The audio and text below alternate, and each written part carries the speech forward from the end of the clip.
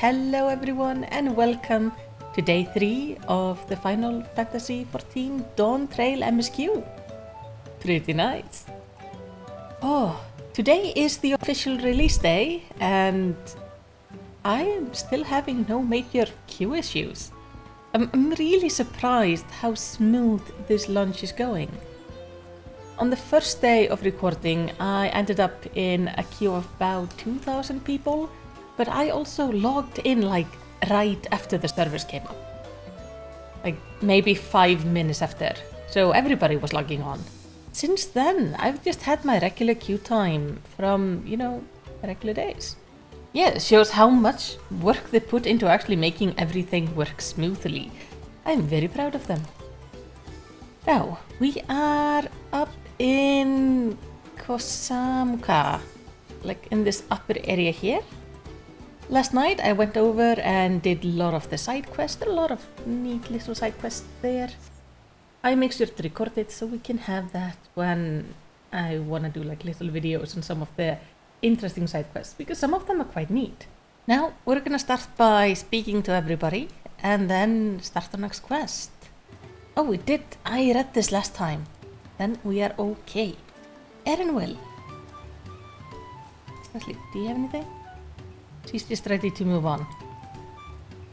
Erinwell. Oh, it is time to get a new weapon.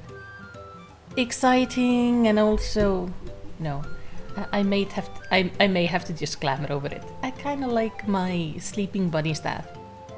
Erinwell is concerned about dangers on the road. The Moblin settlement of the Earthenshire is not far from here, but be warned, the road we'll be taking is favoured hunting ground for bandits. With the stairs currently impassable, there will be fewer travellers, meaning the brigand will be desperate for victims to ambush. Although, considering present company, I suppose my concern is unwarranted. Well, you should be concerned, just not for us. You should be concerned for the bandits. Bandits on the road? What have Sir Olja the Landsguard been doing? Seems it's up to me to restore order to the area. And off she goes. And off she goes again. For now, we'll head west and aim for the banks of the second river. Katla, please don't rub against the mic, honey. We have a cuddly kitty situation. It's a really pretty Miko. Yeah, it's an adorable Mikote. Let's see. So we are going over there to the leaking workshop. Oh, I should probably grab you on the way. There they are, and looks like we found Wuklamat as well. Oh, I see. This is the river which feeds the waterfalls above Okano. Yeah. Oh, I see an ether current. We'll grab that. Again and again, I'm struck by the majesty of the falls. It's difficult to comprehend the sheer volume of water this natural wonder produces. I felt eyes on us several times as we made our way here, though they soon seemed to lose interest. The bandit's lair is said to be somewhere near here, but I would prefer to avoid seeking out trouble. We have Wuklamat with us. We're seeking out trouble. Well, where are these bandits?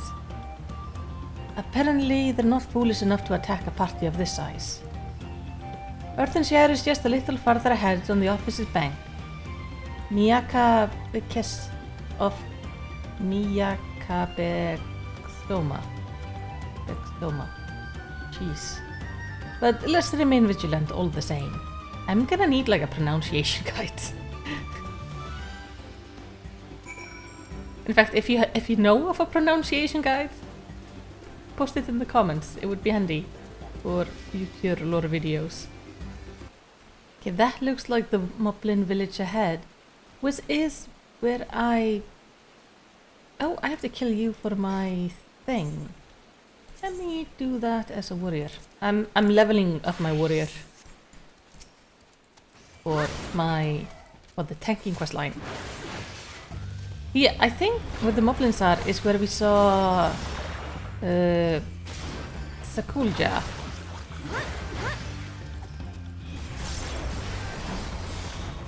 One thing I think is kind of interesting about the Mumbleja is that it seems that they will only have one Jah if they're one-headed, and then they become, you know, Jaja if they have two heads.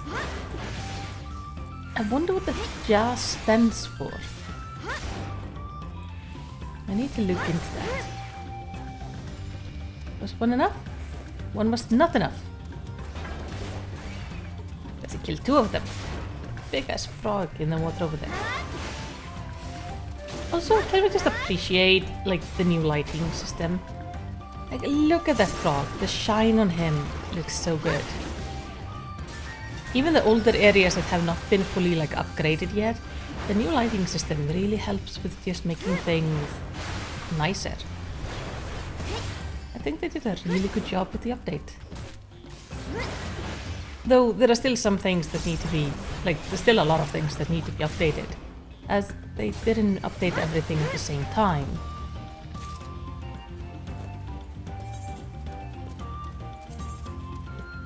But that's okay. Now it's back on the white mage. And on we go. But yeah, I'm trying to plot like which... Hey, leave me alone. I'm trying to plot which like jobs are gonna work best for the different role quests. Because it has to be something I'm reasonably comfy playing. So I might go with Viper for melee and Picto for caster. Picto is a little bit weird, but not terrible. Just weird. Like, I can wrap my head around it, but still, it feels slightly off still. The Viper is settling a little bit better with me, but it still feels confusing. But that's, I mean, starting a job at level 80 is a lot of things to take in. So this is Earthenshire. Yep.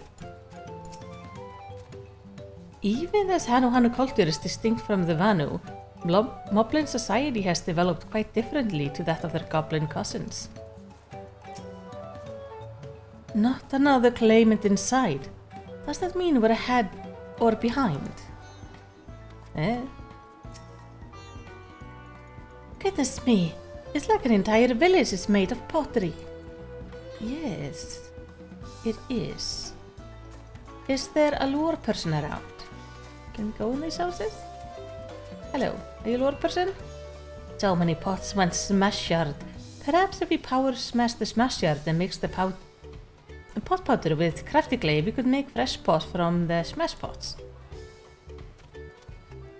I'm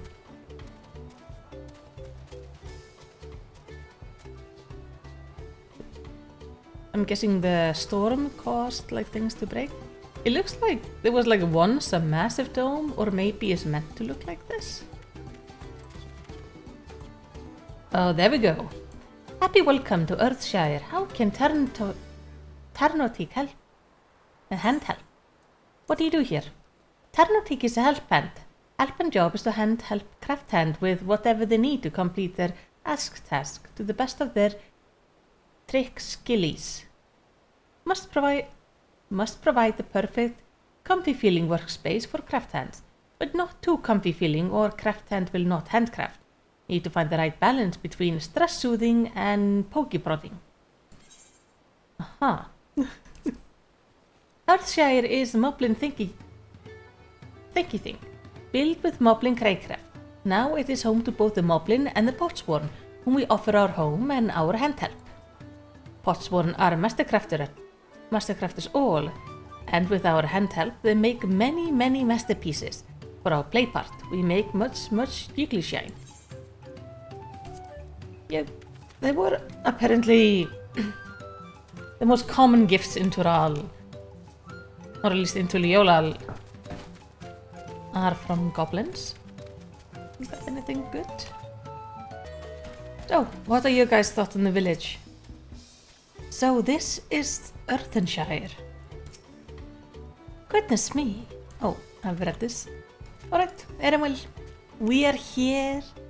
Where do we find this person we need?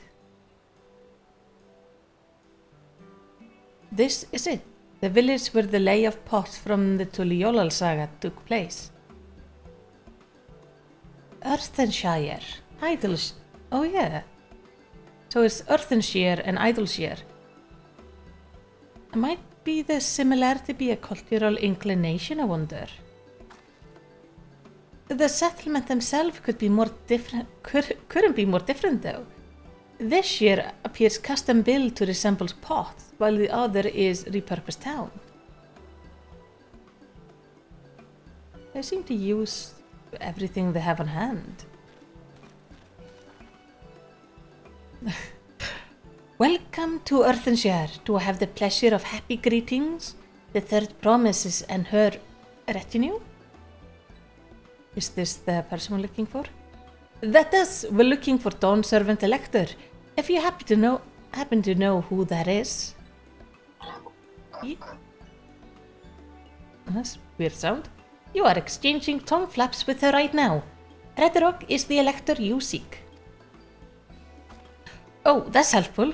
We can cut straight to the performing the feat. As much as Redrock would like to do that, we have much more pressing worry. The storm which hit our village shattered the cliffs and dropped rocks on our brain cases. Many helpem for the Potsworn were injured. This is no time for feats of metal tests. Oh. I'm sorry to hear that. After learning what the storm did to the stairs, I feared you'd been caught in it, but not to change the subject, but what are the Potsworn? Goldsmith contracted to work for the Moblins. The words come from the pot-like workshops where they practice their crafts. The Moblins provide these Potsworn with tools, material, living quarters, everything the artisan could possibly need. This allows them to concentrate on producing what is widely known as the finest gold and metalwork in Tural. This is unacceptable. I was promised no distractions. If this is the best they can offer, I should have never left Wakumeki.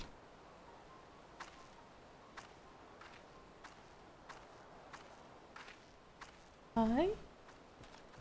And bye. You see, the Potsworn desert us. Without enough healthy helpens, we are failing to uphold our side of the pot pact. Should all our Potsworn leave, Earthenshire will grind to a halt. We have to do something and do it soon. Then let us stand in for the injured helpers. It would give me the chance to learn more about your people and your village, and if it brings us closer to beginning the feat, then all the better. Yeah.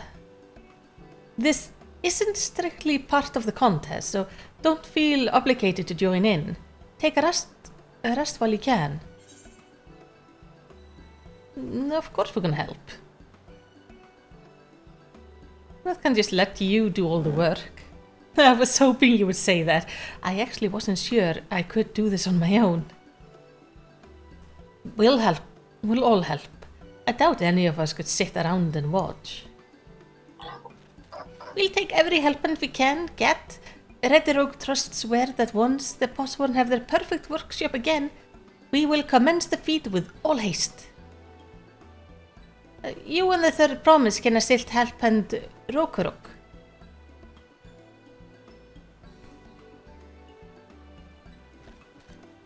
You other four follow Redrock. There are other help hands in need of hand lending.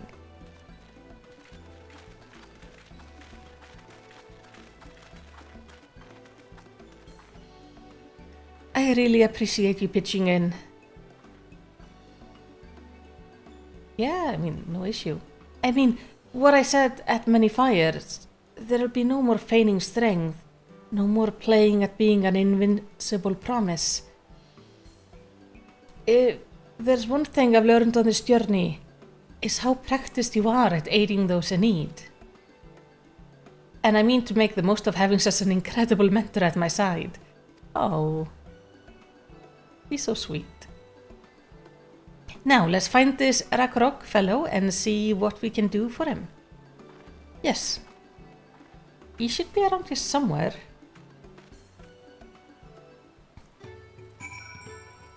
Ragnarok does sound like a moblin name, but it might be something else. I don't know. Oh, hey, there's a moblin. Hello. I think I found our help hand. First, we'll solve the problem for the moblins, then we'll see about completing their feat. Ragnarok can't meet his obligation without more help hands. The pot pack is broken and the pots are emptying. Yeah, we're here to help actually. You've come to aid Ragnarok. Ragnarok accept your hand lending with joyous feel smiles.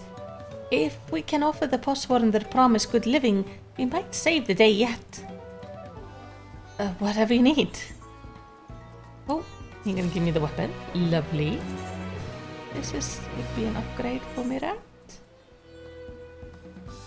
No, it's not. Then I am gonna use this on my warrior.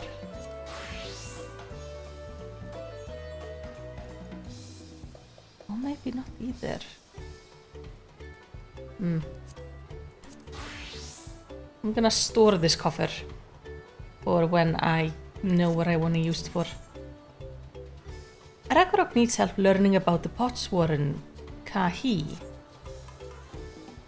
What Ragnarok needs is for new helpmen to create good living for Potsworn Kahi. The helpman assigned Kahi was hurt during rock rain, so Ragnarok took over, but he know nothing of Kahi. What does Kahi want? What does Kahi need? Helpmans do not bother the Potsworn with stray tasks. Our job is to observe and anticipate, to prepare things with guessthink. Please guessthink it with Ragnarok. Find out what Kahi is lacking so we can provide it. You can count on us. So they don't ask them, they just kinda try to figure it out. This is where Kahi works, is it? Alright. Let's take a peek inside then.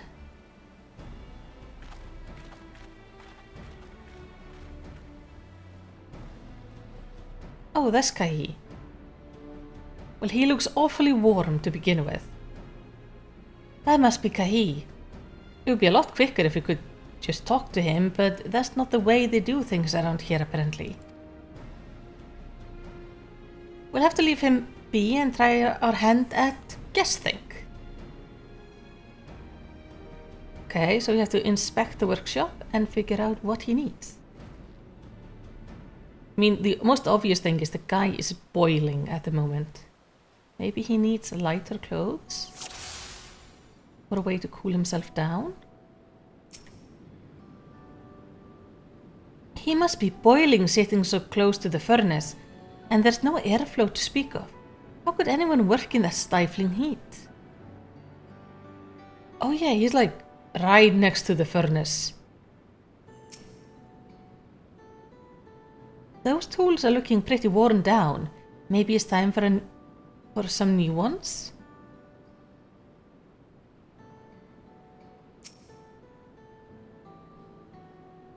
Well, he has no shortage of crafting material.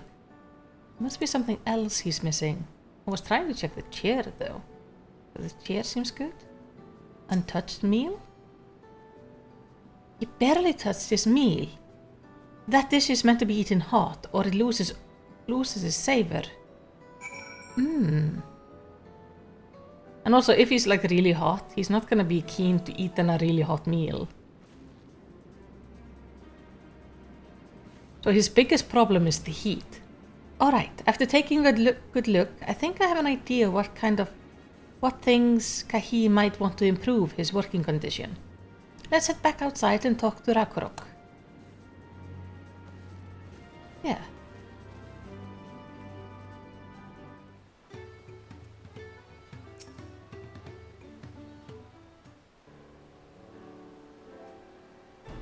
I can't do this sound. I think this is like their breathing sound. You made your observation. What did you guess think? First off, I noticed Kahi hasn't touched his food, and an empty belly can't be good for his concentration. Maybe that cooking isn't to his liking. but our food is very mouth-pleasing. Why wouldn't he want to eat it? But Ragnarok is sure of nothing when it comes to Kahi tastes. I can help you with that. My brother Kona is also at Zaro, and while everyone has their personal preference, there are some they tend to share, like an aversion to piping hot dishes. If it was brought to him like that, Kahi probably wouldn't have been able to eat it until it cooled down, and by the time he came back to it, he might have found it cold and unappetizing. The simplest solution is to serve dishes that taste good no matter the temperature.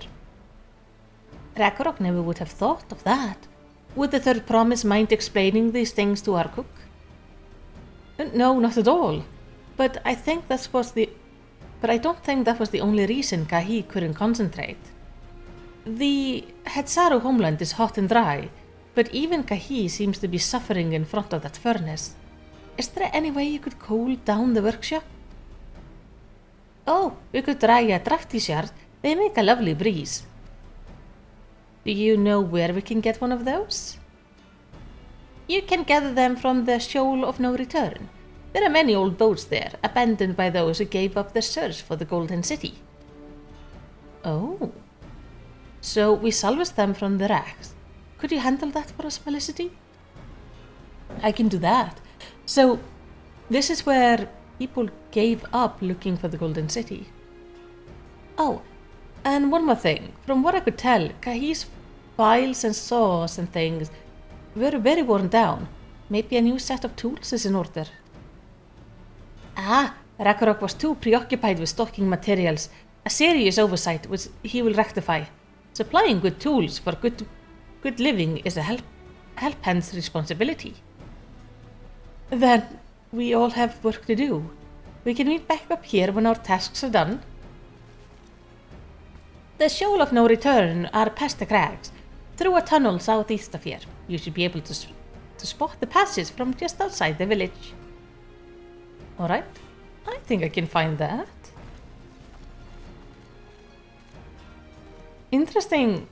Okay, this building is kind of interesting. Because this is also the entrance to the village.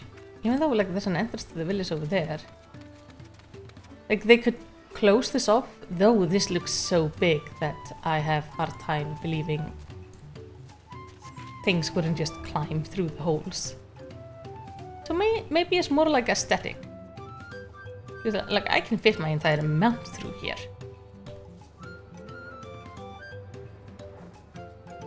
So, it says I can find the cave from the entrance to the village?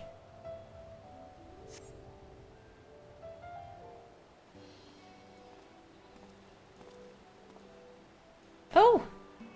You're Malisity, aren't you? What brings you out here? We are helping the moblins. The issue with caring for the potsworn. When they approached me with the same problem, I suggested they commission artisan in Sharlayan instead. The quality of craftsmanship would be guaranteed after all. Oh, Kona. However, the moblins did not care for the idea. Surely it would be more effective to engage a uniformly trained collective. Cannot understand their fixation on individual contract.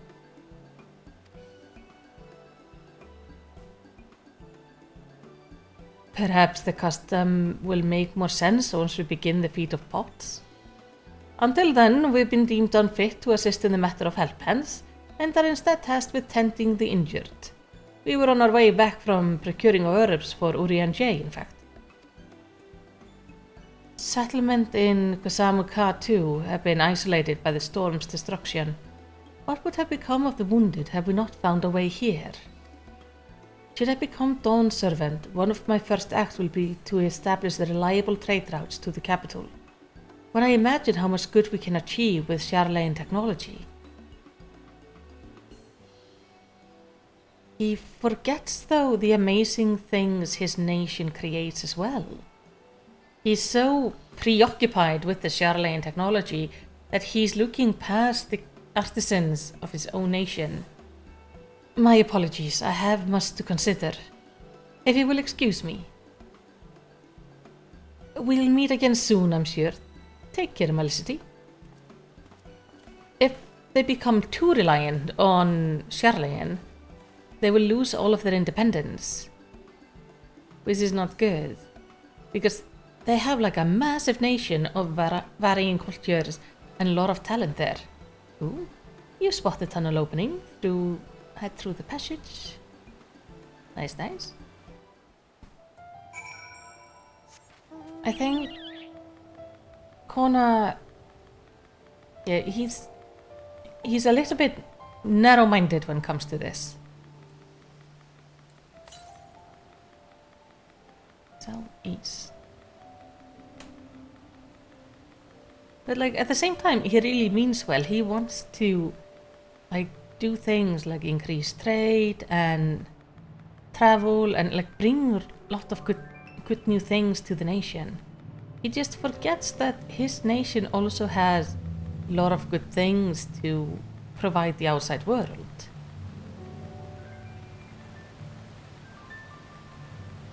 This is a pretty place. Even though, would you guess it? Well, things are cloudy right now, but it's basically fog up there. Can't see shit. That is an icky looking marble. I mean, it looks like every other marble, but marbles just overall look kinda icky. Fiery orange crystal is not what I need. Pale blue crystal looks like what I need. Though, would I not need a green crystal? Because green is usually wind. What are you? Bright green.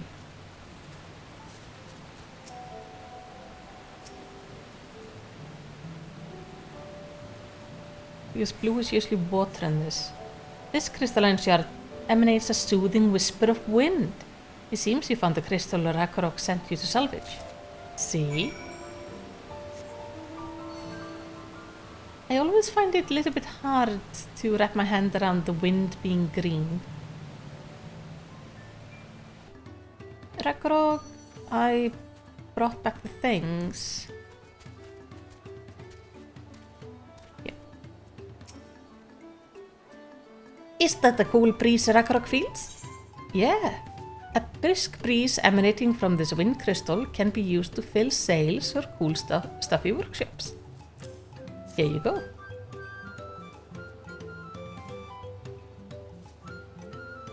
Let's hope the stuff with the cook went as well.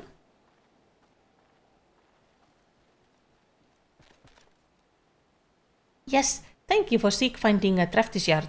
Ragnarok will add it to the new set of tools he brought. And I come bearing good food tidings. The cook has prepared a feast fit for the most discerning at Saro and is on his way even as we speak. Oh, that's gonna be so nice. Let's go in and see what Guy thinks of our efforts. Let's hope he hasn't left or something.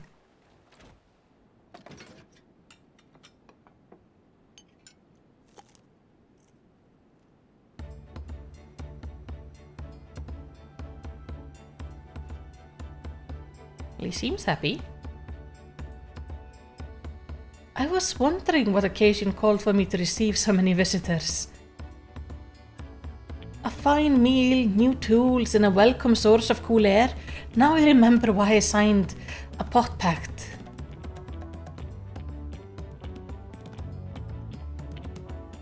I am grateful for your kind considerations. Allow me a moment or two and I'll reciprocate with peace worthy of Potsworth. Oh, that's sweet.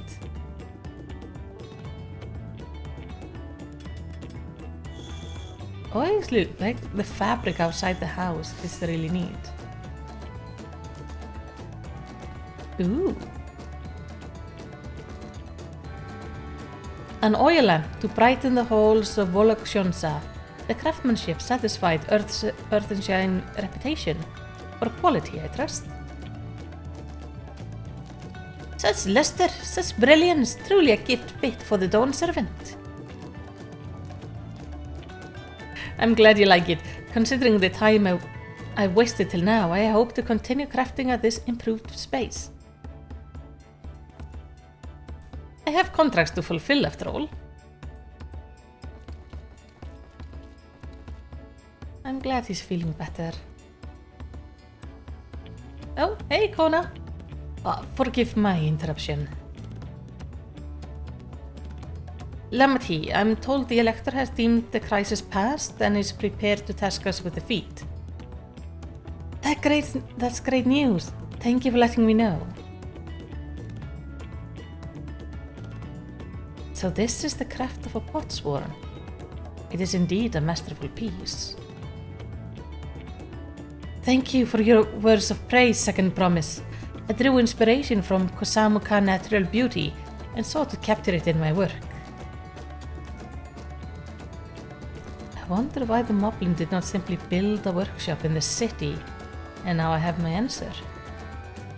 Even Charlie Goldsmith could not easily replicate such exquisite artistry. See, he's learning as well. One cannot create great things if one lacks creative impetus. Tuliolal, fortunately, does not want for inspiration. Anyone wishing to learn the basic of craft would do well to study it there.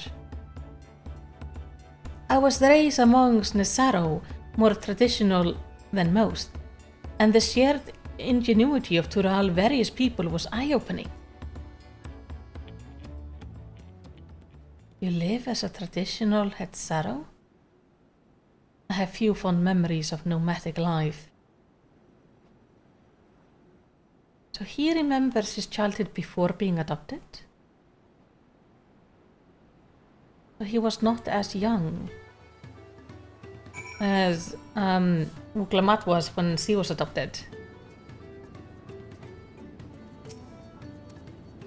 Would that I could forget that time.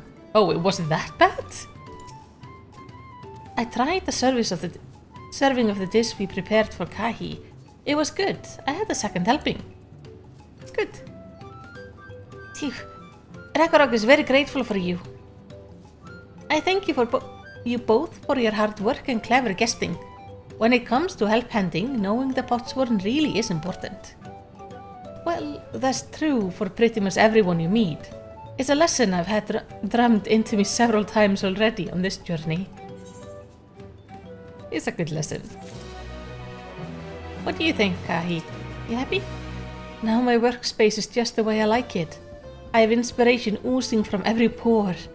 Think that lantern was nice? Just wait until my next masterpiece. Aww. Rakoko will see that potsworn Kahi's lustrous oil lamp is delivered to the palace at once. Kona has details to share concerning the forthcoming feat of pots. The Elector bid the claimants assemble in the large building on the west side of the village. I will head over after finding Thancred and Uri and Jay. I also ran into the Livier twins on the way here. I took the liberty of directing them to the venue. Thank you, Kona. With rivals, it's not his job to make sure I know the feat is starting. But even now, he's conscientious to a fault. Anyway, let's not keep Red Rock waiting. I mean, that makes sense.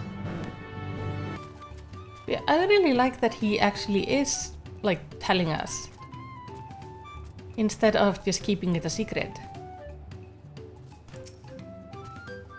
I thought everyone would be here by now. I guess they're gonna arrive. Red Rock thanks you for assisting Helpend Ragnarok. They will announce the feat once the other claimants arrive.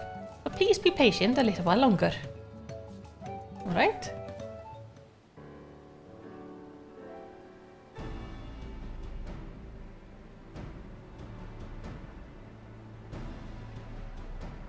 Everyone is here. I'm happy to report that we were able to convince one of the potsworn to stay. How did you fare? Well, we made one much happier by fixing their workspace.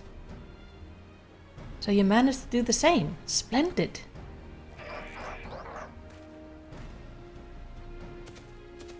Oh, hello. Kulja. Welcome to Earthenshire, First Promise. We support your plans for salt crossing and the new potsworn they will bring. That's not good. Hail the mighty Soralja!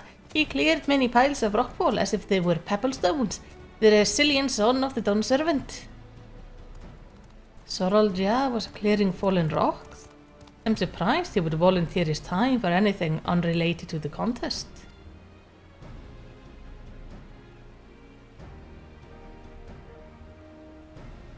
Well, we meet again. Oh no, Bakuljaja is here as well. Oh, so everybody's here. At least that we can point at one person who's definitely not been helping.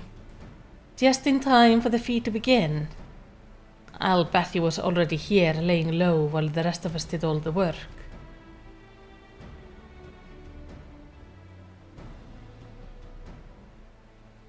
Claimants, your attention please. As Redrock has explained, many of our pots were left us following the storm. The precious metalwork crafted by those artisans bring in much juggly shine from across the salt. Should our streams of trade goods dry up, Earthenshire will suffer, Tuliolal merchant will suffer. So Redrock set you this feat, each of you to find one clever hand goldsmith to bring back here to us. I know a goldsmith from the boat. So we're to recruit new potsworn? Makes sense for the feat of pots. Calling this a feat does not justify taking advantage of the claimant and their influence. How does finding workers for you demonstrate their worthiness for the throne? You are free to refuse the Redrock request. She will be happy to inform the Dawn Servant of a Soraljar's disqualification. The rite is means to an end.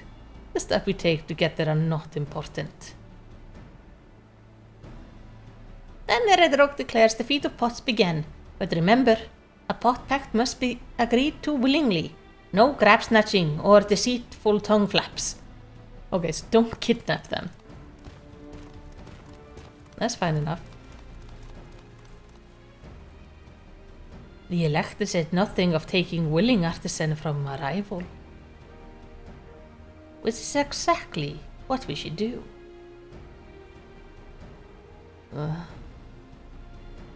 And they start evil laughing. A fine suggestion, brother. I am glad you think so, brother. Come, let us lay our plans. You just set that right in front of us. That nasty brute is up to something. How did you not hear him? He may seek to delay us again, as he did on the river. We can but remain vigilant while we plot our course. What do you think, Wuglamat? Have you any candidates in mind to satisfy this feat? Say, the guy that we left in Wakumekimeki. I know some artisan among my supporters, but they're all in their twilight years. I couldn't ask them to give up the comforts of Tuliolal to live in this remote village, no matter how beautiful the scenery. Meanwhile, Kona probably has 100 young craftspeople to choose from. Not that I'm comparing us, you understand. That's just a statement of fact. But we do have one. I suppose we should try asking around Wakumekimeki. That seems a logical place to start. Back to Tuliolal it is? Wait. Does that mean we have to take the boat again? No, we have an aetheryte. No, I can't do it. I can't stomach another boat ride.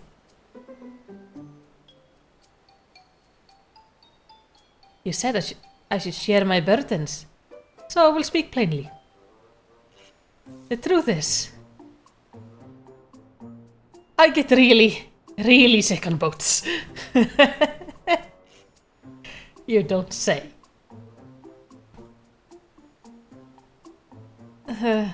Wuglamat, this is hardly news. I'm good she's actually saying it out loud. But it was brave of you to admit it. In any case, we won't be fighting the current this time. Heading downriver will be smoother. There's an aetheryte. It will? Are you sure? Oh, no. I'm positive. Mostly. Oh no.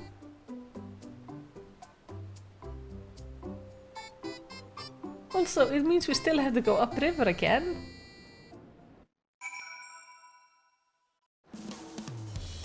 Oh, poor thing. What obstacle will Bakul Jaja throw at us next? Or will he try something more direct? Though actually we do have to bring the pot hand back, don't we? So we do need the boat. Did we mention the Postborn in our care require a constant stream of encouragement in order to craft? The four of us must have chanted the same cheer dozens if not hundreds of times. Erinville was scolded more than once for not cheering loudly enough. Ooh. Wuglama suffers such terrible bouts of seasickness. I wish I had a spell or potion that could ease her nausea. Didn't the people in Ratsatan have something? Well, it was for ether sickness though. Maybe it doesn't work the same. I procured many unusual items for clients, but meeting the personalized needs of a Potsworn is not an experience I would care to repeat. I need a moment. Upriver or downriver. Yuka too moist is too rough for me. The nausea is a bit more bearable now that I've stopped trying to hide it, but I still rather not set foot on a boat if I can help it. Alright, I think I'm ready. Let's see if Master Opley can help us recruit a Potsworn. Wakumekimeki is a gathering spot for skilled artisans of all kind. If we're to find the Potsworn candidate, I can't think of no better place to begin our search. So this is Wakumekimeki that Wuklamat was talking about? I'd yet to make this far in my wandering. Erinville brought us here on our first tour of the city, but time did not permit a close look. I should like to observe these masters at work.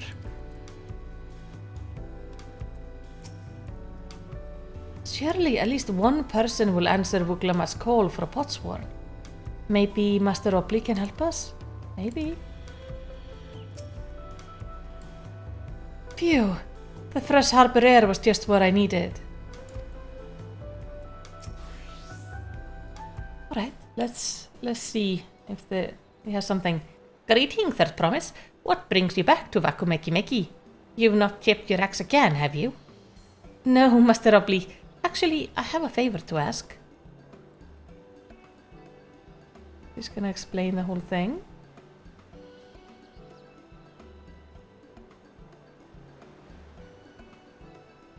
So what do you think? Do you know of any craftsmen who might be interested? Filching my artisan for the moblins, eh? Well, seeing as it is the Third Promise making the request, I'm willing to look the other way if one of them decides to take you up on the offer.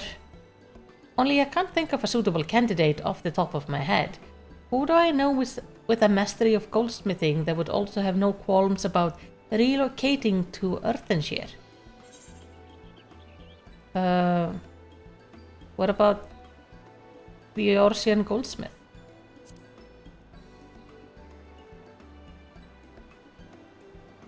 I mean, he doesn't care about moving, I think.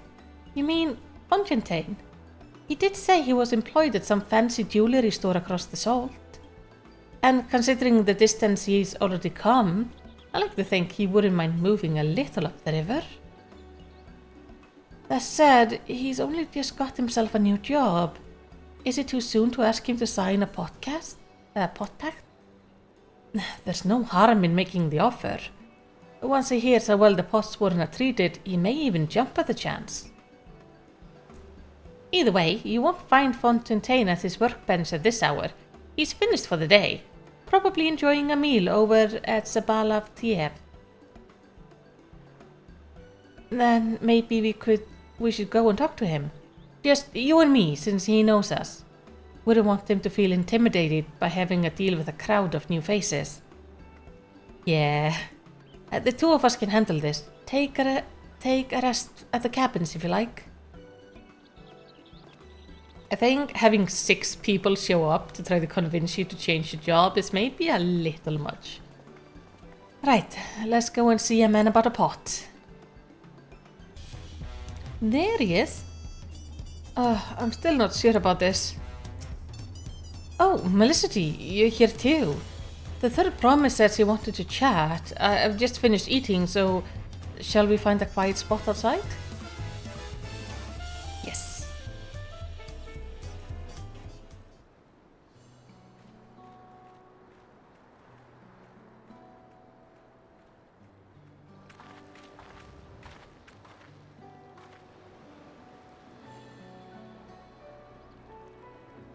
The last time we talked on this beach, you were in a miserable state.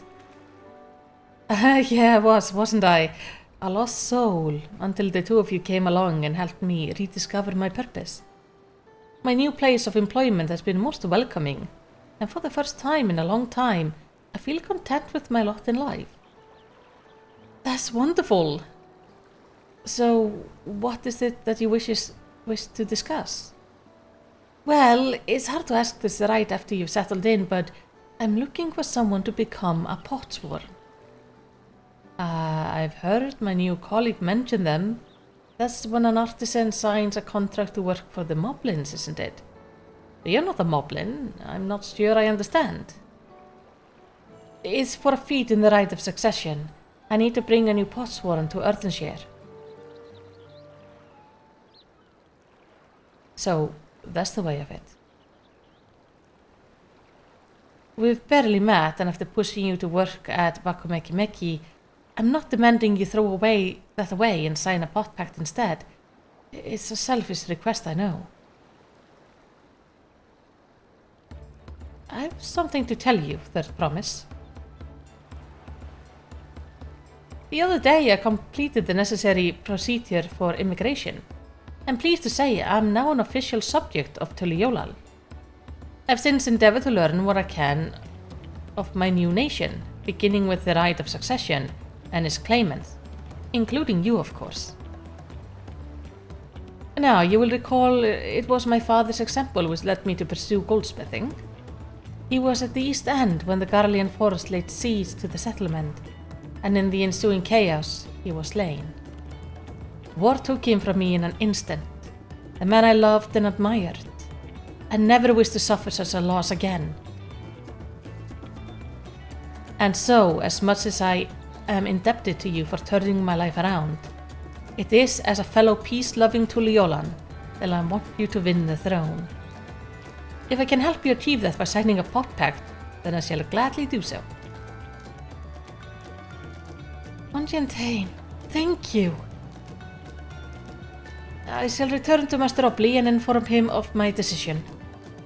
Allow me, I'm the reason you're leaving, so I should be the one to deliver the news. I hope he doesn't get seasick.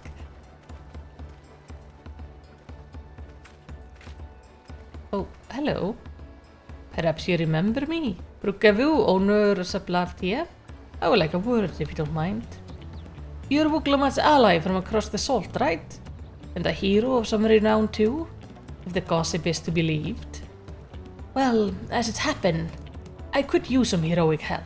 It doesn't need to be right now, but could you come by when you have a spare moment?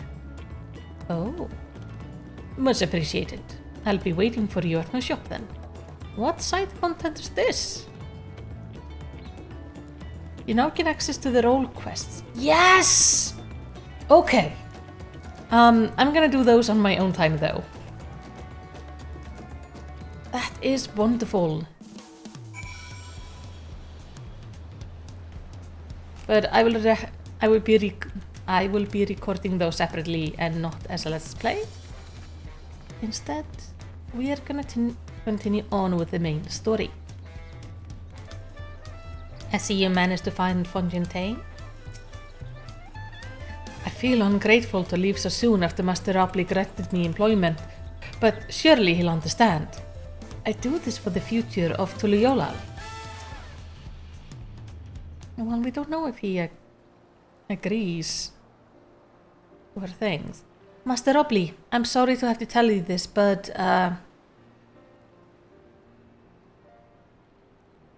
knows. Fontaine has agreed to sign the pot pact, yes? While it is shame to lose a capable goldsmith, to have one of our own handpicked to serve the third promise is great honor for Wakumeki. I appreciate your understanding. Of course, if you happen to know other talented artisan, regardless of their expertise, I hope you send them my way. It could even be yourself if you're so inclined. Oh, are we opening those quests as well? I'll keep that in mind. Though my time here was brief, I will not forget your kindness, Master Robley. I am blessed to have this workshop be my first home in Tuliolal. Come back to us if Moblin's cut you loose. You'll always have a job at Wakumeki. I expect you'll want to leave for Earthenshire as soon as possible. I'll go and pack my things.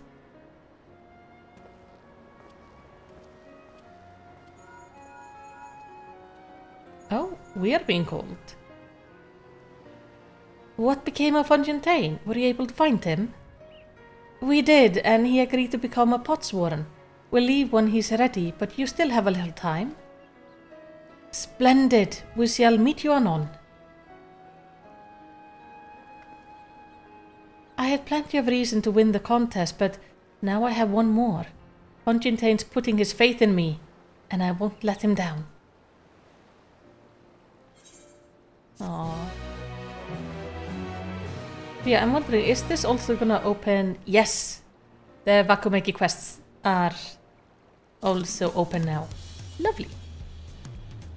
What is this gear? New pants, 655. That's an upgrade. A father first. Urqopacha needs to pay a visit to the palace. Right then, I have some things to take care of at the palace. While you can pass the time however you like, I suggest you head back to the cabins. After all, even the heroes need to rest, and we still have a big journey ahead of us. So, are we gonna get to see what she does at the palace? Even if we aren't with her? That would be nice. Welcome back, madame. You've had a Landsguard messenger most anxiously waiting on your return. Malisity of the Third Promise's entourage? I've been all over the city looking for you. The Dawn servant summons you to the palace. You are to present yourself to the gate guard station outside Sunpurse at your earliest convenience. Oh, and one more thing. You are not to mention this visit to Urqopacha. Interesting. So he wants to talk to us alone? Hello, Mr. Guard. I am here to talk to the Dawn Servant. The Dawn Servants await you within. Well, I was not informed of the reason for your audience. In terms of attire, I would suggest full battle regalia. Ah. Are we about to fight? Okay. He does seem to like doing that, doesn't he?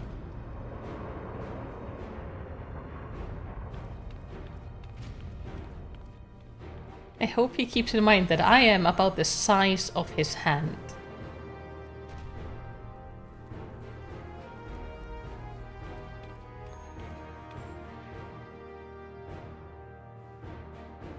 Hey. Forgive me this sudden summons. When I learned my daughter's champion was back in the city, I couldn't resist the opportunity. Yep, we're fighting. Okay.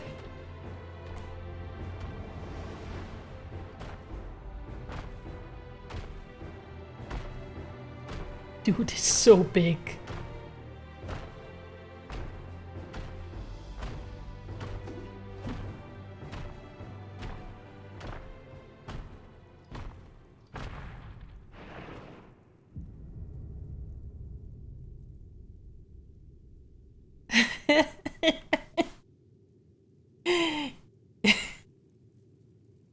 And they call me head of resolve for good reason.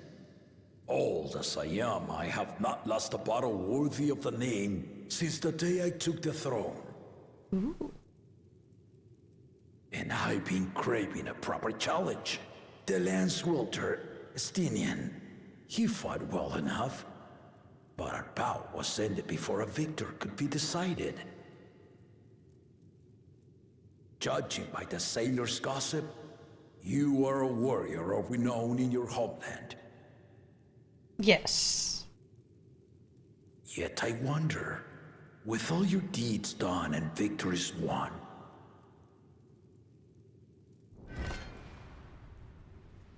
are you warrior enough to stand against me?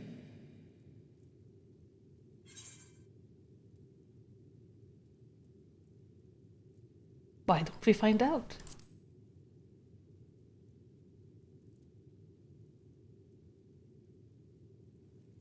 I wonder if he's blind. Or has vision issues. Why not indeed? Because his eyes are like completely white. The battle rages upon me. I'll stop short of killing you, of course. But expect no other mercies. Oh, we get like the Dawntrail theme song and everything. Ready your arms and show me the truth of the tales. Alright. Oh, I love the theme song expansion.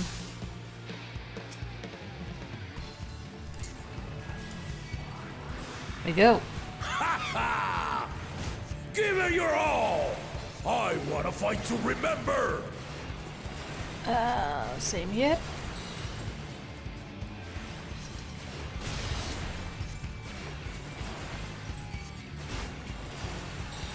Let's test the waters.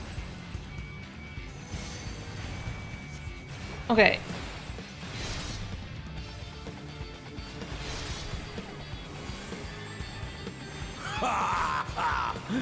Didn't even blink. What's this? Like so? Yes. Okay, so this is a test of mechanic recognition. I see you know the Viper style. Yeah, I do. Not a Viper though. Let's see how you handle these. Spinnies? Oh! I misread that entirely.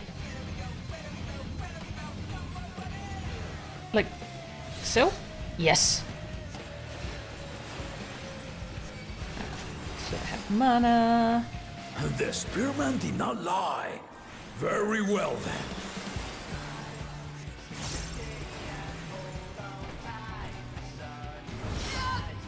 Ow.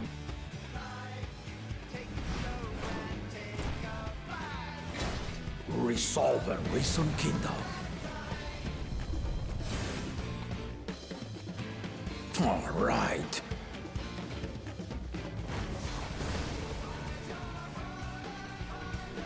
Oh, he's asleep.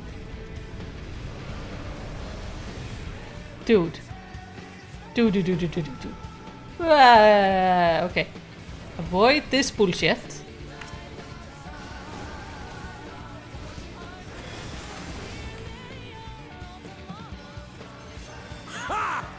Did you think you had my measure? I mean, I got it down to 76% so far, so yeah. This!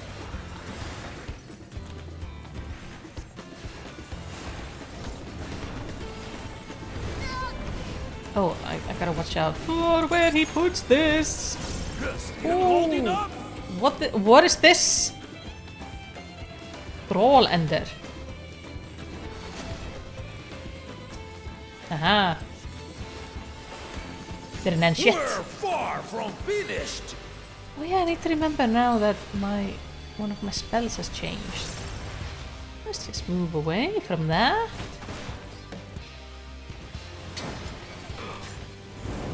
I need a dash. I need a dash. I need a dash so bad.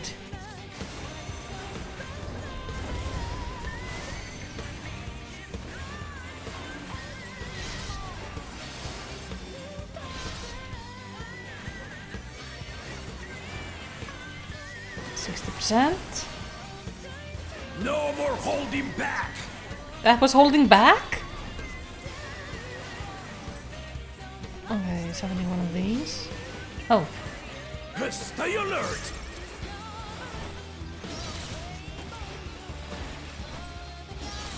Hahaha! Don't trick me that easily.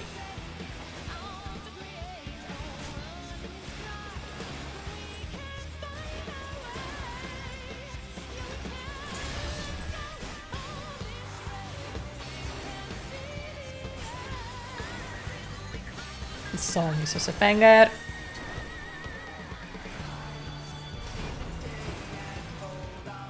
What are you doing now?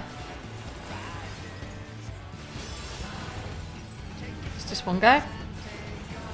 Oh. Okay.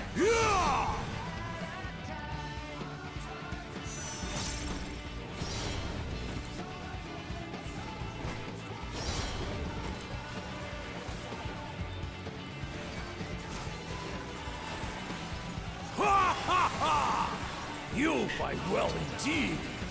I love this guy. I like that, like, he's just having, we're just both having like a lot of fun with the fight. And it's just like a friendly fight of... I would like to go this way. Thank you.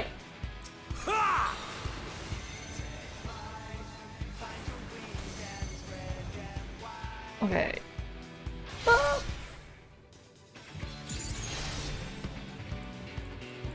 You were not quite as centered as I would have liked you to be. Can you come stand in the middle again, please?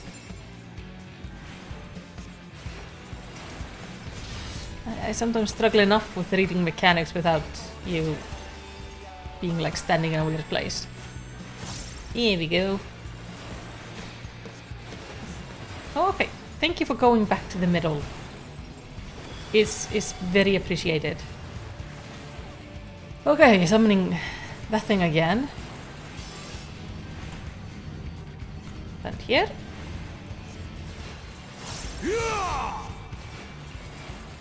And here.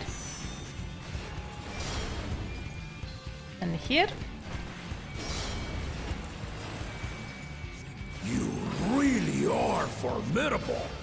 You are a blast to fight.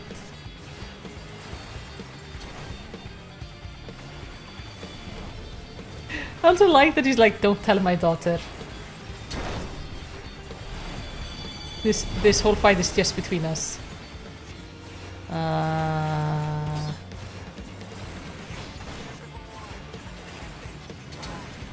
Now we'll see what you're truly made of. Yeah, it looks like you are really gonna try to do that. Okay. Sort multiple mechanics. 1, 2, 3. Here we go. Nice. My health is still up. I haven't lost yet.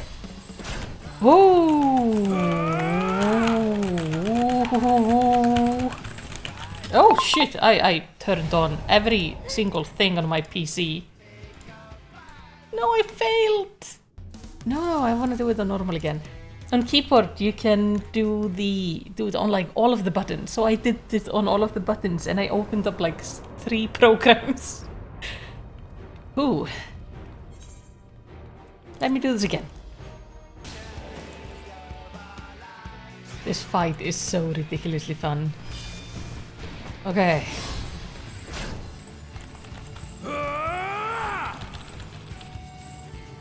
Chase, my dude!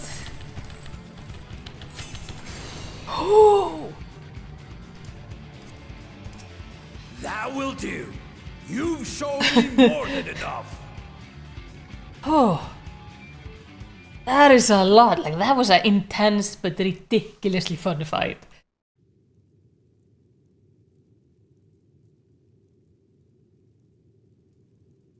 I brought my full strength to bear against opponents before, but you are the first to withstand it. Even with my head of reason asleep, I never expected you to give me so much trouble.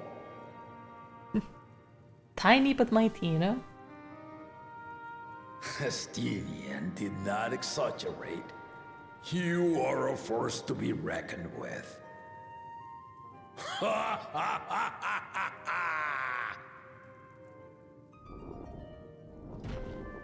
why does the head of region sleep so much?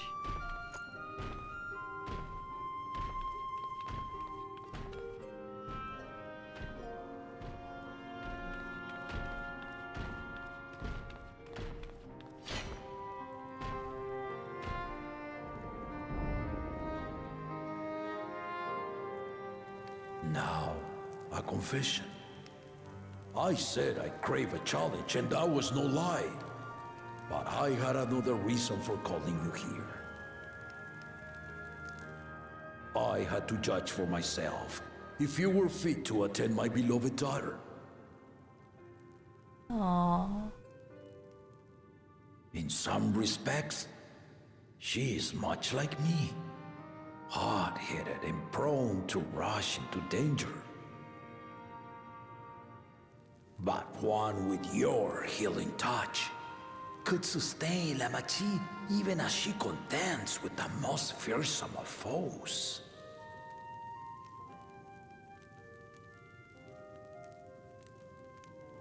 Will you hear my question and answer me plainly? Address me not as the ruler of Tuliyola, but a concerned father. Oh, I love this man. This is such a nice character. Thank you. Then tell me, given your journey together thus far, what is your impression of Lamachi? Whether it be as their promise or just a companion on the road. Speak your mind. Someone who will be a wonderful leader one day. She's so full of kindness and hope and willingness to learn. She's young, but she has potential.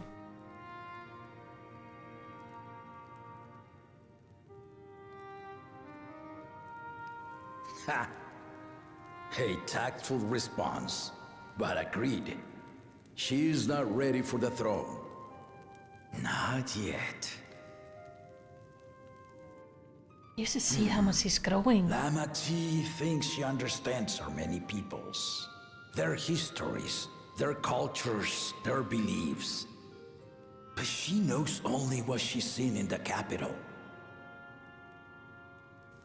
And it's not only her who concerns me. Even this early in the contest, you must have realized.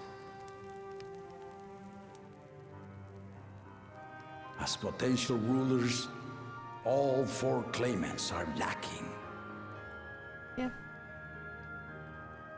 All in one way or another. This is why I elected to hold the right of succession. Not to choose a fitting candidate, but to cultivate one. Aww. And if no one has impressed me by the end of it, then to no one will I yield my throne. Okay. So even if somebody wins, it doesn't mean they become As a Dawntrail. parent, I pray that my children rise to the occasion. With outsiders dragged into my game, I am also hopeful that the different perspectives you and your companions have to offer will inspire them to grow.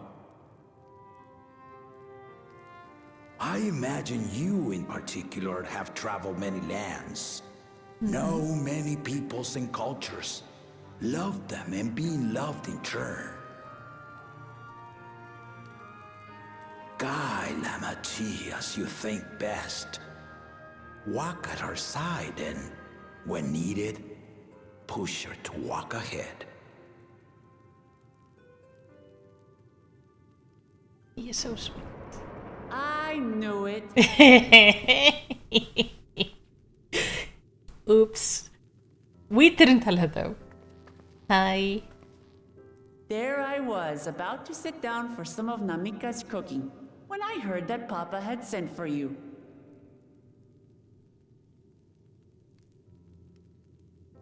You were dueling behind my back, weren't you? Maybe. I see there is no point in denying it. You needn't worry, daughter. I took care not to inflict lasting injuries. You and your ally may return to the contest without disadvantage. No harm done. I swear, just as I was learning newfound respect for my father. Oh, Let's take our leave of this battle-mad oaf before he calls on the rest of my entourage. well, I have gained a lot of newfound respect for your father.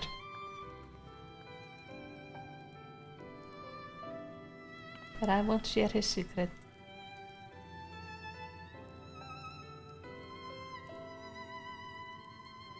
Watch over her, champion. One thing though. What if there could be two rulers? We have the head of resolve and head of reason. Kona's recruits are no less sharp, as one might expect of Galloff's countrymen. They saw the flaws in our claimants from the outset. The other two, though, they dismiss comrades willing to point out their shortcomings, and no good can come of it. I'm really scared that the head of reason is not sleeping but actually just dead.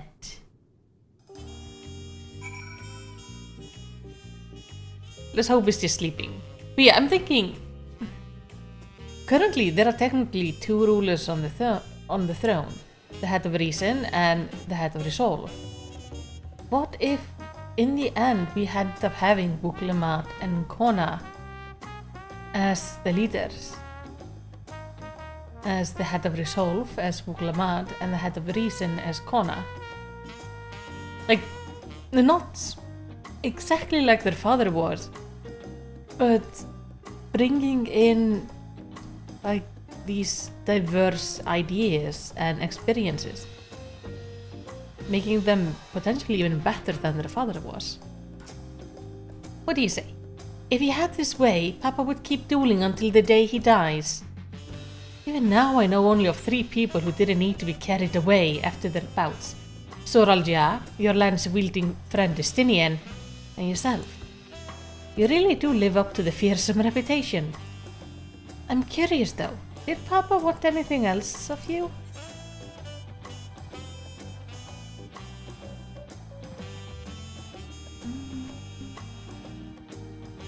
A small favor, nothing more.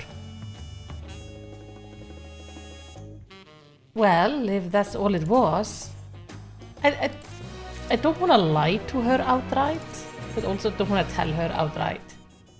That's an explosion of color. I quite like it. Urqopacha thinks it's time to gather her allies for the road ahead. I still haven't had one bite of Namika's food thanks to Papa's nonsense. I'm going back to finish my plate before I head out. I've otherwise asked everyone to meet at Forar's cabin. Come and join us after you've had a moment to recover, eh? Yeah. Damn it, Papa. I really like her dad. It's clear how much he loves her. Loves all his children. I mean, he wanted to duel, definitely. But he also just wanted to make sure his daughter would be okay. And that she has somebody who actually cares about her traveling with her. I think that's really lovely. It's a very, very like normal parental wish. And it's sweet to see in the game. I think they do generally write characters really well. Oh, can't you appear? Why not? Let me throw myself off cliffs. Thank you. Await your companions and continue with the rite of succession. Yes, please. Everyone show up, please. We have to sail back. Poor Wuglamat.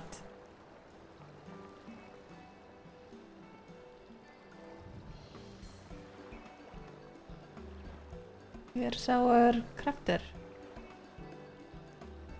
Ah, there he is.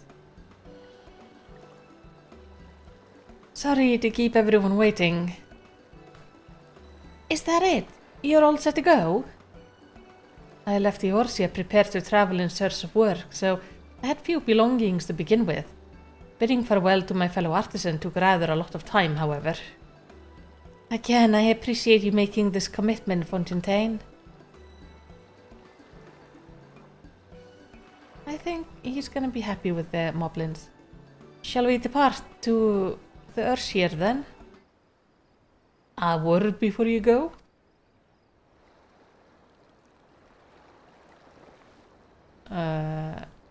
Hello? Wukevu, what are you doing here?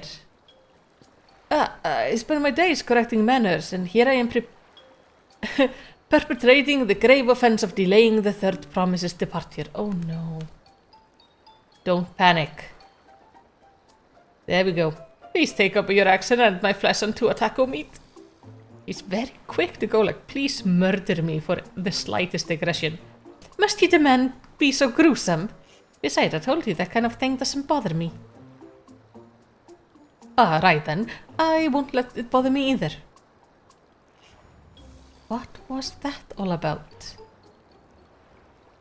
I've come to the city to purchase supplies when I spotted your entourage getting ready to leave. You seek the City of Gold, if I'm not mistaken. That's right. It's the final step on the rite of succession. If you know anything about the subject, I would love to hear it. Then allow me to be of service. As you know, legends of the Golden City have been passed down in Tural for 1,000 years. Yet, when it comes to describing the place itself, the stories do not always agree. Some portray it as one might expect, a glittering metropolis of golden towers. Others suggest it's more unassuming and owes the name to a fabulous treasure hidden at its heart. Every telling, however, has a common thread. Those who go in search of the Golden City do not return. Ah. That's not promising. The lesson to be learned from this third promise is that to seek the legend is to court death. I must implore you to proceed with utmost care. That is all I wish to say. I shall pray for your safe journey. Thank you, Wukevu. So, no new real information, though now we know the Golden City has various forms in the tales, and the tales are very old. What are we to make of these cautionary tales?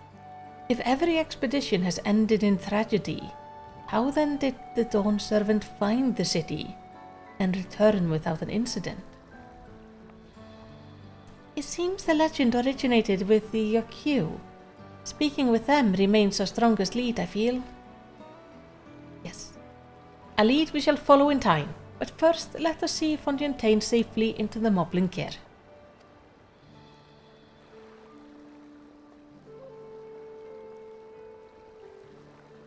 I'm gonna be really pissed off if Bakul Jaja tries to steal him. Meanwhile, in Kozama'uka, okay. How are things going with the other candidates? Have they found somebody? Finding a willing artisan was even easier than expected. Many indeed are eager to curry favor with the Resilient Sun, especially if it means sharing the promise of new territories.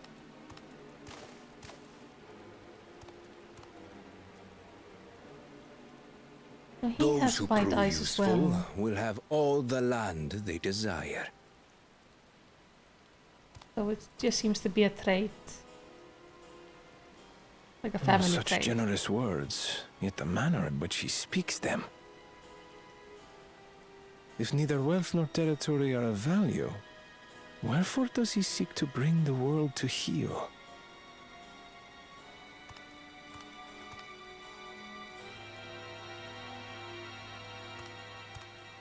I kind of assumed Mamulja all had just kind of black eyes, Step aside. but they seem to have a variety. Remind me. There was no rule against poaching craftsmen from other claimants. Was there?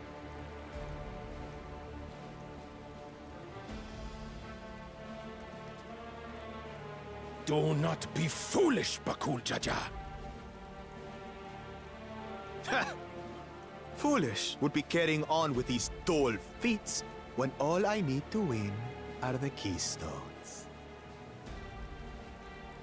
And besides, it's long past time I humble this arrogant one-head. The Dawn servant may have sired you against all odds, but there is nothing blessed about your birth. Only a two-head is fit to rule. Only we are worthy. Draw your weapon! Face me in battle, and learn your place.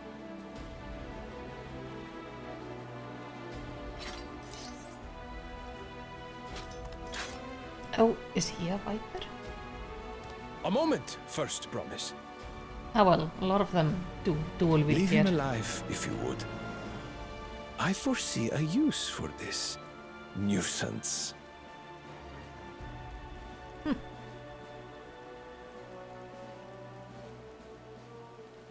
Too scared to make the first move?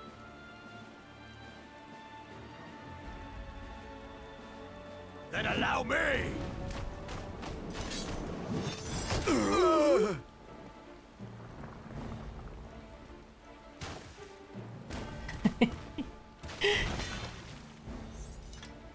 Did he just punch him in the kidney?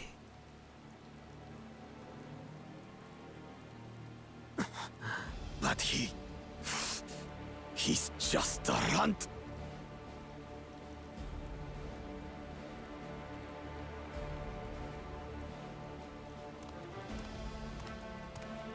My thanks for your restraint. I can kill him whenever I please.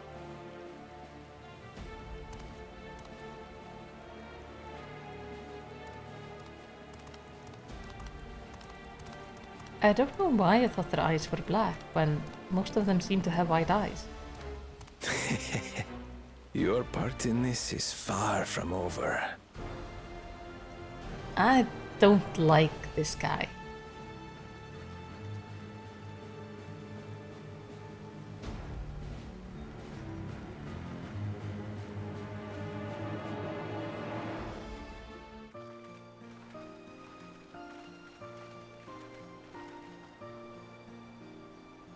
We're back, and we brought with us a willing pots warren. This is Fontaine, a talented goldsmith who once worked at Esteem's Aesthetics in Ul'dah. Wonderful, impressive. You are first to return, third promise. And with an artisan from across the salt, no less, we welcome you and your unique skills to Earthenshire. Helpy hand will show you the work pot.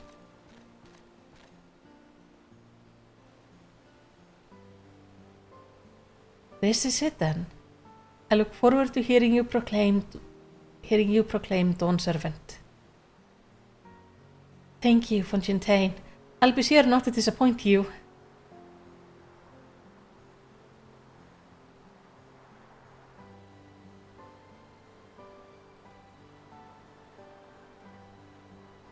I hope he ends up really happy here. I know they will take good care of him. You have reached the requirement for the feat of pots. Red Rock presents you keystone with joy, smiles, and well-wishing.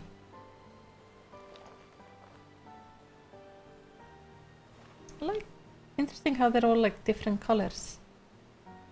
I wonder if the colors represent something or if it's just for aesthetics.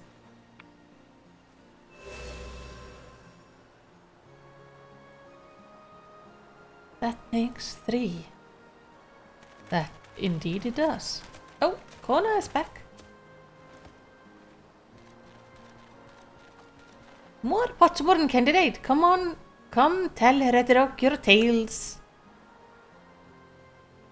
Nice. Now it's this Bagul Jaja who has to obtain a Potsworn somewhere.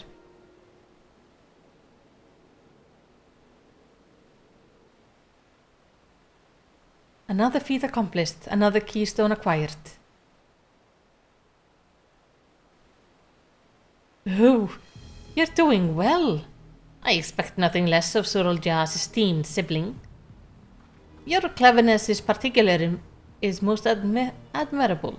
Second promise, we must have you apply the Charley knowledge you so cherish and arm Tural with weapon of magic design. In role as a new Dawn Servant Chief Advisor, of course.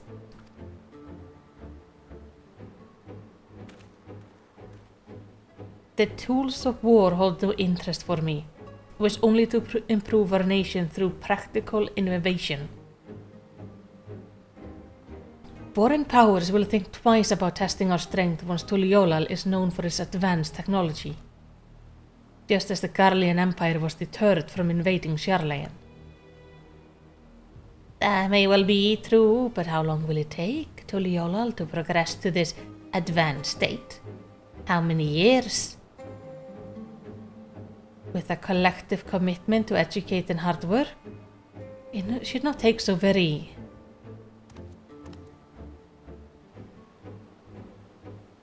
Your way is too slow. Easier to expand our territory and swallow Sharlayan whole. Can we not do that?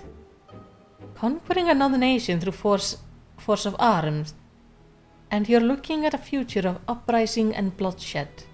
Yours wouldn't be the first failed empire. Then we keep fighting until the mounting cost convinces them to lay down their weapons, until all have grown tired of loss. Dude, you don't understand how tired of loss they are. How would such an outcome bring anyone joy? What you propose is a mockery of peace.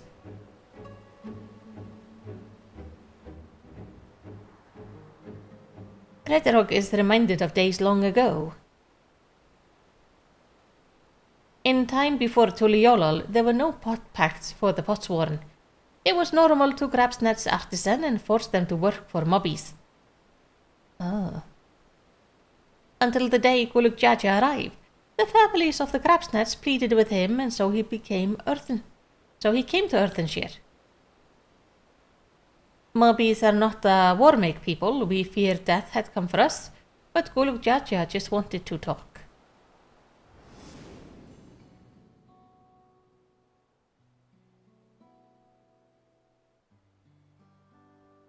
Be at ease. We are here to trade words, not blows.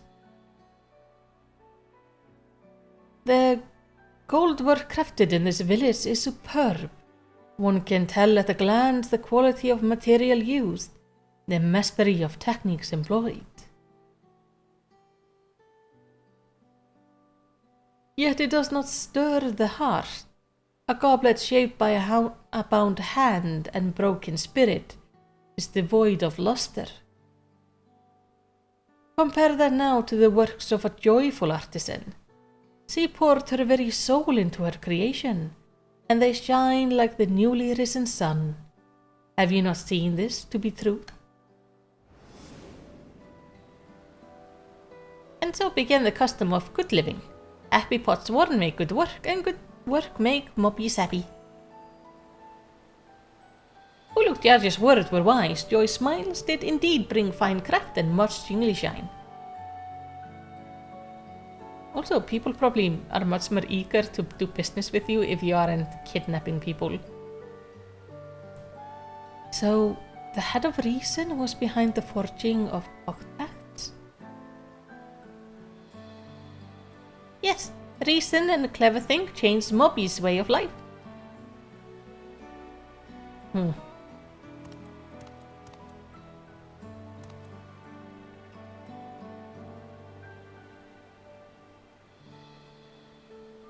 first promise tires of your talk of old days. He would rather look at the future and the next feat. But that is a mistake. If we don't learn from the past, then we're gonna make mistakes that we don't have to make.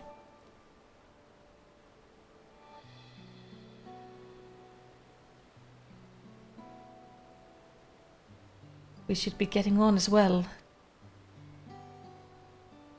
I think Urian, Jay and Thancred are a really good set of companions for Kona. They're such dads, and that's kind of what he seems to need. But Kulja Jan never did come back, did he? Well, he's not allowed to kidnap anyone. Do you have a moment, or promise? Rakaruk would repay you for handy help with Kahi. He brings tale of the Golden City. Oh. Really? I would love to hear it. The tower, the street, all fashioned from gold. Everywhere you look, every splendor you can imagine. The young, the old, and everyone in between, they live in golden happiness. A city of eternal bliss, forever perched above the clouds. Above the clouds? Everything fashioned from gold, eh? And just imagine everyone living in golden happiness. No, that's a city I would like to visit. Excuse me, Rakurok, where did you hear that particular tale? From our long-time Yakyu friends. They live up in the mountains in Urqopacha. Giants again. Seems everything is pointing us their way. This feat and everything leading up to it has taught me much about the Moblin way of life. I'll be sad to leave Earthenshire and hear joy smiles behind.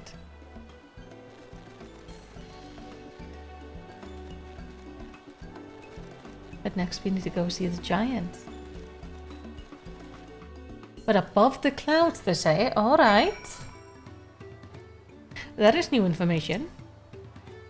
These tales raise many questions. Let us hope the giants have answers.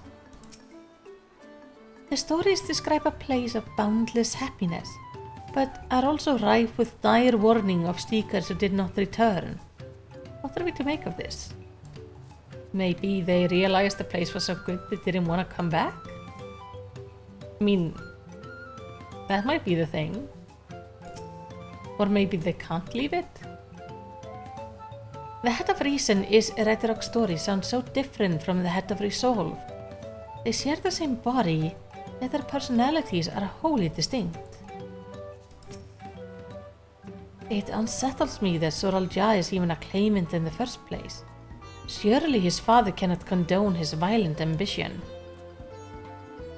No, but at the same time, he says he's not gonna give over the throne to the winner if they haven't matured and learned enough. I'm guessing for Soralja, part of that maturing would be to stop wanting to murder everybody else on the planet. Or put them into some like weird form of slavery. Right, we should go and see the giant next. Agreed, golden mysteries notwithstanding, their village is featured prominently in the saga and is not to be ignored. The Urqopacha Highland should be easy enough to reach from here. If we leave Earthenshire from the west, there's a road which leads up into the mountains. Let's find that first. Alright, up into the mountains.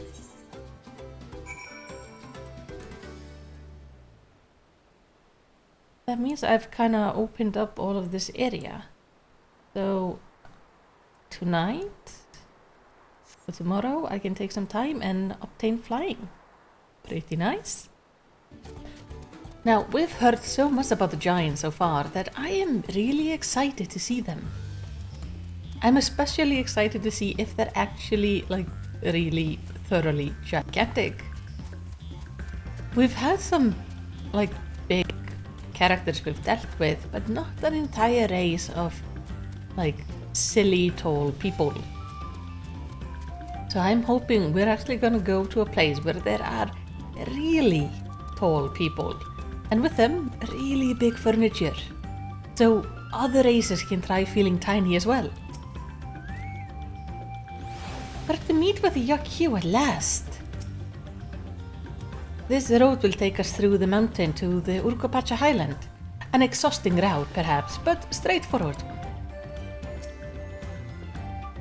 One day we're sailing up rivers and the next we're hiking up mountains.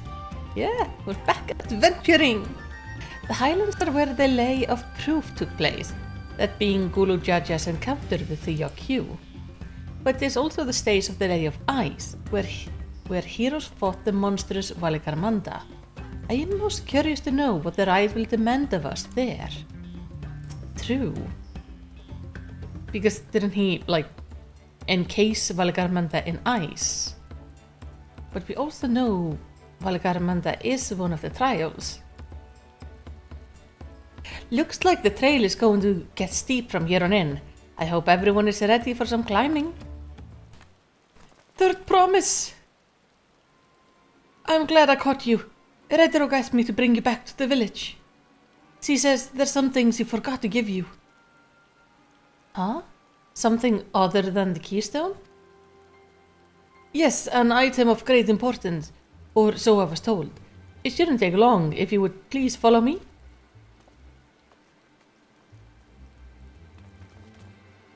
Something feels off about that. I wonder what this is all about. Well, no need for everyone to come. I'll be back in a little while. Nuh-uh. Nuh-uh. I feel we should follow her. Immediately. That man seems familiar somehow, but I just can't place him. I'm eager to continue to the Highland and meet Yokyu face to face. We heard much about them, but I'm not entirely sure what to expect.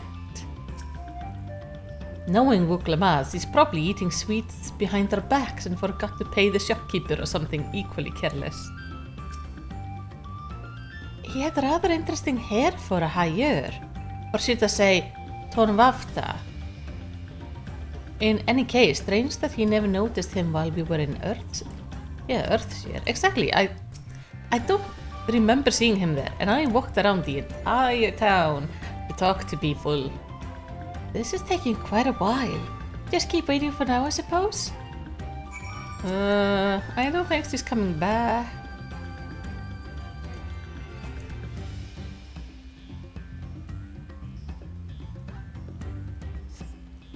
Perhaps there were complications? Well, let us wait a little longer. Can we stop waiting and start doing?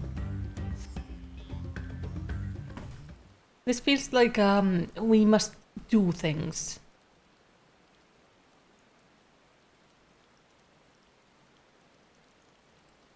This is getting ridiculous. Did she get lost on the way back to find us? Hardly, it's a straight road. But how? There's only one road. I wouldn't underestimate Wuklamat's sense of direction, or lack thereof. Fortunately, she has a link pearl. Let's see what's keeping her, shall we? Oh yeah, we can just call her.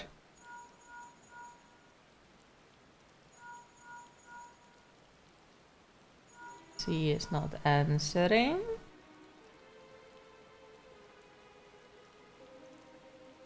She's not responding. Perhaps we should return to Earthshare. It was Red Rogue who had business with her, yes?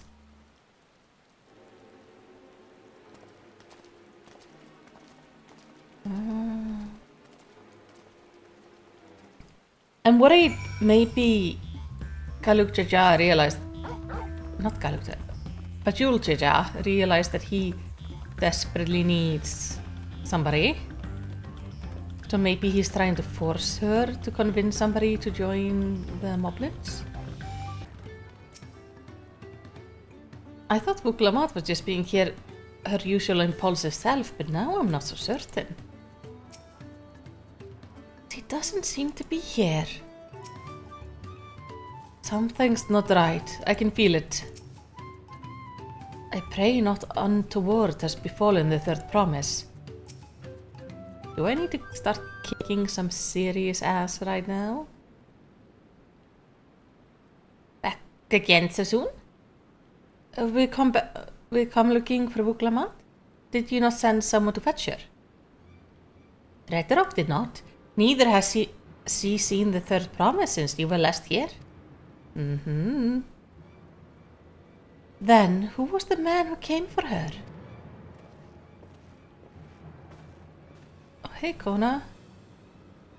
Oh, I thought you left already.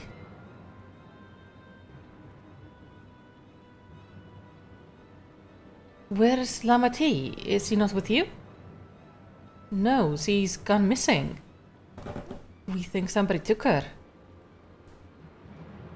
You don't know where she is? How could you let this happen? That thou should worry for thy sister is understandable. Yet rather than assign blame, thine energies are better spent on locating her. Indeed. I will help you search. This is not how I would wish a fellow claimant to lose the contest. My sister least of all. In that case, dividing our forces will allow us to cover more ground. Yes. Malisity and I shall work together at least, the better to facilitate communication between our groups. Sounds like a good plan. Then the rest of us will split up, report in should you find anything. Yes. So we get to spend a little time with Kona. We'll be on our way as well. Right, keep in touch. Off they go to search.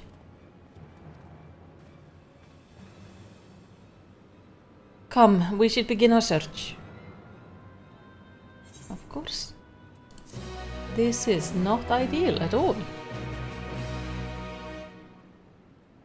So yeah, I'm thinking perhaps Bakul Jaja, because he doesn't have anyone yet. Maybe he had her kidnapped to try to force her to convince somebody to do a pot pact. Kona is anxious to begin the search for Vuklamat. If Lamatis was returning to Urshire from the west, then she should have passed through here, except Rhetoric swears she didn't see her. In which case, it is entirely possible that Lamati never made it back to the village at all. The only way to certain is to ask the sentry stationed at the opposite entrance. Yes. I think it's really sweet that he refers to her as Lamati, like that they're using this endearing name for her. Yeah. Okay. We have a meowy cat. Very meowy cat. He's about to jump up here. What is that? If the guard did not see Lamati, then we can be fairly sure she's not in Earthshire. She's not one to pass without notice. That is true. The third promise, Moby has not been standing at this post with diligent eyewash. He has seen no claimant pass this way. What of Tonavavta with bright-colored hair? Moby knows something of this one. He hears tongue flaps about Pelu Peddler in many fires who was attacked by a crazy hair bandit on the road.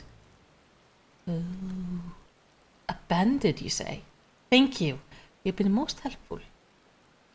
My sister is clearly not here, though I wish it were otherwise. We must consider the possibility that Tonavavta, messenger, and the brigand described by the sentry are one and the same. And Lamati is in very real danger. Come, let us hurry to many fires. I would like a word with this peddler should they still be around. Yes. Kona? Here, Malisity, this is the merchant who ran afoul of the bandit. Hey, are you okay after the bandit attack? Was there something I could help you with? I am told you were a victim of a bandit attack. Could you recount exactly what happened? My goodness, I thought I recognized you. I'll tell you everything I remember, second promise. It was the scoundrel Vavkiesa who ambushed me. You know the name of your attacker? There is no mistaking that air. All my peddler friends have stories of that notorious bandit leader and their predations. Vavkiesa and his gang will stoop to any low for the sake of few pell, and with no fresh quarry coming up the broken stairs, they had to become more creative. Oh, little wonder he went after Lamati. He likely thinks to ransom her for a royal sum. I expect he'll soon make his demands, but I don't intend to wait. We'll find this village first and deliver his deserved payment in person. Yes. What do you say to a small deception? I will assume the role of a well-to-do merchant to lure Vavkiesa out of hiding. Then when he comes sniffing about, we catch the rat by the tail? He would recognize you, wouldn't he? An excellent plan, and I've just the right garment for your disguise. At a special discounted price, of course. A brush with bandit hasn't dampened your mercantile spirit, has he? Very well, I accept your generous deal.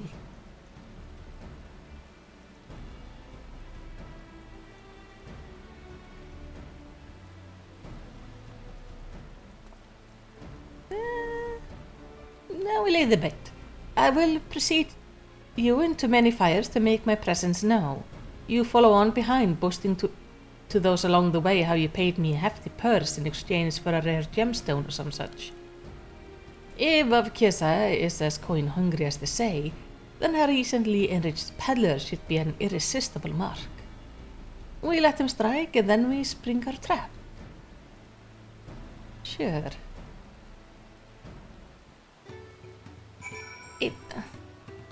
Still, would he not recognize you? I pray that your scheme is successful. Time to play our part. Follow Guana, lead, and try not to fall behind. Okay.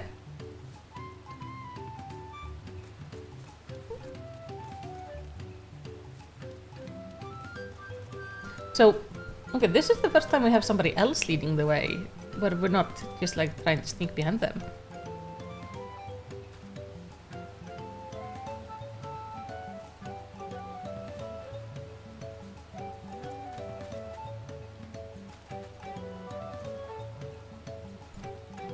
Okay.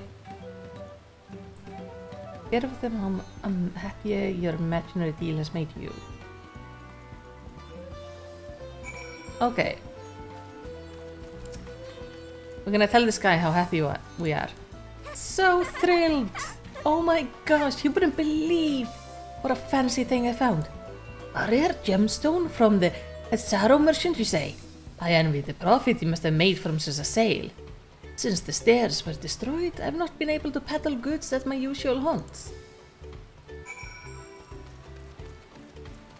Did I do good? A good start, but I would make certain Vavkiesa is aware of me. Let's continue. Okay. I can be like happy to other people as well. The Lalafell happy jump around is just adorable. The moblin over there looks amenable to conversation. The stage is your Malisity. Hey! Have you seen how happy I am? So happy!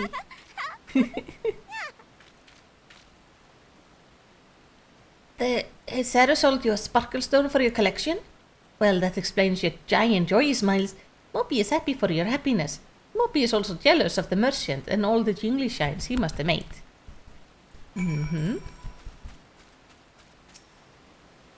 That should be enough, but perhaps one last act to drive it home? Sure.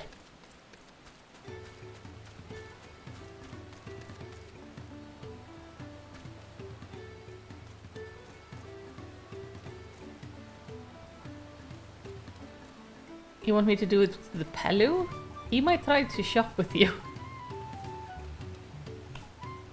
Do you see that cheerful Palu? Tell him the tale of your precious gemstone, and then we'll be done with a part of the charade.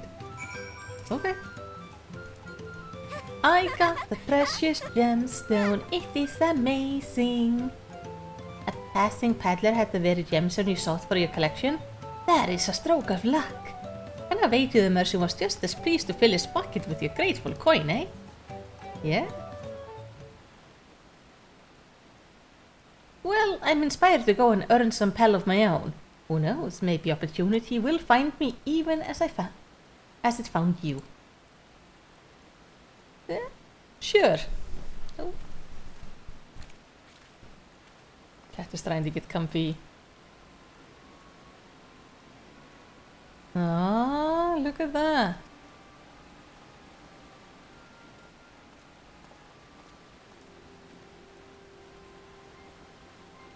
Ah, my most valued customer. The profit from the single purchase of yours should see me through the weeks of idle leisure. Travelling with such a fat purse and no sellsword is tempting fate, so I shall make Earthshire my last stop, and return forthwith to Tuliolal.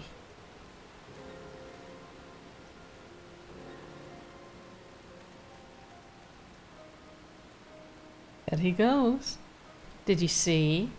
The rat has come for a nibble.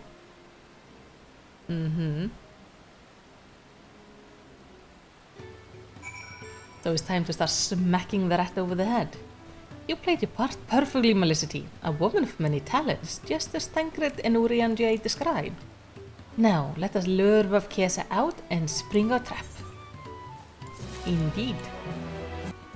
Kona wishes to execute the final stage of his plan. Let us execute the final stage of the plan.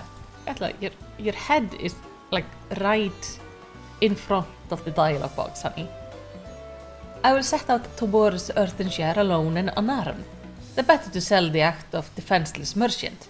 Assuming FFxiv is watching, he will likely wait for some quiet stretch of the road before accosting me.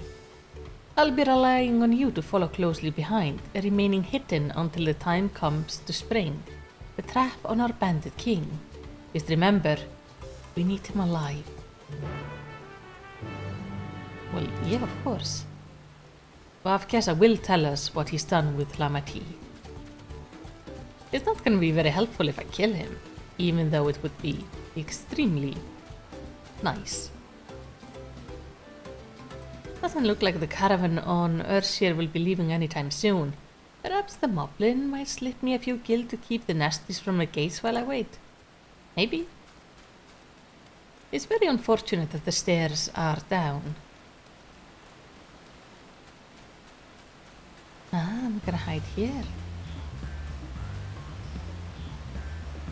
Let me unequip the umbrella because I think I'm gonna have to fight.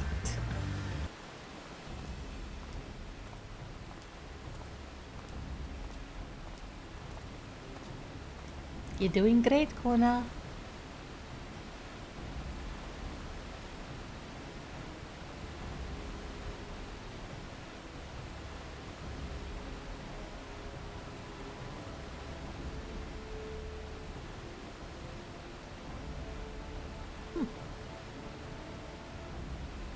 Nothing here.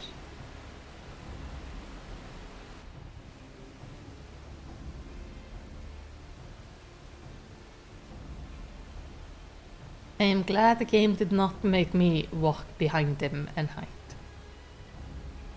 The little teleports are much nicer. Oh.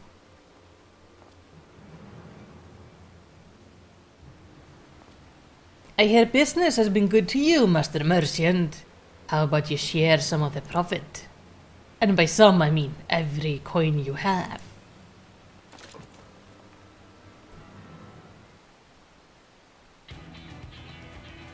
Let's do this.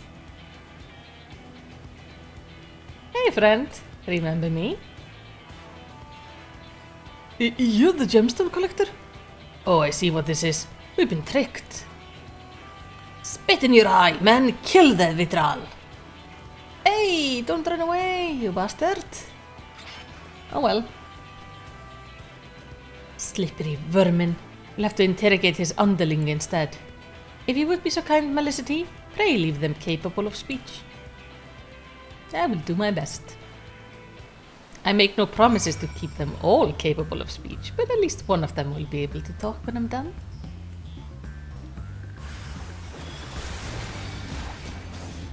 It's only fair.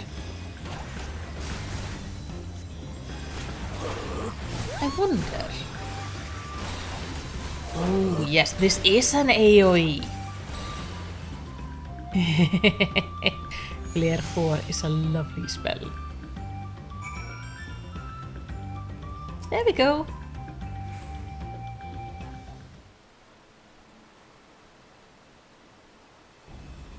I was hoping to talk with your boss, but I suppose you three will have to do. Wait! That's the second promise! What do you want with us?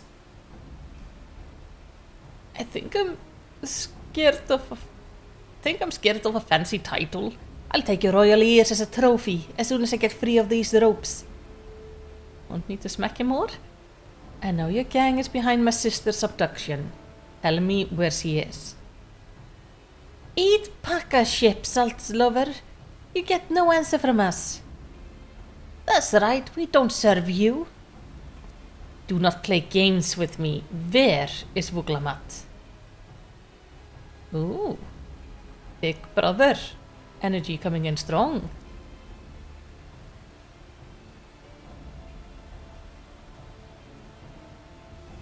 I am fast losing patience. Talk now or die. The choice is yours. We're hired to nab the third promise, that's all. We don't know where they took her. Hired by whom? We weren't told that either, only Vavkeza knows. He's the one who took the job. Well, it seems we need the leader after all. Once I've arranged for Lanskar to take custody of these criminals, I'll call on Thancred and his tracking skills. Perhaps you could pursue Vavkeza in the meantime? The bandit was running in an easterly direction. Should you locate him, I suggest you shadow him rather than force a confrontation. He might lead us to where Lamati is being held. Sounds like a plan.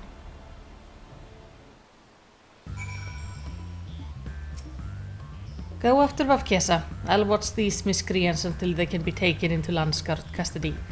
They are gonna be in so much trouble. Kidnapping, like, one of the promises cannot lead to a happy ending. That has to be seen as pretty serious. Now he ran somewhere this way. Vantage point. Let's see if we can find him. It's so nice seeing all of the players like currently working on mining and gathering all sorts of things. Oh, there he is. Hasn't gone very far, has he?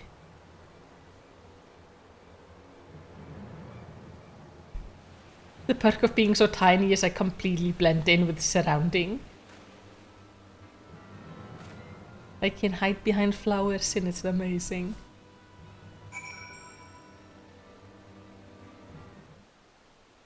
Follow Vavkeza from a distance. The object will end a failure if you're noticed or fall too far behind. Okay, it's one of these. Should your quarry begin displaying the effects shown in the picture, you will be discovered when he turns around. To avoid detection at this time, make use of cover such as rocks and trees. The objective will also end in failure if you follow too closely. Keep your quarry in sight, but avoid stepping into the detection circle. And if you fail, we have to come back here. Okay.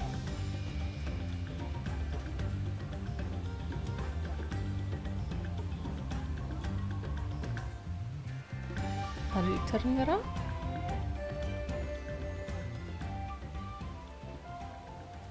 Or do I need to...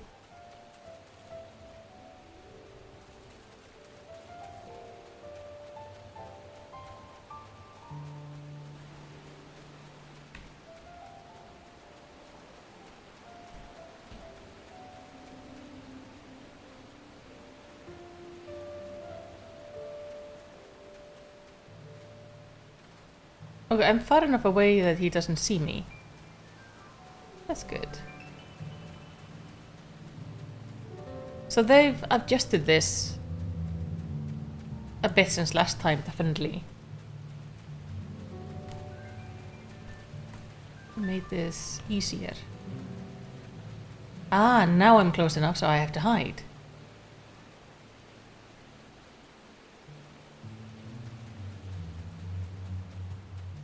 Okay. this is actually a nice update. I was not a fan of these quests in Endwalker, but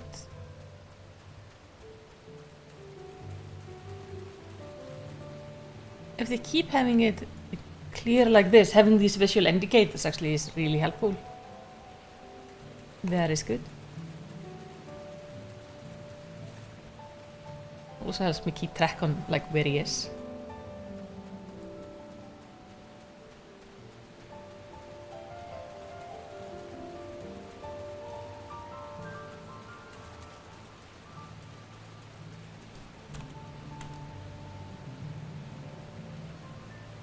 Damn nerves.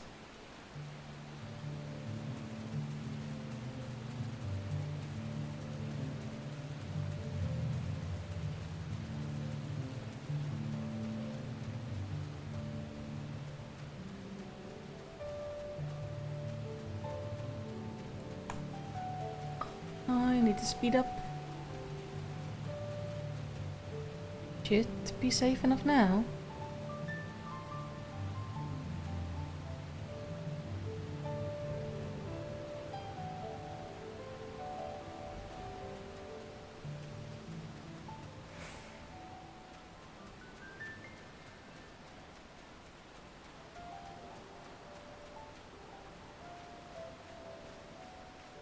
He said to meet him in front of the hideout. See, this is handy because I tend to be quite bad at stealth. So instead of following him closely, which would be like more realistic, I can also choose to simply stay out of his range, which is very handy. Where is that damn hobby go?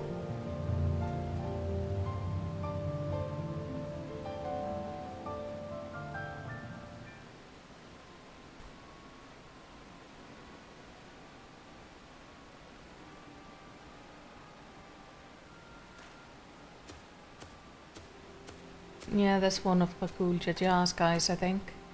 Finally, my money, give it to me now. The Landsguard may be hunting us already.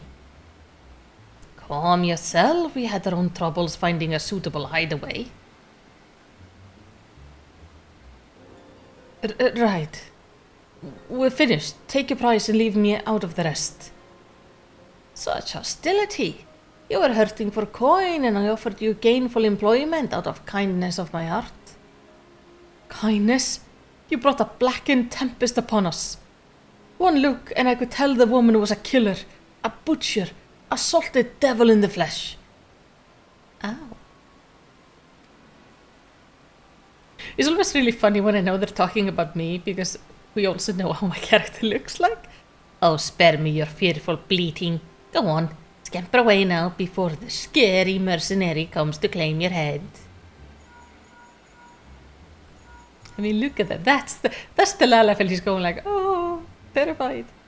Corna told me the news. You found the abducted then?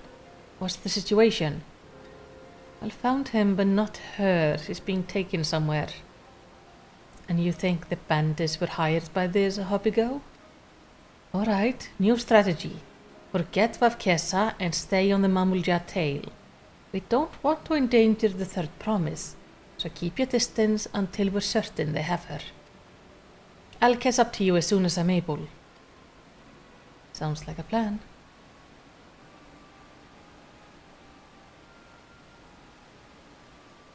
But I wanna go in and smack FFxiv as well. But I guess I'm not allowed to. Okay, follow the hubby go.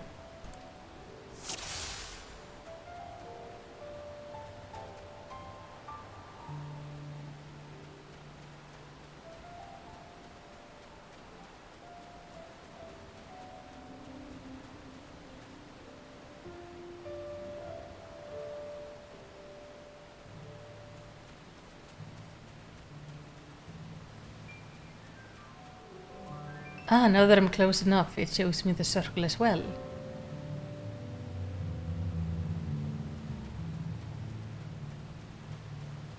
Oh, seems to be a hunt training going on in the zone I'm in.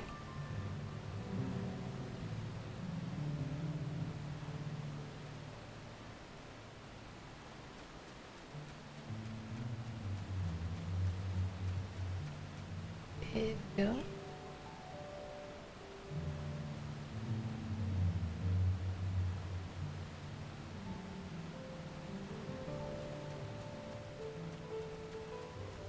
Don't look at me. Please don't look at me. Ah, there it goes. Nothing here. I'm hearing things. Oh yeah, you are. I better hurry if I don't want a beating. Yeah, Bagul Jaja. Definitely Bagul Jaja. I think he's the only one who's actually beat up his guys for being too slow. People having like a row in the chat over something related to the hunt train. Don't know why.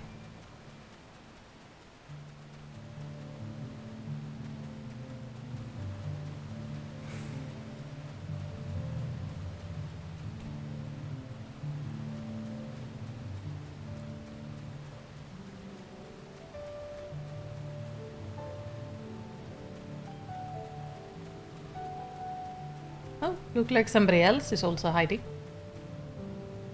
Duty complete. So this is their hideout? It's not bad. And there's Bakul Jaja's ship as well.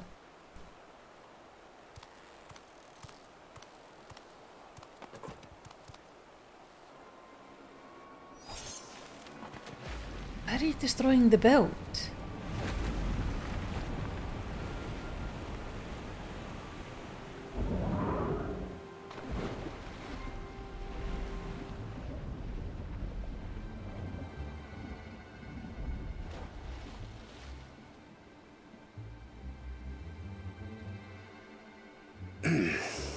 Better late than never. Hey, Tancred. That Mamulja. He's the one who kidnapped Urqopacha. I think he works for Bakul Jaja. So we're still unsure. If we can follow him a bit longer, confirm his connection to the abductors.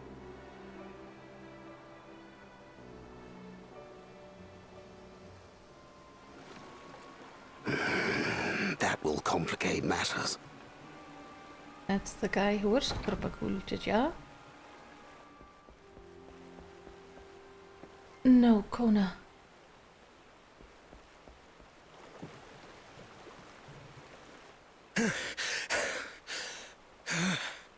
Confound it! He's a good big brother. If I set out now, I can trail them along the riverbank. Do it! Even if it costs you the contest. What worth is the throne if I lose my sister to win it? I like him. The two Very of well them then. should rule together. I'll send word when I locate her. That is my ideal outcome. Till then, I suggest you save your strength. A rescue attempt could turn ugly. Fair enough.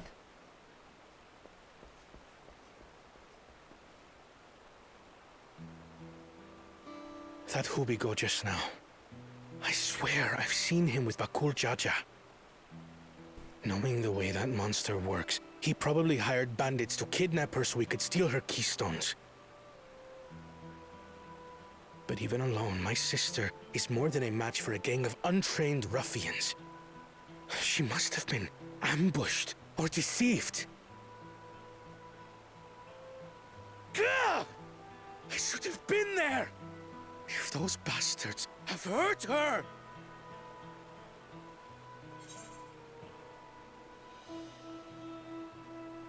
Be patient. Trust in Tancred. He will find her. I do trust him, but... Forgive me. Snapping at you won't get my sister back. No, you're perfectly allowed to be angry right now. That's I'm afraid I've always been Just like this when human. it comes to Lamachi. The thought of her being in danger sends me into a panic. But isn't that how families should be? it is. These days, Turali Mikote live however they please. But the clan into which I was born kept to the nomadic traditions of our ancestors. They herded their own neck across the plains, always moving with the seasons. During one such migration, my birth parents left me behind. A child. All alone. Without a single word of explanation. I am so A sorry. chance encounter with a kind Pelu merchant was the only reason I survived. Taking pity on me, he taught me his trade that I might fend for myself. I became a stallkeeper in Tuliyolal's market. And that is where the Dawn servant found and adopted me. I had already been in the palace some time when Lamachi came to join us. Like me, she had been cast aside by her parents.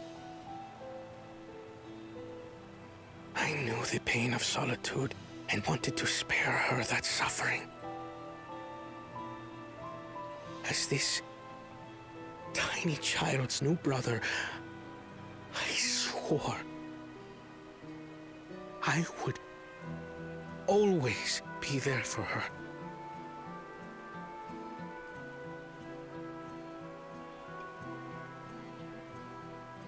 He has been upgraded from like unlikable character to I love him. So, as you might now understand, I will stop at nothing to rescue her. Yeah, I'm with you all the While we way. wait word from Thancred, I suggest we prepare ourselves to travel downriver. You have a boat, yes? The manatee isn't attached to the boat anymore. Why release the Panati if not to delay pursuit? If we were unsure of their guilt before, then this surely proves it. Before we act, however, let us regroup with your comrades. Would you mind making the call? Not at all.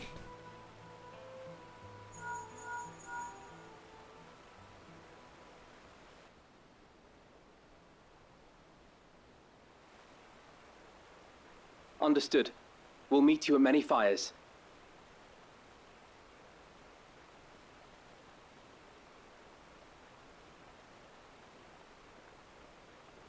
Why not meet us here? Like, there's a shelter here and everything. Though they might not know where this is.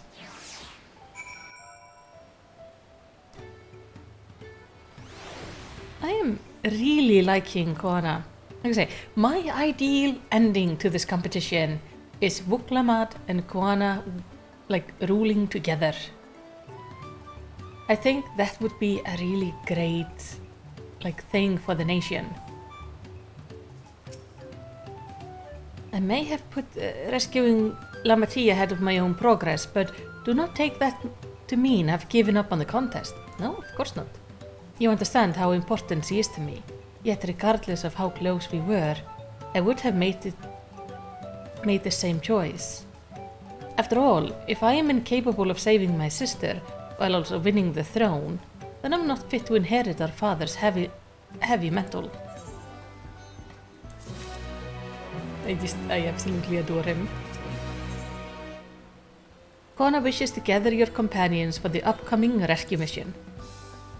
We need to gather our forces. Yes. Is this gonna be a dungeon? I would like another dungeon.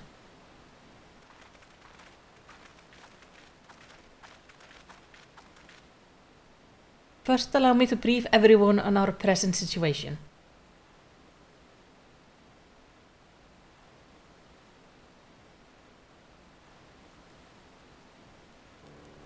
Thus, at the very least, we believe this Hobbigo knows where Lamati has been taken.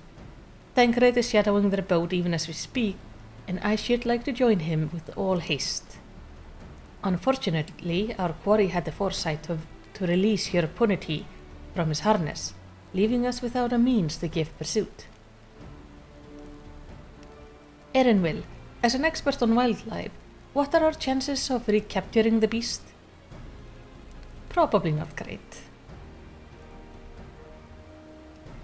With the right mix of feed, it can be done, I should like an extra hand to help scatter it about, however. Would you accompany him, Malisity? Yeah, sure. The ponities are really cute. Meanwhile, the rest of us should work on getting the harness repaired. It appears to have been damaged when the ponity was let loose. With all the peddlers here in camp, we should have little trouble purchasing replacement materials. As for any necessary metalwork, Earthenshear's artisan are but a short walk away. Then let us divide the task and have at it. Sounds like a plan.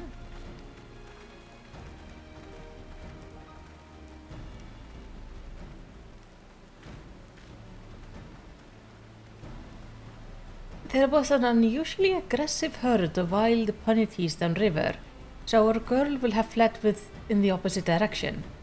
Come, we'll try the waters upriver. Nice, nice. There he is. I mean, she can't have passed between these places. She wouldn't make it. Assuming your penalty has come this way, she'll be hiding in the depths of Malisity. We'll need to lure her back to the shallows with a promise of food. Wild penalties eat mainly aquatic grasses and plants, but the tame ones are often fed vegetable scraps. Knowing this, I added leftovers to the feed I've prepared. This should help the mixture stand out against the marsh's natural scents. Alright. The Kaki is crawling with predators, however, so I leave it to you to get the feet deeper in. I'll be waiting for you near the shallows with the rest of our punity enticing feast. Good idea. Okay, so she could have made it here? How? This is very shallow water. Except maybe if she went this way, there is some way to get across here. I mean, this is also shallows, or at least water. Well, it's also dark because it's nighttime and it's cloudy. No, it's foggy. Yeah. I seem to get a lot of fog. Okay, let's see if we can't entice her over. You scatter Erinville's punity feet along the water edge.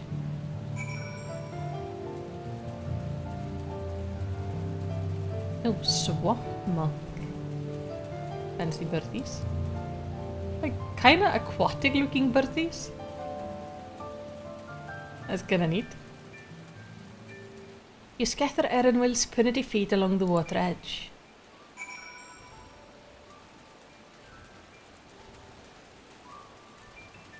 Oh, that's a level 100. Huh. I'm not gonna go poke that.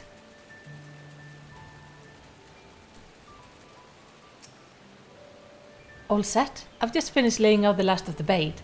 Step back out of sight and leave the rest to me. Are you gonna lure her over?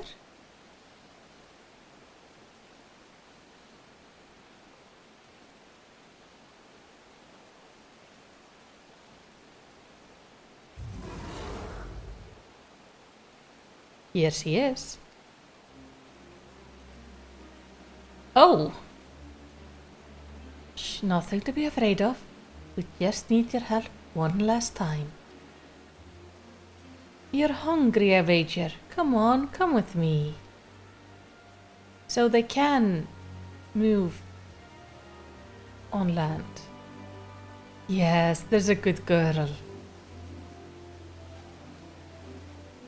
They can quite literally fly, as everything seems to be able to do. We'll be fine here, I think. I'll give her a few more treats, then let her over to the boat. You can let Kona know we have our punity back.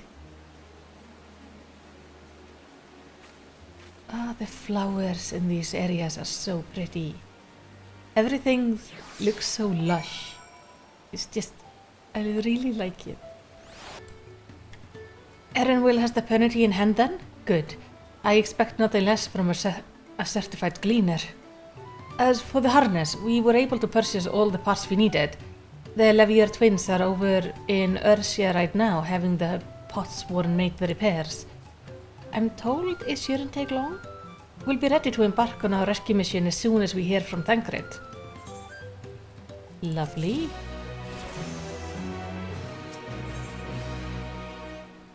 Kona is nervously awaiting the call from Thancred.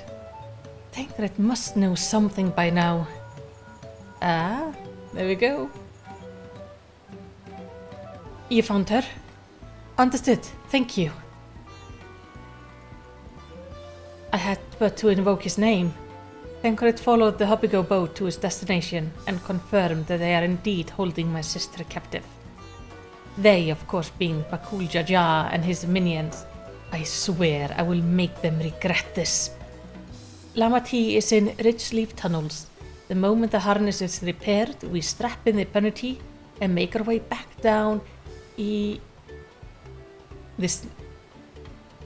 back down the Ihu. Yeah, let's go with that.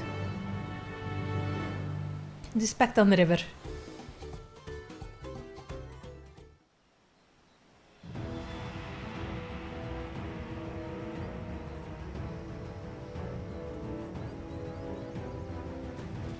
Is this not a dungeon?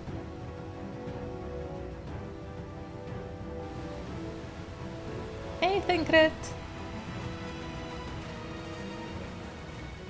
Thancred. The third promise is up ahead. She's unharmed, but we best not dally.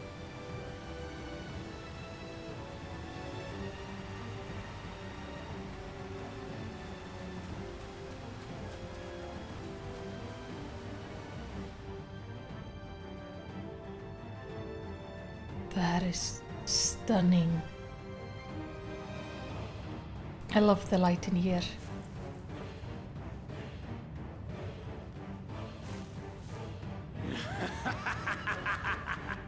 What's with the spittle, my dude? Spit on these pathetic feats. Far more satisfying to claim their baubles by force. Give it back! Forzenten poured his everything into that stone. You've no right to touch it!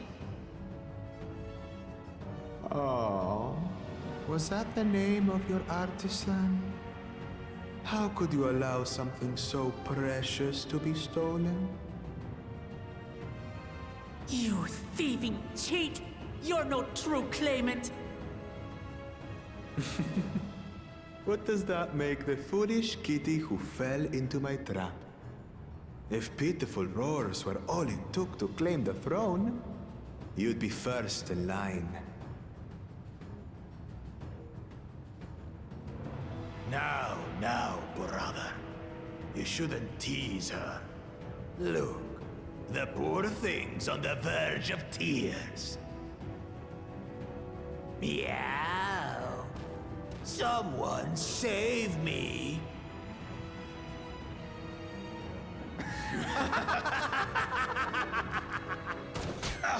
Who did that? I think that was Kona. His scales are as thick as his skulls.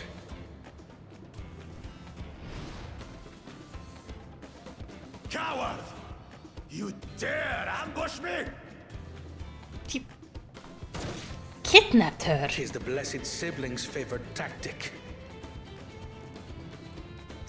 That useless Buddha was sycophant. He was supposed to keep the lackeys running in circles. Oh, you must tell me all about that. Yeah, Careful. time to have some fun. You wouldn't want to hit her hostage.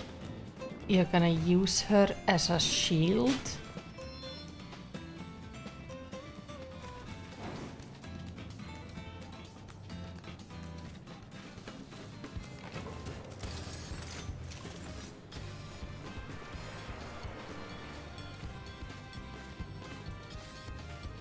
That one's not to be underestimated. Ha! They can do nothing while we have.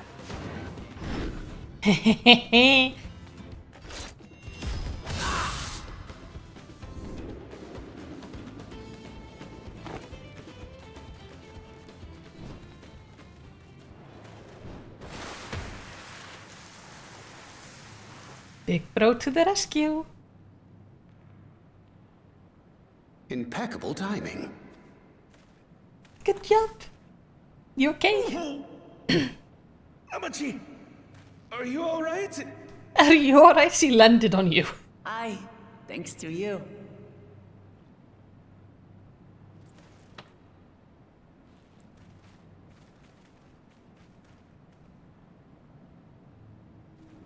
He still has the stone. These weaklings think they can defy us?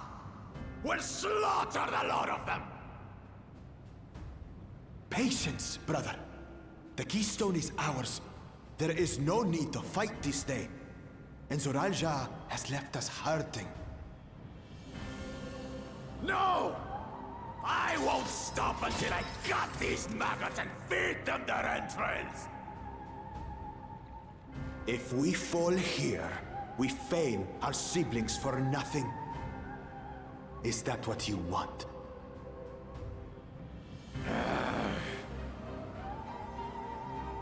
No, brother. I'm curious how the body is controlled Break by off. them. We retreat! Wait! Damn you, Bakul Jaja!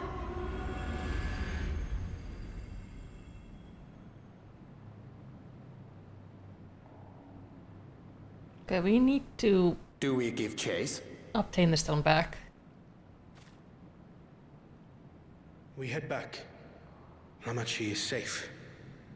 And that is what matters. Indeed.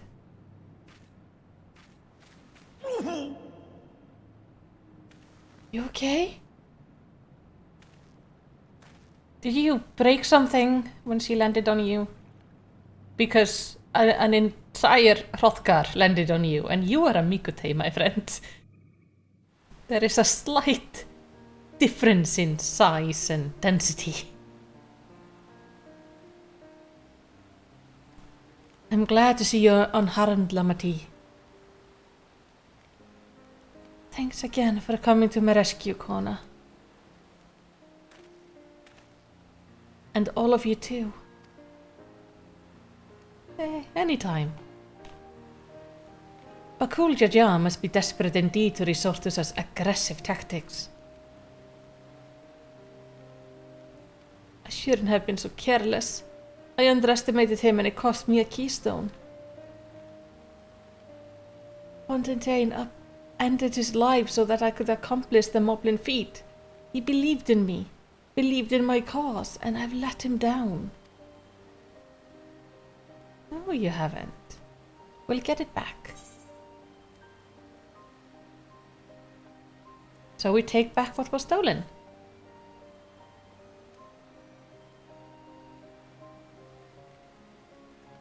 Yes, we'll do exactly that. The next time I meet that brute, I'll knock him straight on his scaly behind and take back my keystone.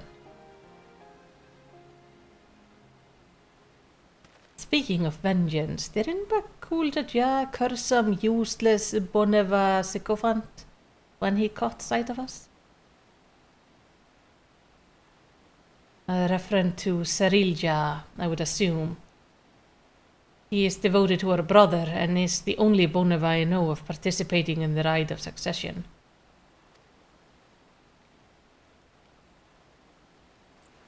If Sarilja was somehow involved in this, I will never forgive him for putting our sister in danger. He will have forfeited his right to be called brother. Okay. Maybe he didn't know. Or maybe he did know. I do. The like rage then. Oh yes. Bakul Jaja should face punishment, of course, but so must the bandit who had the temerity to abduct Lamati. I shall request the father send a contingent of landguard to enforce the law in this region. I agree that measures need to be taken to keep travelers safe, but I wonder what pushed these people toward life of banditry in the first place. If we dig deeper, we might find a way to improve things for everyone.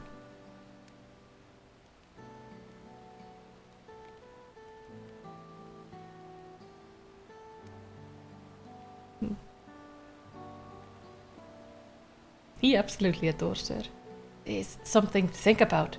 For now, however, the ride continues. I thank you all for your help.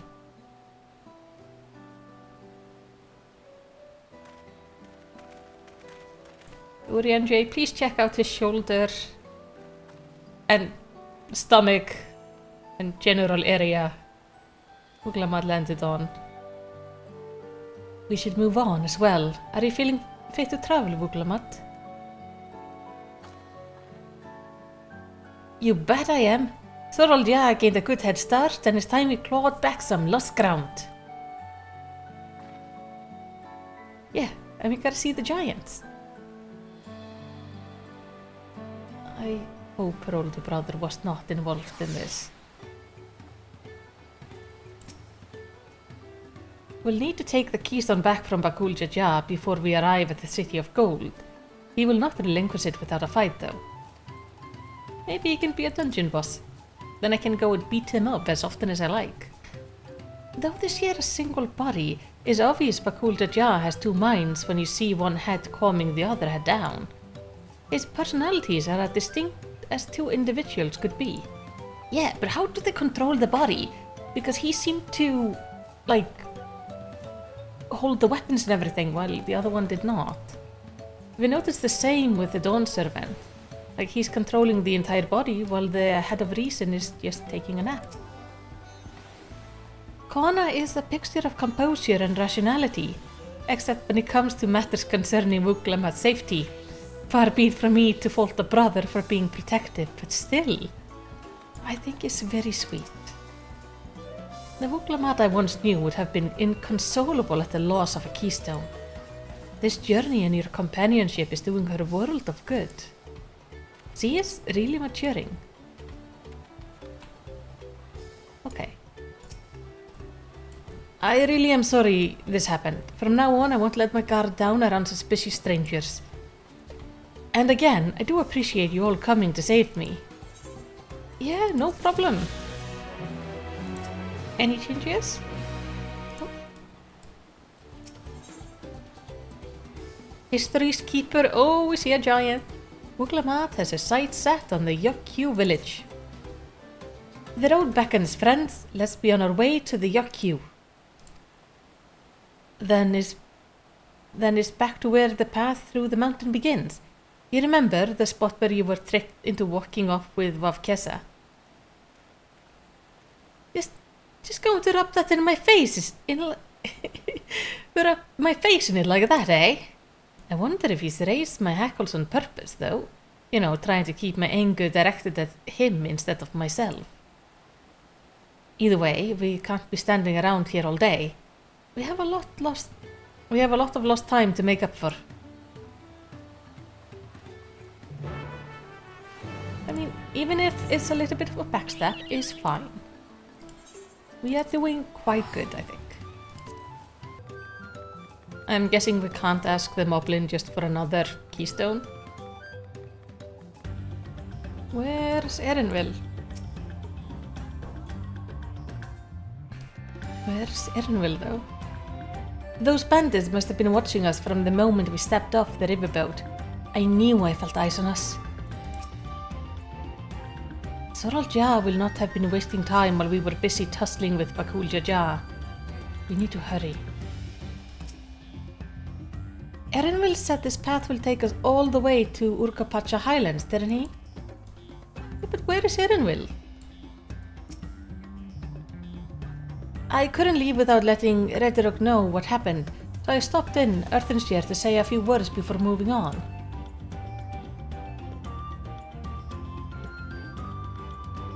And now Erinville's nowhere to be seen. Couldn't he wait a few more moments? So much for giving him the benefit of the doubt. Come on, let's catch up. I want to give the smug cleaner a piece of my mind. I'm worried Wuglamad would agonize over the loss of the keystone, but it seems I had nothing to be concerned about. Onwards and upwards then. I think Erinville quite deliberately is annoying her right now, so she focuses on being angry at him instead of angry at herself.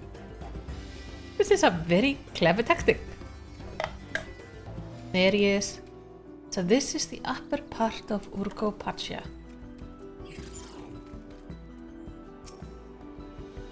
Seems those buildings up ahead are the village we're headed for. The Yakyu have a deep connection to the legends of the Golden City. This visit will allow us to ask them about it directly. I never climbed so high before. I'll tell Erin off. Erin will off once I get my breath. We have to be quite high up by now. It makes me wonder how much higher the summit of Vorkor Sormar must be. Terrifyingly high. I wonder if we get to go up there. As I'm sure you've noticed, the air grows thin at this elevation. Take it slow until your body adjusts. Deep breaths, drink plenty of water. A few more steps and we'll be in the World's Echo. Is that the name of the village? The World's Echo. But yeah, the mountain remains still quite far away.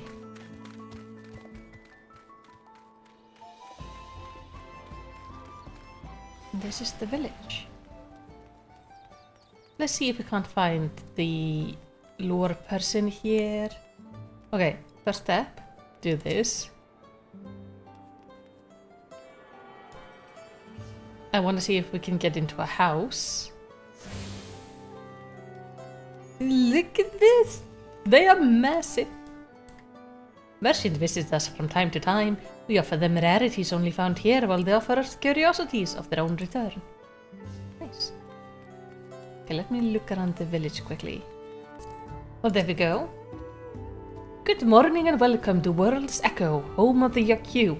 I can scarcely remember the last time this village received a visitor, other than the occasional Pelu Pelu merchant. What do you do here?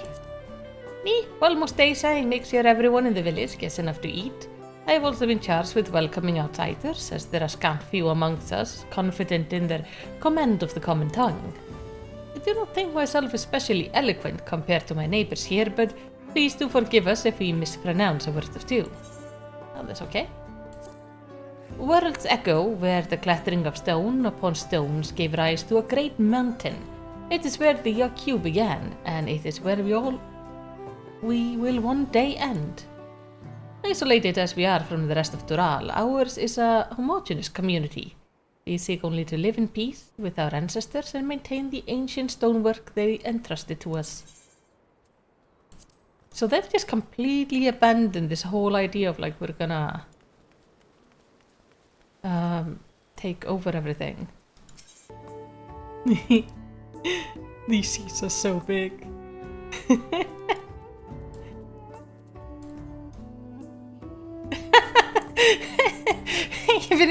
Even if I sit in the seat, I'm just under the table. Oh, that's adorable. That's precious. Here we have a fancy door with lights. So this is their homes. Like I don't even reach the table by standing. Look at their beds. That's so big. Can I? Aw, I'm not allowed to doze in their bed. Look at this. I could build myself a home on that bed. This is awesome. This is exactly what I wanted. I'm like, oh, it doesn't let me run under the table. Probably because the other races wouldn't be able to. But like, I could walk under the table.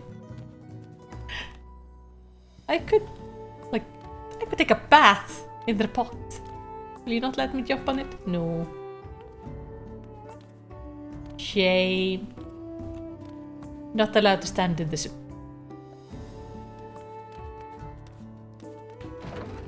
I really like that they have these houses where you can go in and see how the people live. Being just an ordinary home can be such a nice way to learn about the culture. Alright, I've taken a satisfying look around. Let's continue on with the story.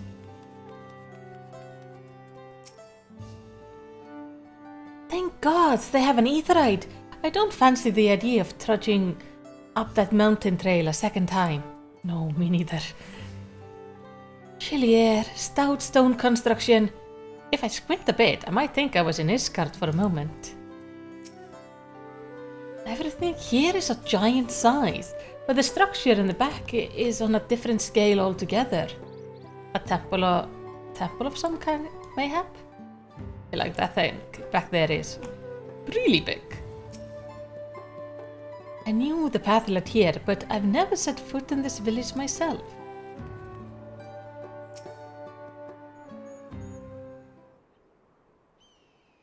Phew, I think I'm getting used to the air up here.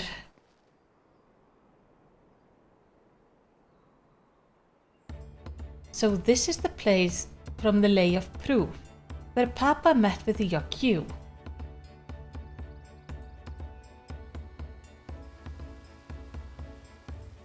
And that must be them. I don't think I've ever actually seen one outside of a picture. So is for most Turali, the giants rarely visit the lowland. Here in their mountain fastness, they tend to the solemn duty they pledged to undertake in the pact with the Dawn Servant. To watch over the Tural Vitral Valikarmanda and maintain its prison within their temple. Oh, so Valikarmanda is in there? Ah yes, Wuglama told us about the Tural Vitral creature that lived far longer than normal and awake to strange powers.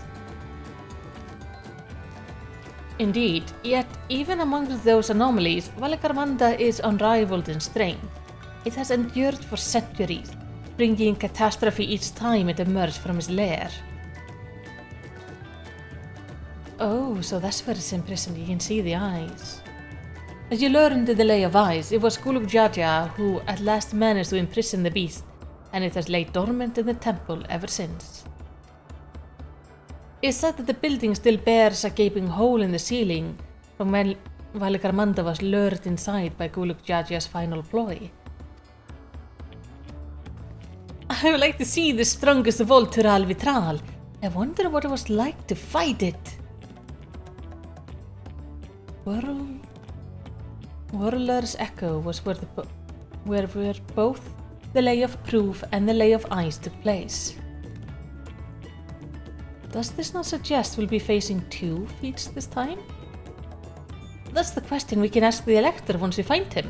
Or maybe we should flush out Bakul Jaja first, so I can beat my keystone out of him. Let's identify the Elector.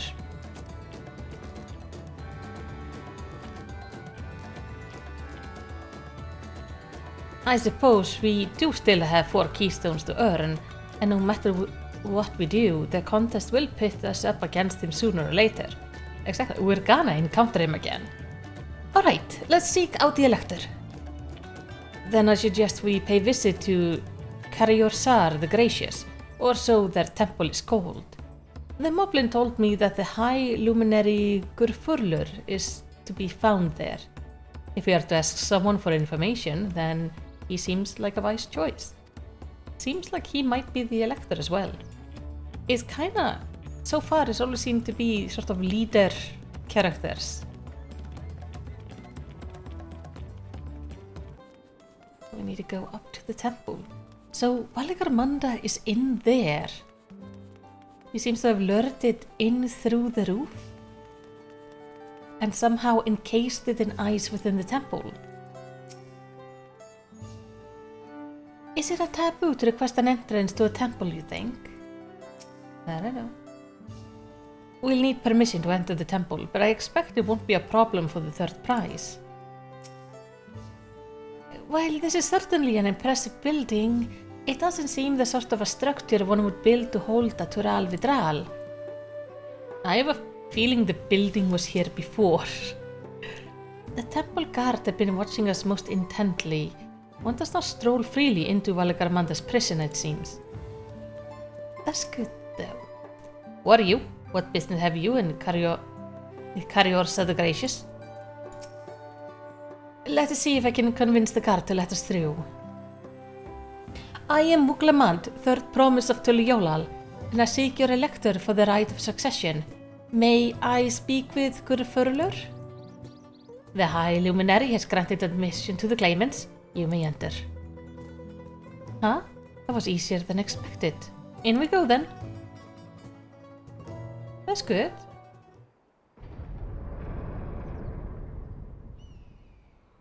The door sounds heavy.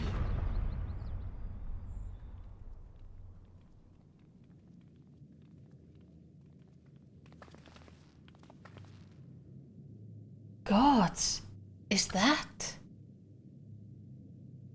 Aye, Valigarmanda. Ooh.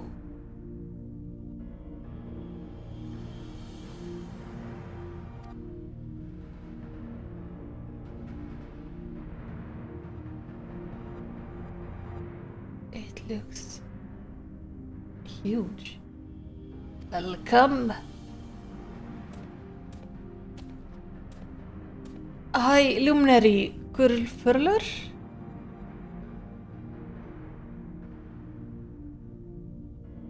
He is not here at present. I am Luminary Sir Murvur. Is this the Sky Ruin, Valgarmanda? It is, the Tural Vidral whose name has evoked terror since time immemorial. Even my people once conquered of all beneath the sun were as brittle leaves before Valgarmanda's tempestuous power. Look at those feathers. They are beautiful.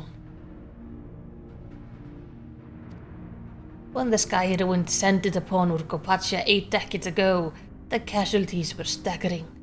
Had Gulukjaja and his companions not intervened, we would have been slaughtered to the last.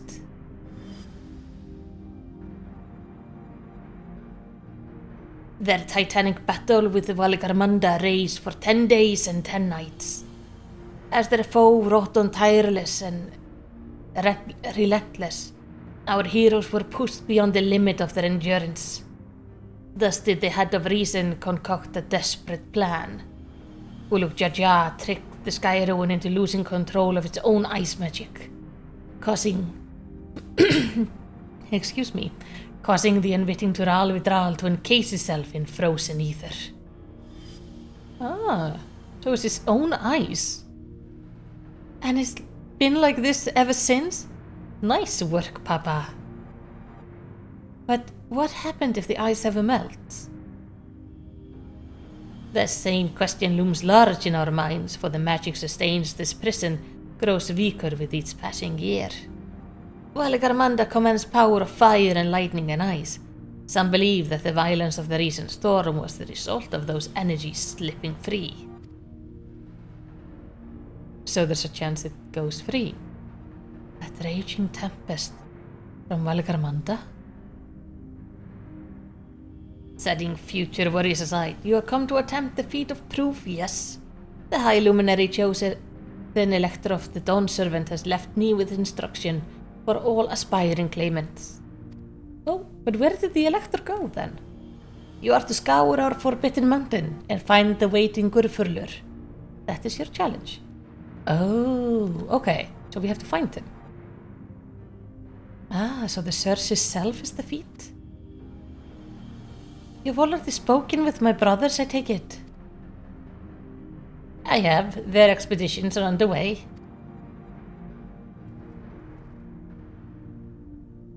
Then we better pick up the pace.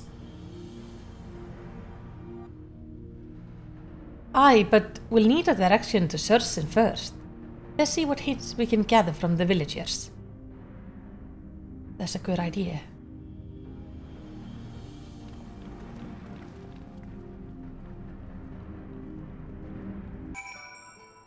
And is the only is the only trial we also know that we're definitely getting, because there is both a housing item which you can get from apparently getting something from Valgarmanda and then crafting, and it was also both on the website and in all of the announcements. I have encountered many extraordinary creatures in Eorzea and elsewhere, but long has it been since I felt such an overwhelming presence, like 1,000 daggers points prickling my skin. As large as you are, seeking blindly for one in the expanse of these mountains would be an exercise in futility. We need more information. Yeah. Tral Vitral sounds an awful lot like the auspices of the Far East. Are they the same thing under a different name, do you think? Potentially, yeah. I sense the recent expulsion of a great deal of ether from Valigramanda's prison. The ice will hold for but a few years more, I fear. Ooh. So what is gonna cause it to last even shorter than that? Gods, Valigarmanda is enormous. I know Papa had friends with him, but it's incredible he could hold his own against that thing. Should his prison ever fail, though, we can't expect the old guard to come running. It will be up to us to save the day. I've encountered many extraordinary creatures in Eorzea and elsewhere. Okay, we've seen all this. What do you say, Buglamat? If we went to pass this feat, it looks like we got more climbing ahead of us. Yeah. Alvina would share his strategy for information gathering. As we've just been informed, the feat of proof requires us to seek the High Luminary Gurfurlur somewhere upon these mountains. However, if earlier feats are any indication, we must assume the challenge precluded the Yokyu from answering our question in a straightforward manner. Thus I would ask that you pay close attention while attempting to divine Gurfurlur's whereabouts. Although the giants may not give us a precise location, there may be clues hidden within their words. Such is my theory anyway. Let us see what we can discover. Okay, so we go ask them and then try to figure out any hints they're giving. We'll start with Jorgarvor over here. Hello. The High Luminary? No, I have not seen him today. Now let me ask you a question. That Sabral who came out of the temple earlier, was that really the third promise? She seems rather unimposing. How is he meant to succeed the mighty Gulug Jaja?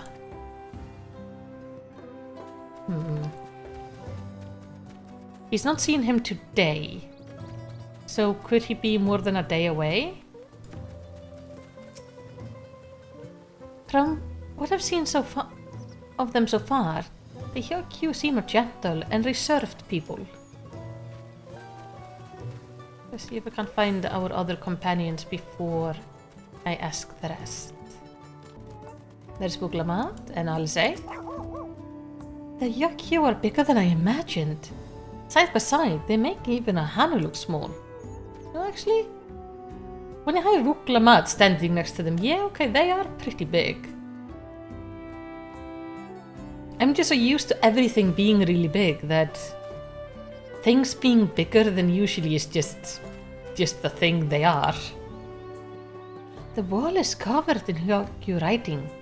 I wonder what it says. Okay, I have yet to find Erinville and Alfino. This is Serbolor.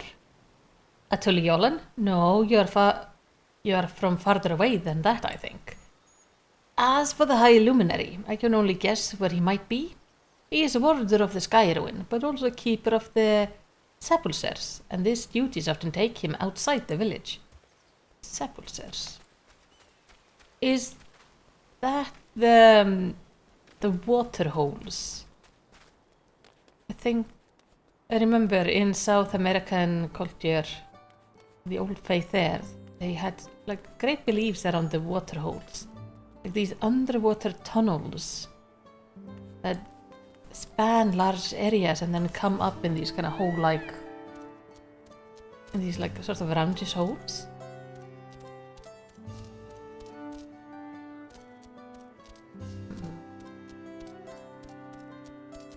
Still missing people.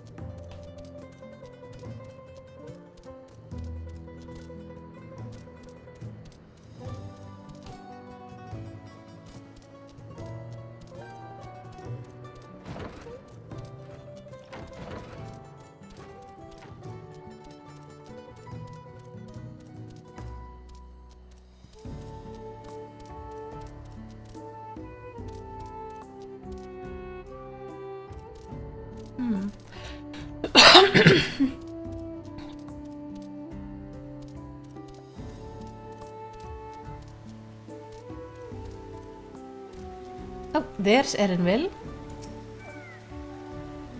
They grow corn here too. It's a common crop wherever you go, including up north in Sectoral. I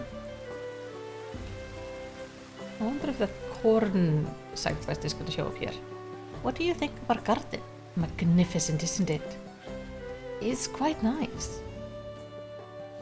And I like to have these, like the steps. You can find this in places in South America, and also in some places in Asia.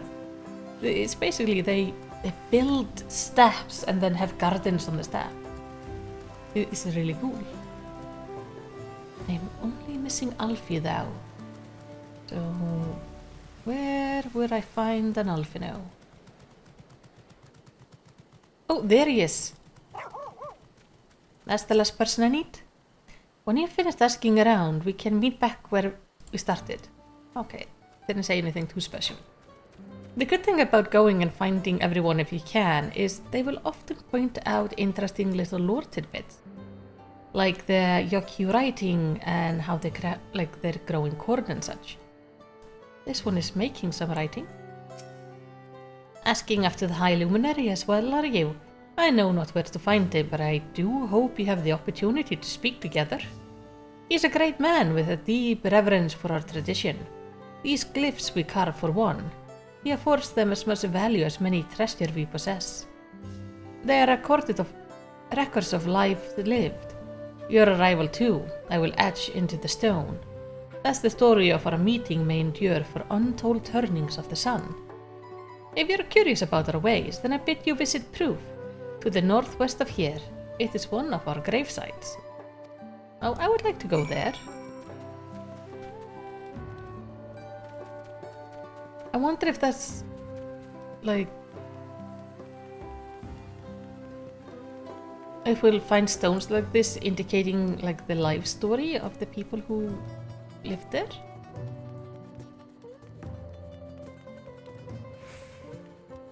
Let's see what everybody found. So I think we want to find cenotes and we want to check out the graveyard. Preferably cenotes near the graveyard.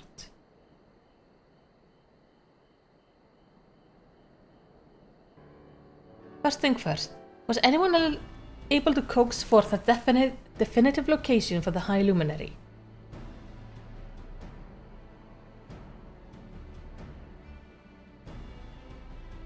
As expected, what then? Of clues or other hints that might point us in the right direction? I heard that in addition to his usual duties, Burl Furler is also charged with keeping the graves. Okay. As did I. The Yokyu sepulchres appear to hold a specific significance in their culture. Sepulchres. Oh, it's sepulchres, not cenotes.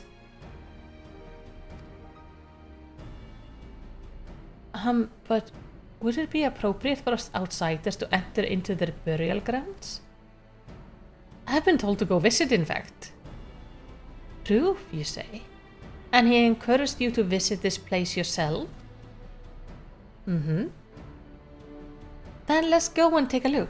Even if we don't find Gurfurler there, it will give us the chance to learn more about the Yokyu. The gravesite is somewhere northwest of here. Well, we can leave from that side of the village for a start, shall we? Yeah. I think this is a very worthwhile place to start looking.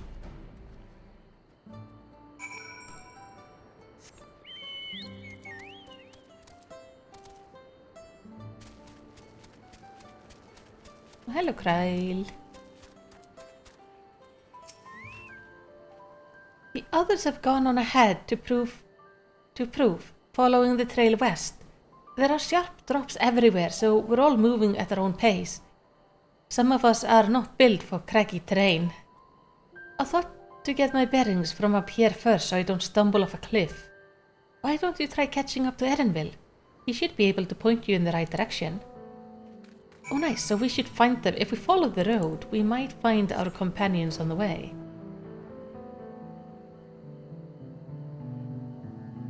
This must be the burial ground over there.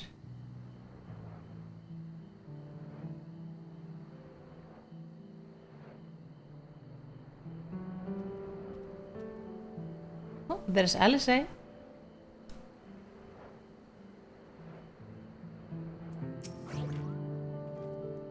It's not quite mountain climbing, but the steep slopes are exhausting enough. Wait, is Alfie ahead of her? I would have thought Alfino would be better at going down a mountain than she was, except if maybe he just rolled down the mountain. Okay, I'm guessing Alfino rolled down the mountain. Though, to be fair, she is walking in heels, but at the same time, she is far more physically fit than Alfino. I mean, just on the account of her being a red mage. What do you say? Maybe he fell down somewhere and made therefore a speedier descent. Oh, there's Alfie. You okay, Alfino? Are you very injured? These have the look of homes rather than graves. But it would seem long years have passed since anyone living resided here. See, you're looking at the lava? Take a look at this crater. There is no wood nor trees, not even dried grass, and yet the ground still burns. This must be one of the scars left by Valgarmanda's rampage, as told by the saga. Oh, I thought there was just like a hotspot under this region, and therefore volcanic areas. The sky ruins fire are described as eternal flames that can be quenched by neither storm nor time. And here I thought it's a literary embellishment. Ah, but now I've lost sight of Uglamat. Proof is northwest along the main road, so hopefully she's still heading the right way. Patient gravekeeper? Ah, you come. Is this the one we're looking for? Hey! Uglamat wins again! Was it a competition? Looks like everyone is here now, so... Greetings, friend. Are you Gurfurler? No, I'm not. The High Luminary did, however, task me with providing a lesson on sepulchres to those who came in search for him. Okay. Oh, so we are meant to find our way here after all. Are you to tell us who was buried here? No one is buried here, in the sense you mean. When a body has served its purpose, we consign it to the flames, then scatter its ashes across the peaks. Moreover, we do not conceive of death as others do, whereas a person does not die when their heart ceases to beat, but only when they are no longer born in the heart of all who know them. This is why we build our sepulchres before age or mishap claims us, that we might etch ourselves into the living chronicles for all eternity. Oh. This grave belongs to a good friend. His mortal vessel ended its journey some years ago, but he lives within me even now. Up there stands my own sepulchre. As long as it exists, so too will I. I will endure in the heart of those who read my grave glyph, in the same manner my friend does in mine. Has it always been thus for your people? This conception of existence and death?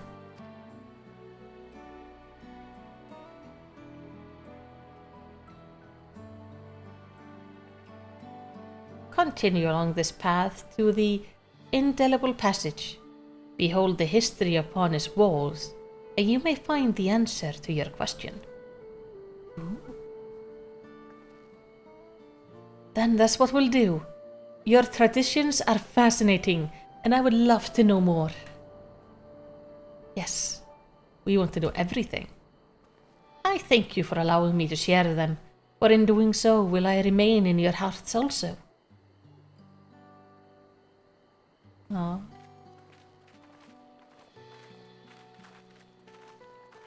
I wish we could read what the stones say. Go now to the indelible passage. In its murals is the story of my people laid bare. Alright.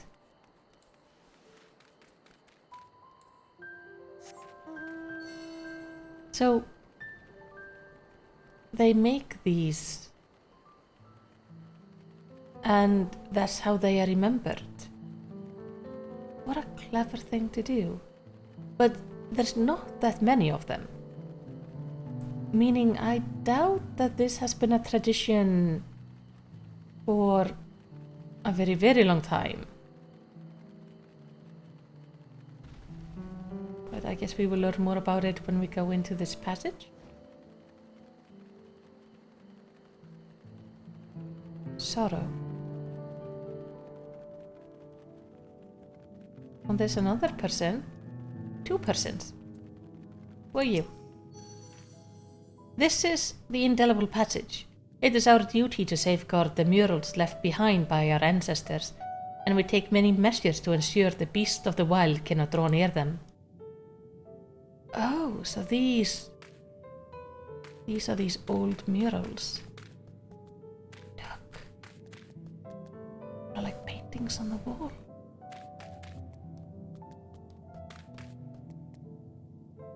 Looks like a big temple. These are the giants. The birds flying over. Very snazzy looking sun. And lizards climbing on the wall. Another one. Looks like some sort of a terrible calamity or sadness.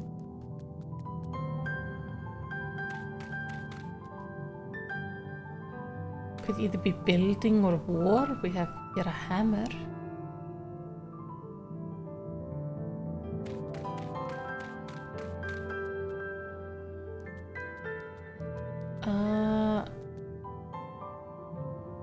We have water. Person with power of water. The people here seem to be screaming.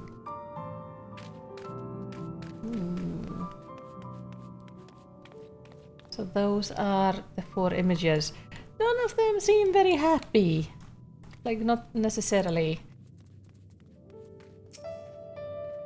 To not only be remembered, but to live on inside the hearts of others. If it's possible, then grandfather surely lives on inside mine. It's a comforting thought. Look at those splendid murals. They appear to depict 4 different scenes. I get the feeling they were expecting us. I've never spoken with the Yokyu before, and had no idea they held such a philosophy on life and death. I've been waiting for you. So it seems, yeah. Hello, a fellow we met at Proof suggested that we come here? Yes, this high luminary commanded that I watch for your arrival. As the chronicle of our people, it has ever been my family's duty to pass on the teaching of the murals from generation to generation. Oh, please do. I would like you to explain them to me.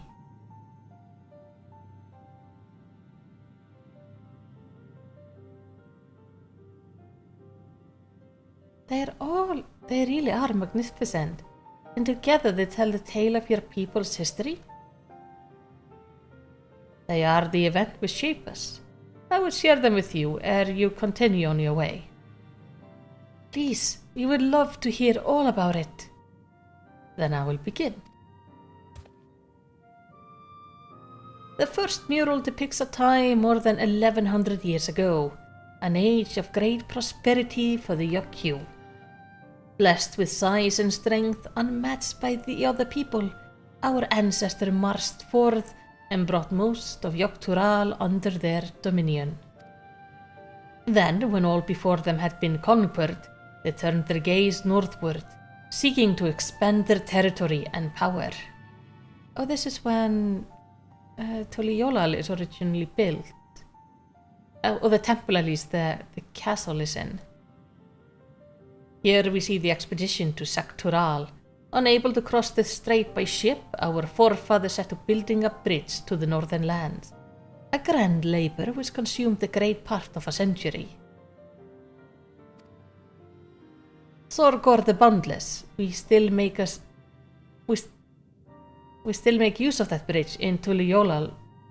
Oh, Sorgor the Boundless. We still make use of that bridge in Tuliyollal for travel. I can't imagine the patience and dedication it took to complete a work of that scale. But I've never heard of any Yokyu living in Saktural. What happened to the ones who went north? Look upon this next mural and behold the answer. Oh. The scene suggests that many giants perished all at once. What manner of enemy could have repelled their invasion? Yeah, we can see like the dead bodies here. A foe unnamed and unseen. When the expedition pushed forth into Saktural, those 1,000 years ago, his soldiers were felled by disease. Some terrible illness? No virulent plague or newly arisen blight. For the local Tonavanta and Shetona, it was but a mild affliction of some sort that came with the turning of the seasons. But you hadn't built up immunity to it. What manifested for them as a slight fever and a cough, however, proved deadly to our people. Out of every 10 Yokyu who joined that northern campaign, 9 succumbed to the infection. Sheesh! That is a horrifying death rate. Those who survived continue to suffer, finding it difficult to sire offspring. I've heard of this before. Lacking an inherited resistance, visitors to distant lands can fall deathly ill to diseases a local might shrug off. These events might also have given rise to the practice of cremations, rather than the burial of mortal remains. This final mural depicts the return of our grieving brethren to Urqopacha. The reason they first left, why they had fought so long and pushed so far, was to ensure peace for our homeland. This undertaking began in ancient times, when our forebears learned they shared the continent with people unlike us in appearance and custom. They feared invasion was inevitable. Rather than meekly await their fate, they decided to strike the first blow. Yet as he fought on and on, the old idea of peace drifted further and further away. Only after the disaster in Saktural and their withdrawal to the mountain did they come to understand. The peace we envisioned had been ours for the taking all along. It was here in the place which birthed us, here in the stones upon which we recorded our days, here in this tranquil life we had traded for conquest and conflict. When you do nothing but fight, it can blind you to what's right before your eyes. And so we return to the present. I trust you found this brief history of our people enlightening. I am always glad to learn more about my fellow Turali, how you lived until now, and how you wish to live from now on. Then I believe you're ready to proceed. The High Luminary bids you meet him upon the summit of Vorkorsormor. I had a feeling we would end up scaling the big old mountain. Well, it's a feat worthy of the name. Follow the trail south of here to begin your ascent, but be wary.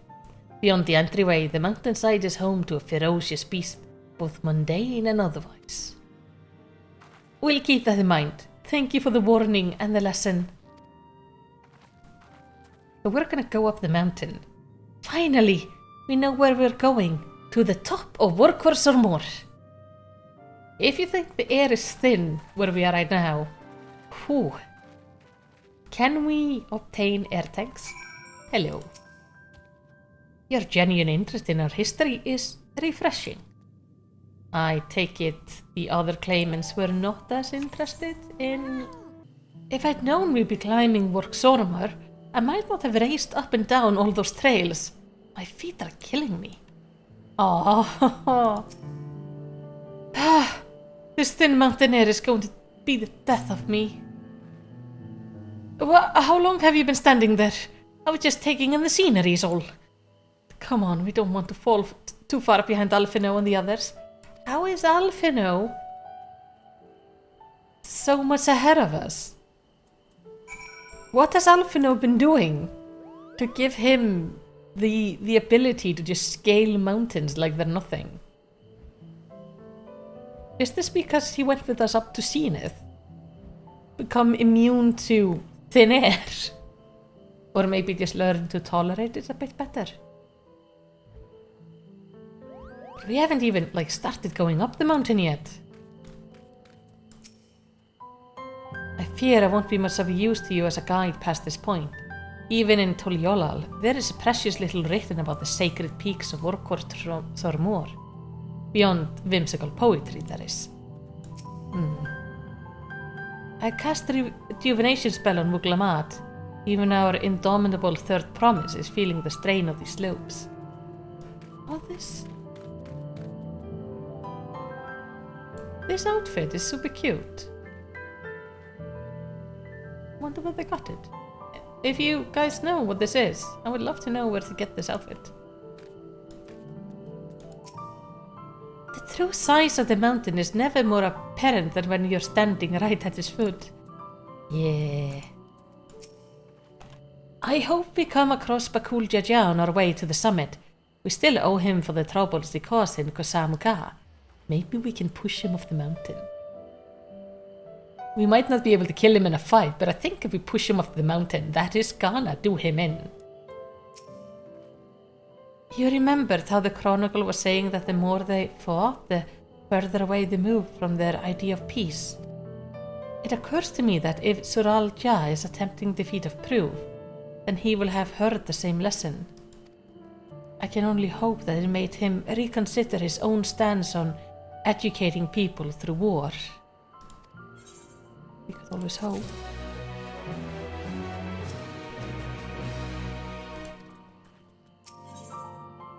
The High Luminary. Muglamat gazes upon the summit of Urqopacha. This is gonna be interesting. That's a big ass mountain. Gods, that is one tall mountain. And we're supposed to climb it? Mm-hmm.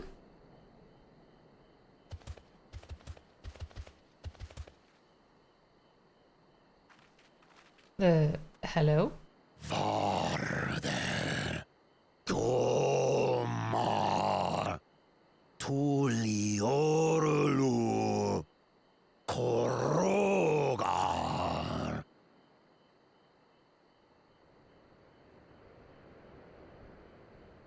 He's speaking the old Yokhui tongue. The words are difficult to catch. I mean, the echo lets us understand it. Though your words are crude and cumbersome, I use them for your benefit. Thank you. You are a claimant in this right of succession. That's right. Then, if you die, Tuliolal loses a potential ruler. Mm-hmm. That's a dark thing to say, friend. I get the feeling you don't share the opinions of the other Yokhui we've met.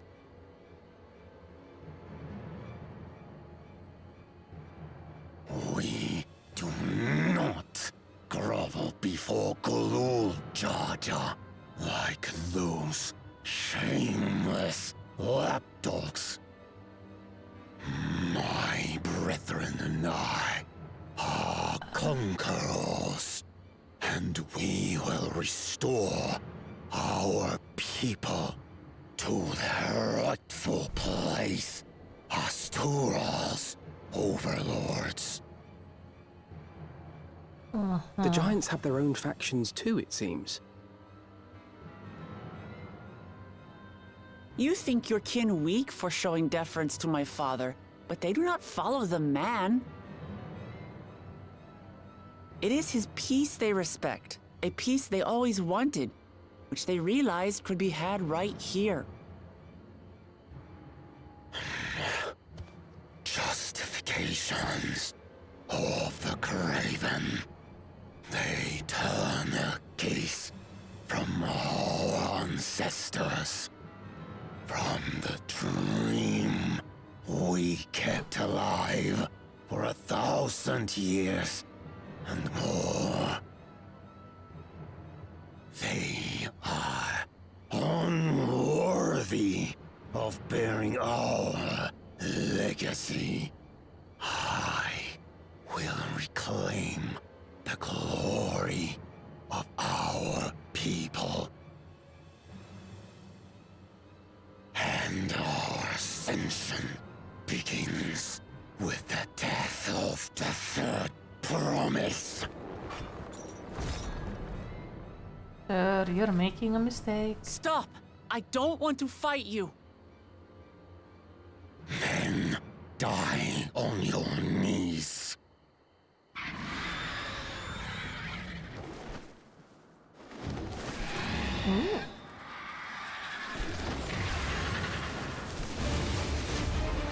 They burnt.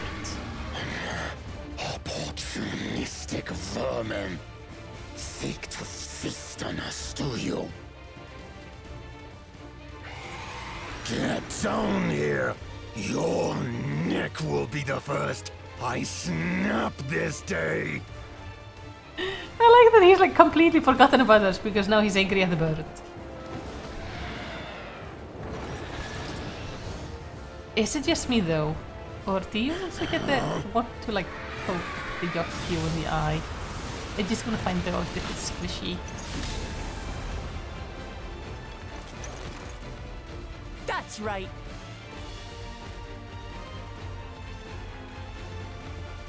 You okay?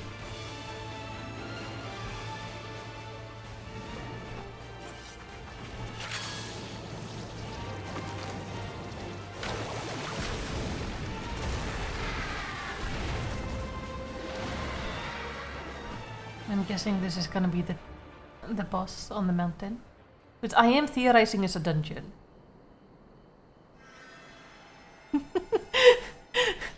I like Alfie just walking up to him like, yeah, let's just heal this nonsense. Why do you help us? Because he's not a terrible person. I didn't put much thought into it. My legs were moving before I knew what was happening. I suppose I feared you'd die before we had the chance to get to know each other. Before I could learn more about you. I need to move you on. To what end? Oh, that's simple. If we're to share the land, it's the best way for us to become friends. Oh, and the sun is coming out at the How is same he? time. Pardon me. He'll live. Not quite ready to walk under his own strength, however. If you could stay and tend to him, the rest of us will continue on to Kozama'uka. Understood. Be careful up there. This changes nothing. We will not forsake our conquest. As you like. You want to kill me, you're welcome to try. But right now, you might want to worry about your comrade.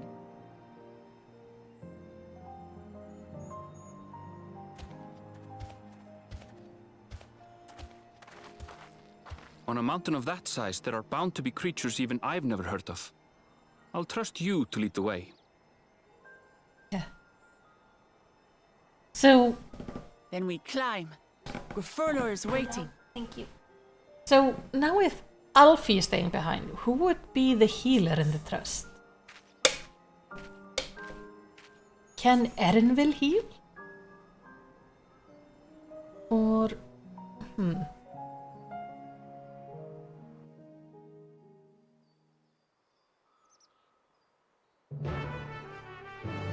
Though Kyle might also be able to heal. She is originally mentored in the healing art.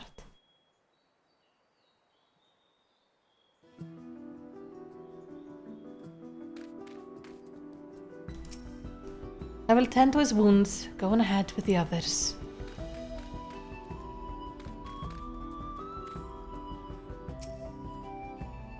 As I've said before, I am no fighter. I'll follow from a distance and keep well out of the way.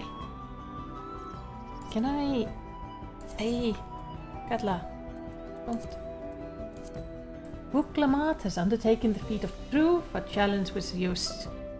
Has she seeking the whereabouts of the Elector High Luminary Gurlfurler. Okay. Hey, kitty. Katla is being very cute. And not great for you know, dungeon diving though. We'll be seeing you soon, Gurlfurler. The bird must roost somewhere on the mountain. We'll need to be wary of the skies as well. While I didn't mind guarding Erinville on the river, I look forward to swinging a blade on the front lines this time. Okay, let's... Alice would actually be able to be a healer. Huh.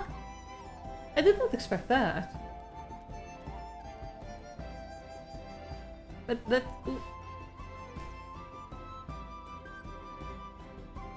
Yeah, this looks good. As I can heal, both of them can get to fight in the way they prefer. This is good. I'm having to sit like kind of weirdly angled back so the cat doesn't fall off me.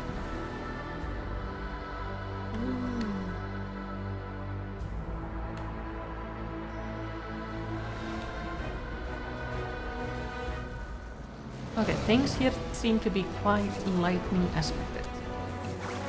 Oh! These are funny little guys.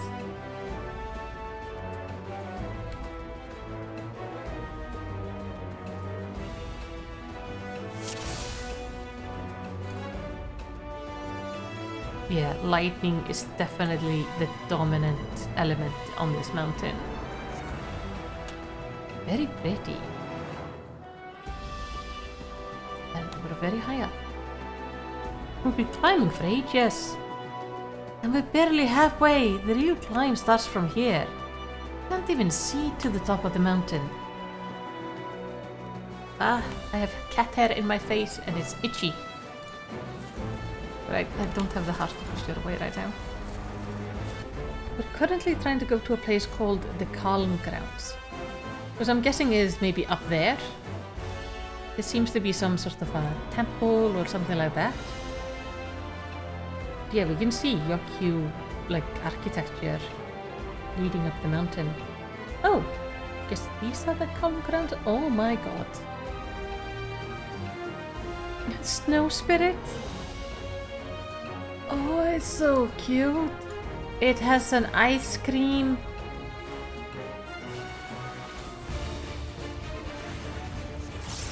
Oh, wait. Travelers on the mountain, how delightful! Do stay and play a while.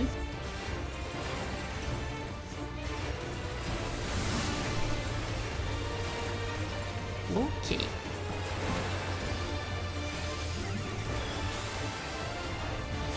Oh, it has even a smaller versions of itself. Adorable. And here. And we're gonna move.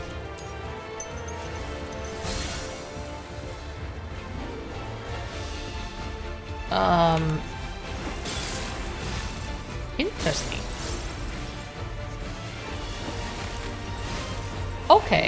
So it shows a delayed mechanic and then it changes it up.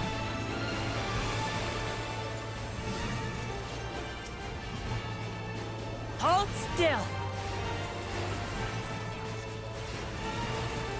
Let's stay here. It's gonna ice those guys over. So we go here. And then we move back. One good thing about the thrust system is I feel a little bit less stressed as I do this for the first time. As I know nobody cares if I mess up. Not that usually people do care if I mess up. One of the things I have found incredibly hard to get used to is how nice Final Fantasy is. I have you now. Wait, no. Here.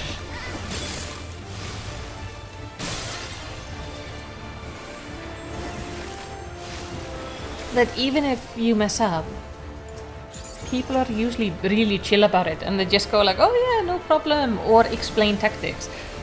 I've gone into quite a few instances where we just didn't quite remember tactics well enough.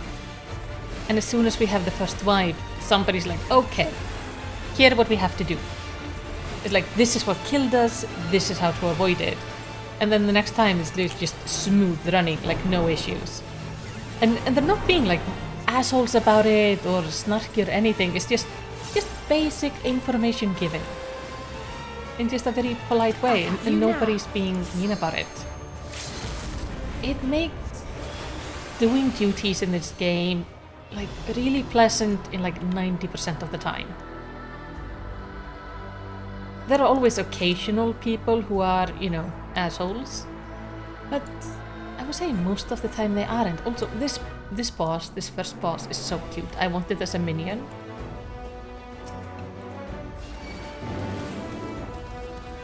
I'm gonna keep it forever. Can we go a little bit ahead? Is there another like natural stopping point there? Yes, there is. Okay.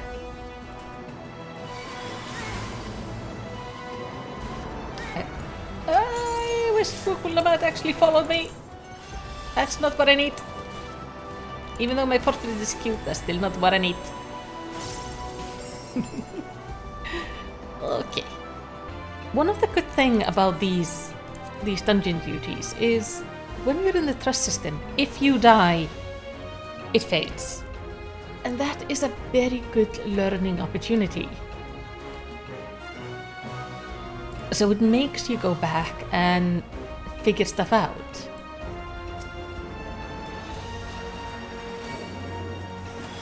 It would be a little bit better if, like, if I didn't have to, like, control the pace.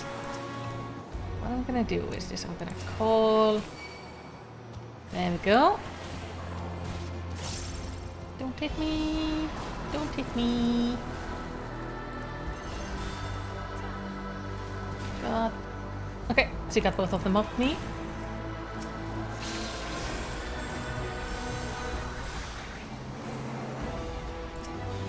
It's a little bit scuffed to, like, it's not quite like a regular dungeon would be, but it's still close enough.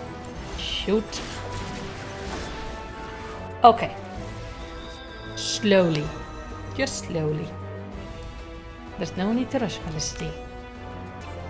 But it's nice to see I can still fail in dungeons even when I'm just on my own. Perfectly controlling the pace because I'm trying to rush. You caught up. Seems I've been toying too much with my prey. Oh hey, Sorolja! Bah, that was unintended. You'll have to find another path. Think of it as an added test to your resourcefulness. Don't worry. Yeah, Kona has also given us such a challenge, so it's a-okay. We're kinda used to it. Though, my dude, maybe don't break the stairs. The Yaku still need to use them, you know?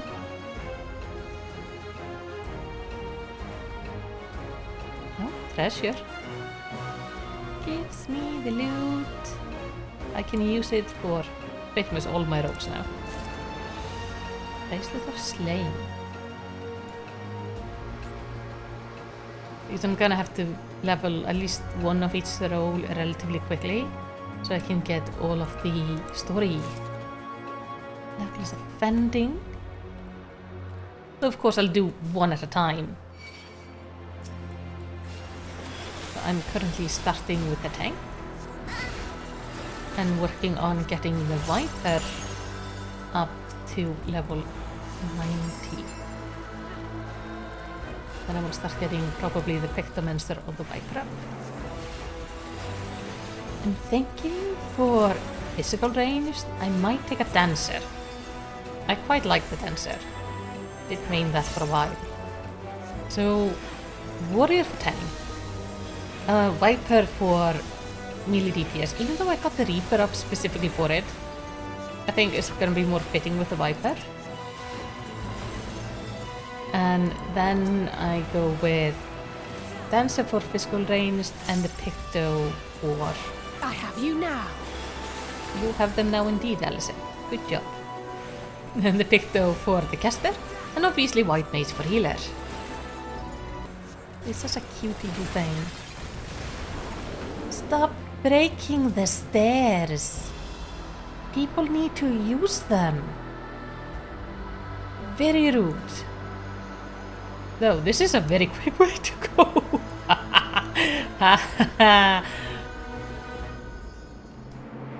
Sarulja is gonna be so annoyed when he comes up and we're like, haha, we're ahead of you. Look at that. I mean, the stairs are broken here as well. There's a lot of broken stuff on the way. I can imagine the climb up has been pretty intense. This is though not the final boss. The giant bird that attacked the giants. Indeed. But it's still not the final boss. We have one boss after this. Okay, what mechanics are you gonna do? Stack on this? Okay. Crystal rock shatters into pieces. Okay, stand on top of one another. Let me put this up. And then spread out. The rats? Maybe I should have spread out a little bit more. A lot more. Hold on, I need to see that again. Okay, we stack on this thing. You down here. That causes the rock to shatter into pieces. So we have to stand here. We stack on top of one another. And then we need to move out of the big circle there. Okay. I didn't spot the circle.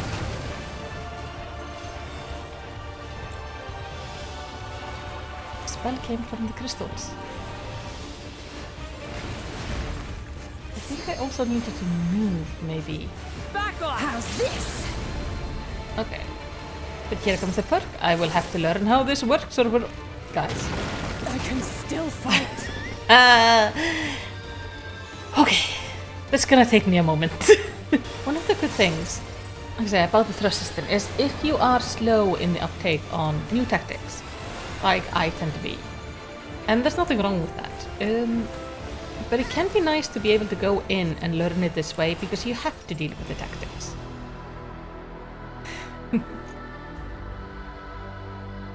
So I'm actually thoroughly enjoying doing the dungeons for the first time in the trust system, allowing me to slowly take on the tactics, figure out how it works, so I can then be more comfortable when I do it with players.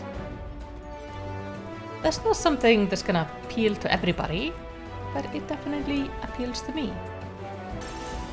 one of the good things about Final Fantasy XIV though is that it's a very mechanically focused game, but they've done a really good job with giving the mechanics visual identities, making it easy for you to kind of figure out like what you should be doing or kind of what you should be doing. Sometimes the first time around seeing them can be a little bit confusing, especially if you have mechanics like overlapping one another. But overall, a lot of mechanics now that I'm like in the later expansions and been playing for a while, I can identify what the mechanic wants me to do before I take damage, from it, which is really nice. It makes me feel quite accomplished. It's like I know what I'm doing. Even though then there are other players out there that are absolutely amazing.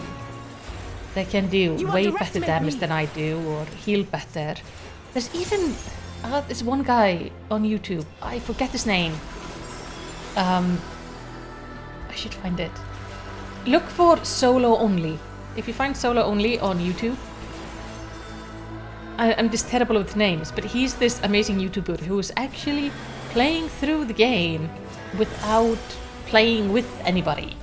So he's soloing all sorts of dungeons and trials, and like it's amazing. He's crafting all of his gear and finding tactics how to survive things that you shouldn't be able to solo. Like, that's genius. That's something I would never be able to do. That's just not how my brain works. But I love watching his content, so go check him out if you haven't already. He's of course a much bigger channel than I am, so you likely know who he is, but still, if you haven't checked out Solo Only, go find him. By the way, his account is not Solo Only, the series is called Solo Only, but if you find him, he's this green-haired Ellison, and this YouTuber does a lot of interesting content. Like a lot of challenges, like staying in Thanalan and stuff like that, and it's just really both enjoyable to watch, and he has a pleasant voice and just makes good videos. That's the main like other Final Fantasy YouTuber I watch. Him and Side the Spider, because Side the Spider is just absolutely precious. He both had the amazing series of like small and angry, but right now he's doing both a series on achievement hunting, which I find very interesting because I used to be very keen on achievement hunting. I've slowed down a little bit after listening to his calculations on how long it will take to gather up achievements. And he also has a series where he's just doing mental roulettes. But his editing style and personality I just find really fun. Oh, it's cool to see this from above. All the carvings. You can see this is definitely all built by the Yaku. While you start fighting, I'm gonna grab the treasure. More aiming gear.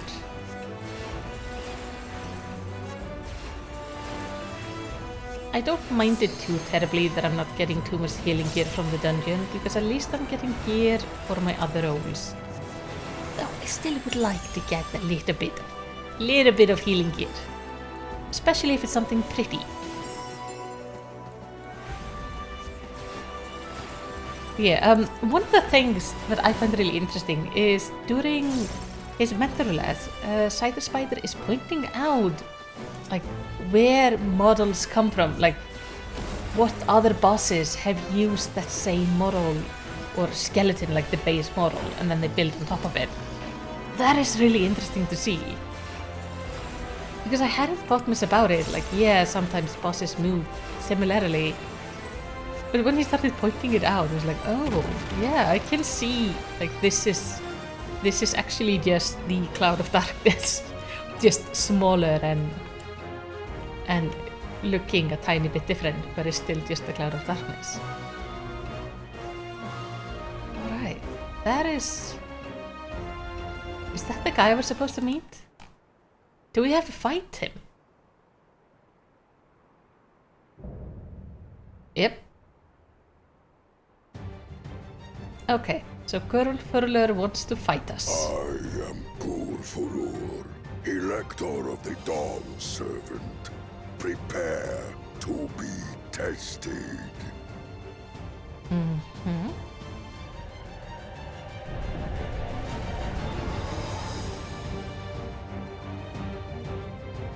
Okay.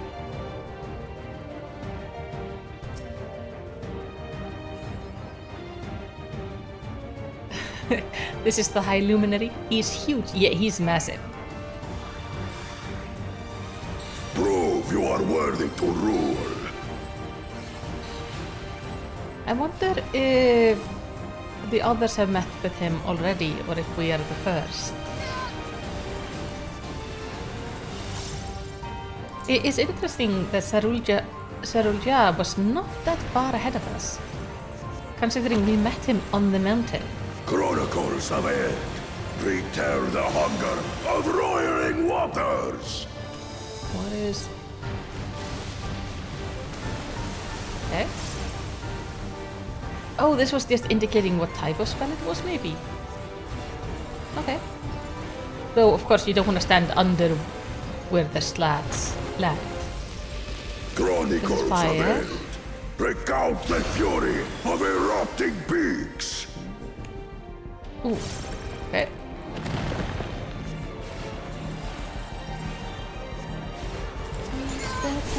Alive. I will take the measure of your resolve.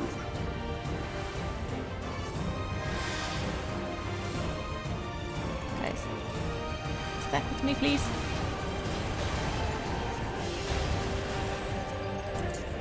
I should have put my gun down before that. Implacable strength of the mountain, be mine!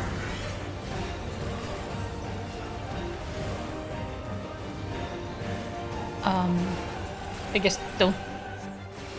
Oh! Do we need to gather? Oh! These give damage up.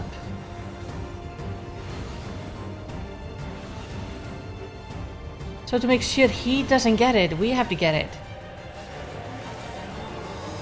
Spirit of my brethren, your thunder roars! Okay, and then I can also do my Glare 4 on him. That you should endure my fury. I'm pretty proud of that. Alright, what's your fury? Try this! Win something. Record the cruelty of merciless storms. Here. Be shot into the corner.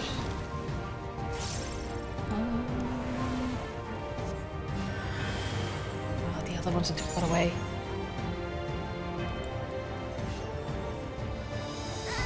Ow. Don't die. Don't die. If I die, then we all die. It's no good. You too. We stay in the range of my Medica. Okay, we're getting fire and we're getting wind at the same time.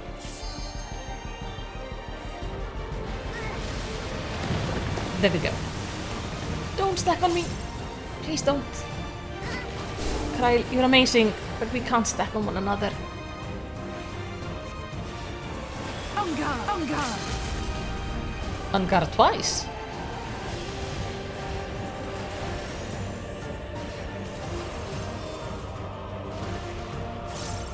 Oh, I have to spell this so pretty. I do not have the shit to heal this. I have you now. Okay, we're fine. Now I'll show you. We're fine. Oh, I still have this on.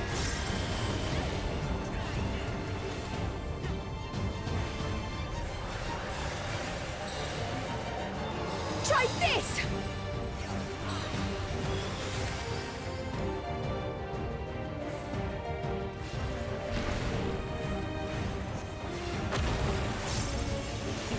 wind.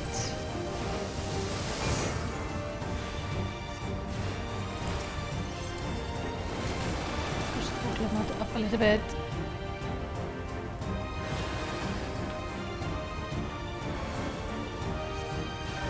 There we go.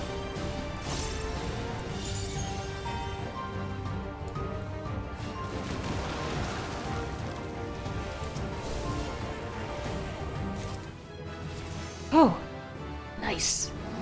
We leveled up. That makes me level 94 now.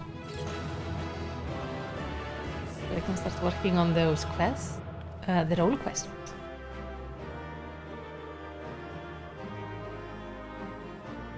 I don't know. I think you have to be 92 to start them, so I might have 2 role quests. Ooh. Enhance Swift Cast. White Magic Mastery. Carved histories recreated through magic. Wait. Stop this soon, LSA. Let's go further away from you.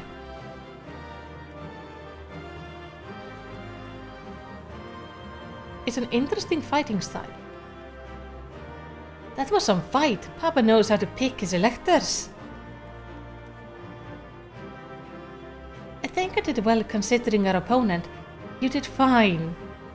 You did really good. Hello, big guy. Yours. Thank you. You are so big. You are so ridiculously big. So this is the top.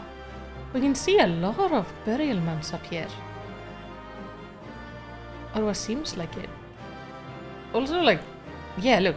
These all look like those memory stones.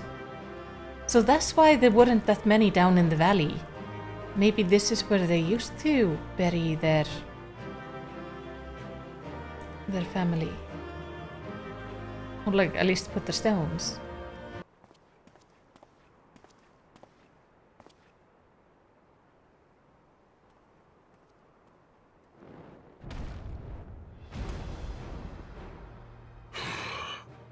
Very good, claimant.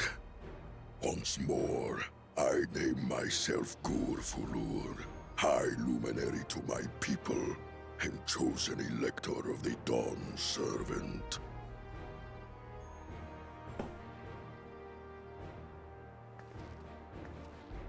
You are much bigger than the others in the village.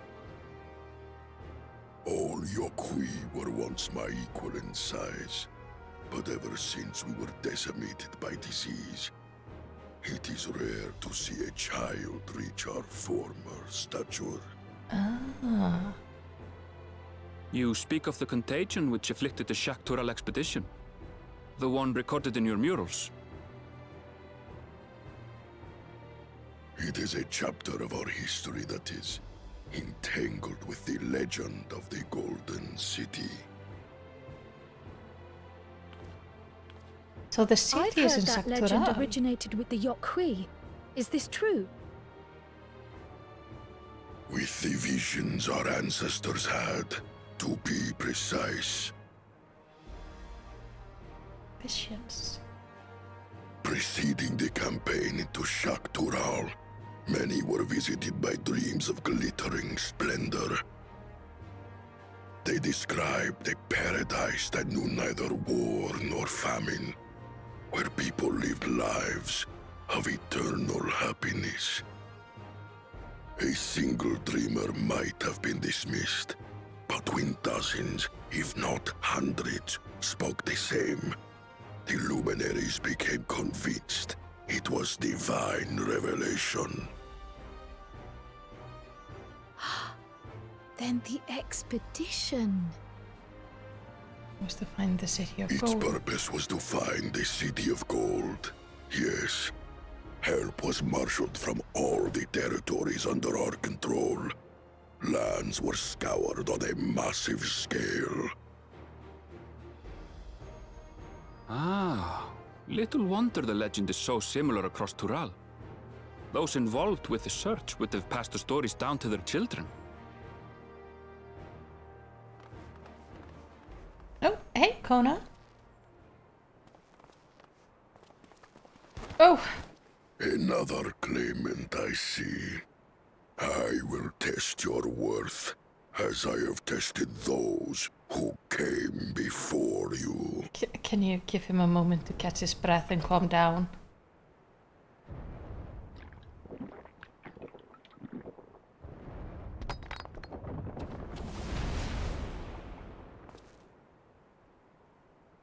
Okay.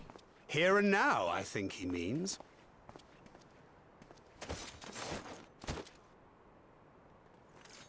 Yeah, we I like that we all just move from the field, go like, no, this is not our fight. This is their turn.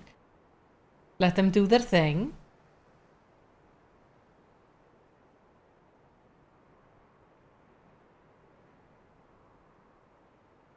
Urian J is looking tired.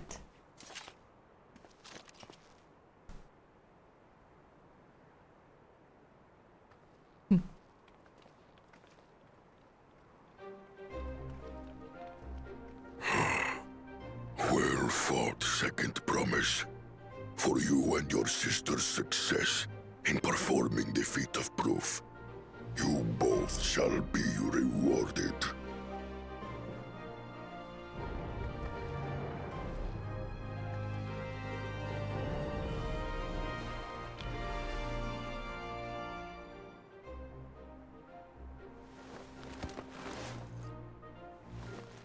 I noticed so far all of the stones are different colors.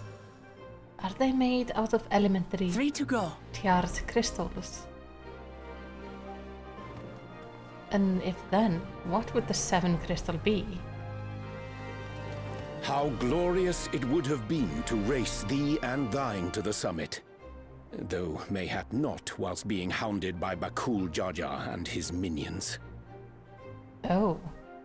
Again, that swine shows his disdain for the right. Strangely, despite his eagerness to antagonize us, he withdrew as soon as we fought back in earnest. I cannot fathom what he was trying to achieve.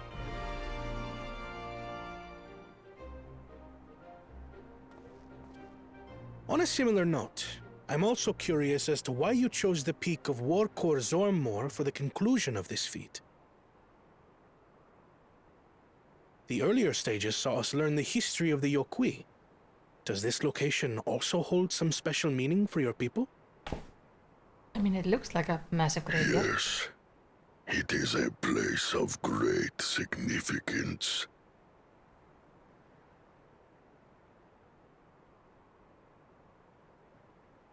All these monuments. Is this a burial ground? Every high luminary before me is enshrined in this earth. Alongside them are the heroes who bravely stood their ground when Valigarmanda brought ruin to Urqopacha 8 decades past. So it's like a special important burial ground. That explains why there are so many. Zorolja, I should have known you'd arrive here first.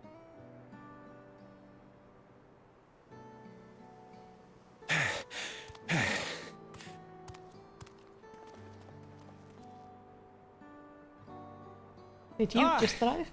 Third promise.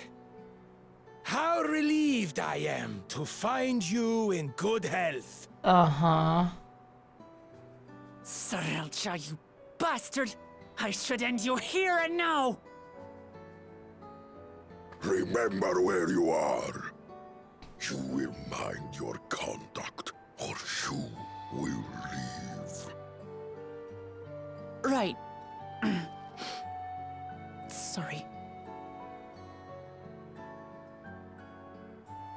I see no reason to delay further.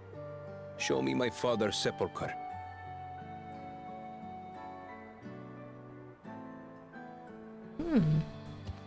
Papa has a grave? Well, a memory stone. That's interesting.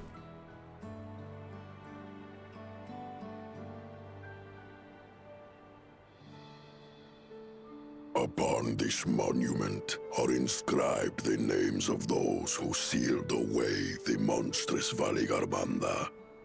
your fathers included. Gulul Jaja, Master of Resolve and Reason, Champion of Peace. Look at this one. Kettenram, Navigator of Uncharted Oceans. Kettenram was with him. Kettenram? The Laminsan explorer? Does this mean he joined Gulul Jaja on his travels? Is Galef there as well? Kafkiwa, Seeker of the Unknown. How strange to see your name here. It was think that was his unheard trainer. of to build living sepulchres for those who were not Yokwi. But their great deed demanded recognition. Master of Resolve and Reason, Champion of Peace? Papa really did some amazing things.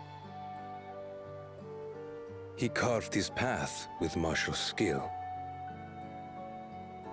Yet it was clever thinking which allowed him to trap Valigarmanda within its own ice magics. Martial skill and clever thinking. A good leader needs both. I can't compete with Zorolja's mastery of the Head of Resolve's techniques.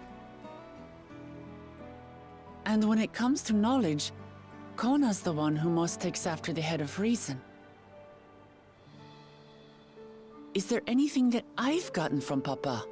Something I do better than the others? Yeah, the understanding of people.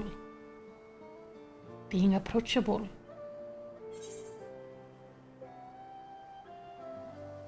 What else defines your father aside from strength and knowledge? I like to make her answer these questions herself. I guide her to the answer. I hope that works. What else defines him? Well, peace. Oh, of course.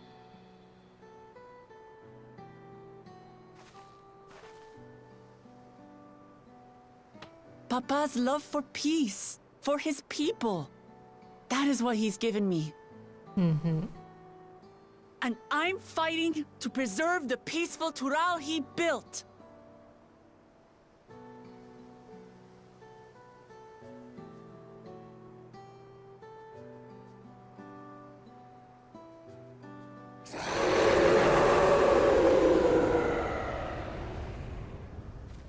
That was What very in the loud. hells was that?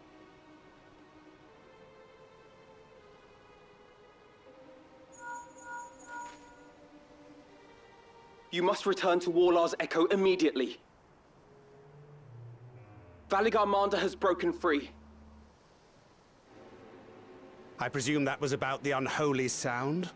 Yep, that was. We need to go, and we need to go immediately. Valigarmanda is free.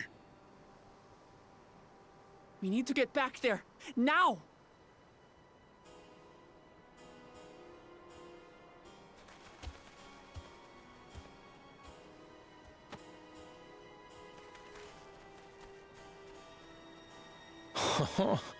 How fortuitous.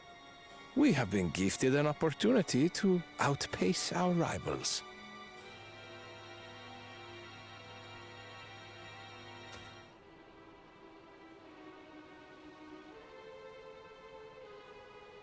I think we should not be happy over this being an opportunity. This is a terrible, terrible situation. With Valigarmanda on the loose, all I ask is that you let me speak of this land that we might live in your memory. Oh.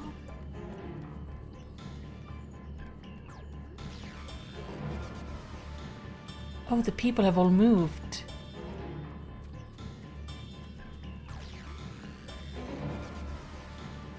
There's Kryle. There, that should help. Rest a while and you'll be back on your feet in no time. I see Thancred over there. Okay, let's look around. I'm gonna check out the people. Some friendly advice, outsider. Leave this land while you still can. Uriangia says fire ether pervaded the entire village. What happened here? Many of the villagers sustained burns, but the fire found no purchase in the stony buildings. A small mercy. Though Valikamanda's escape is of dire concern, we must need tend to those caught in the conflagration. Yeah.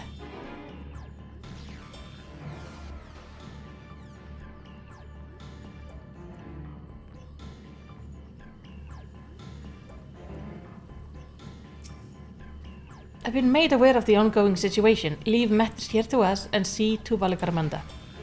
Right away. Let me check if I can find the others.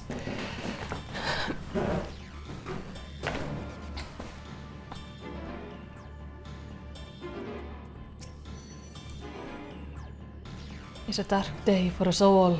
I must send word to my merchant associate not to travel this way, lest they come to harm.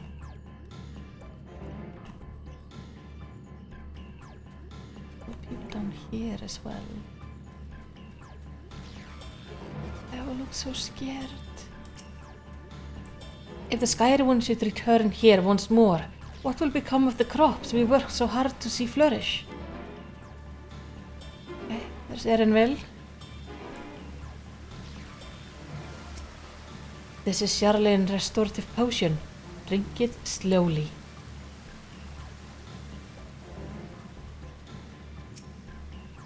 Perhaps I should gather my stock of a jerky in case we're forced to flee.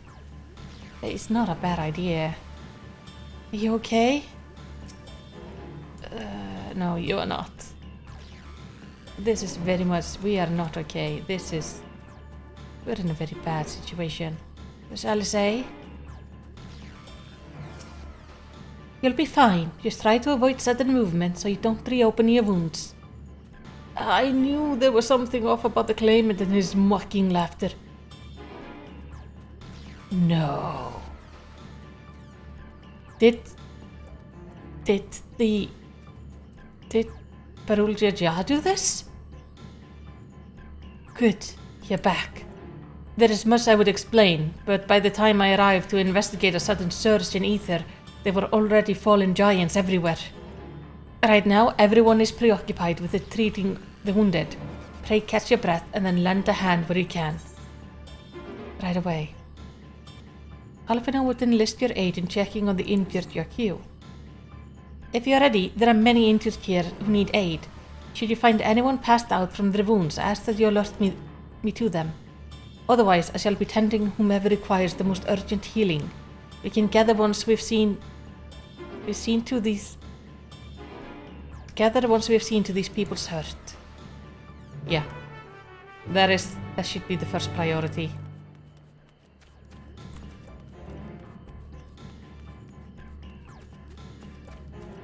Okay, that one is injured. You, the third promise protector. Everyone was bathed in bright red. A searing heat enveloped my entire body. I couldn't move. I wish I could heal them. But if I try, it just heals myself. Everything burns. The touch of cloth is agony. Yet I will live. Leave me. There are others in more dire need for help. Alright. My wounds are nothing serious, but their dryness in my throat. It's as if all the moisture has left my body. Yeah, you need a drink.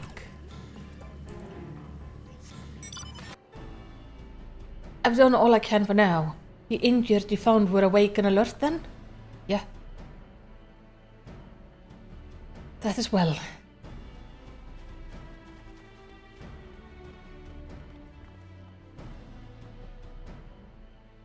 We've left the injured as comfortable as we could.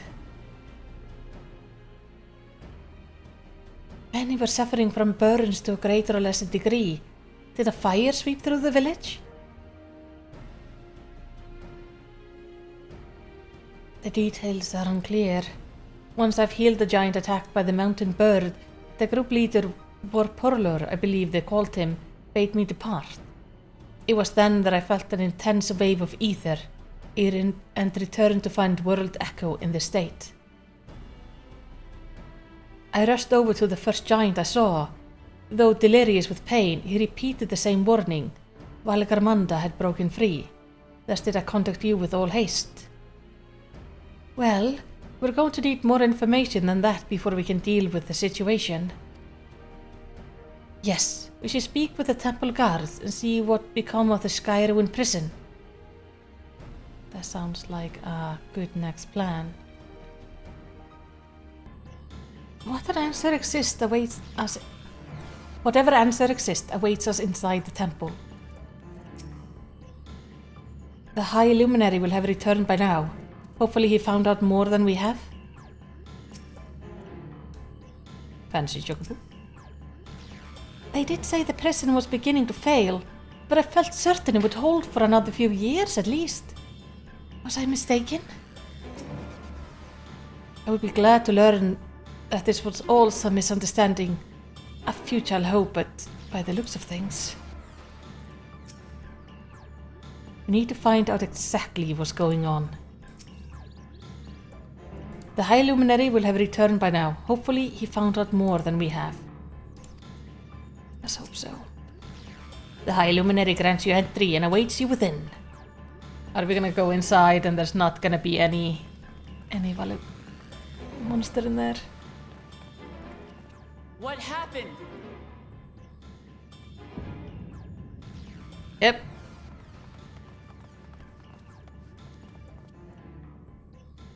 So it's true. The ice has failed. Surmurwar, tell them what you told me.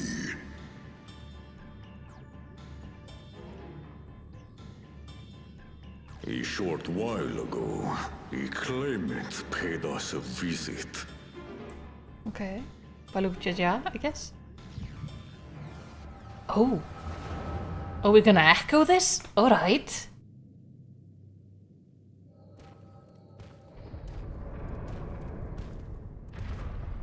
Who enters this hallowed hall? Ah, a claimant. Oh, and here we have the mighty Valigarmanda. What did you do, A Baluk Jaja? terrifying Vitral. With every awakening, it has seared its ruinous name into the memories of a new generation.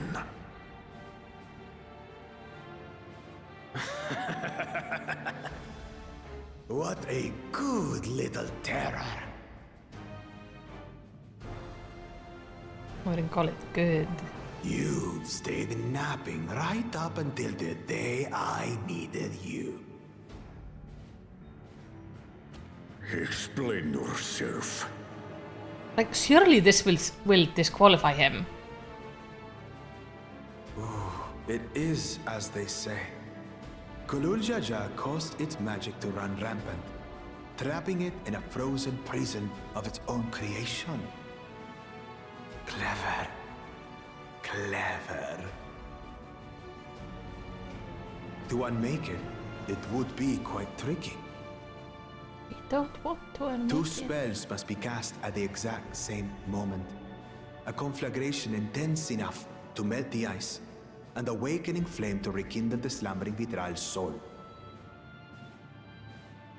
The only ones capable of such harmonious execution would be the heads of reason and resolve. And the blessed siblings, Bakul Jaja.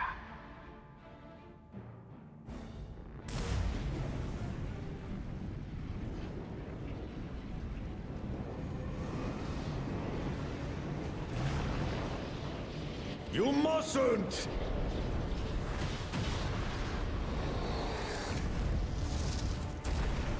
But I already have. This has to be immediate Rise and disqualification. rage, little terror. Has to be.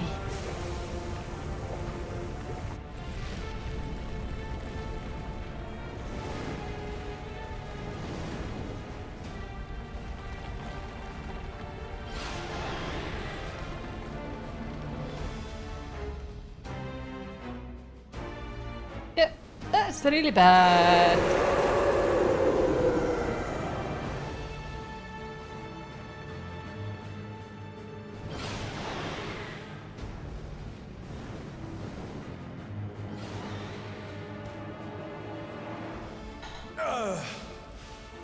I might have overdone the fire a bit.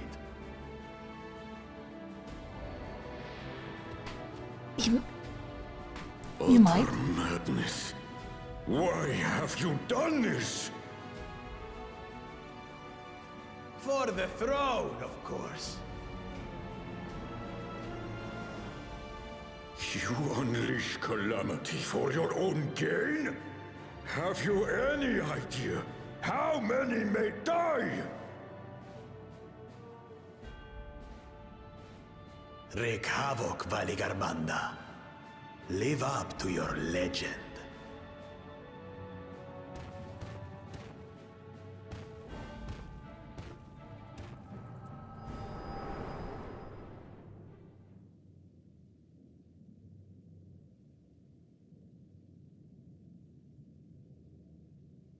Oh yeah, he's still explaining to them. Come on, immediate disqualification. Yolol has been dispatched. The Landsguard will send a contingent, I am sure. But there is no telling when they will arrive. Idiot! This monstrous act is a step too far, even for him. So, what's the plan? Kill it? And that's usually the plan. If we leave the withdrawal to others, it will be a massacre. Some might call it the wiser choice, if I don't want to fall behind the competition. But I could never live with myself. And my supporters deserve a better ruler. So that's that. I will stay and fight Valigarmanda. I'll stay with you. This is an enemy so powerful that even my father failed to slay it.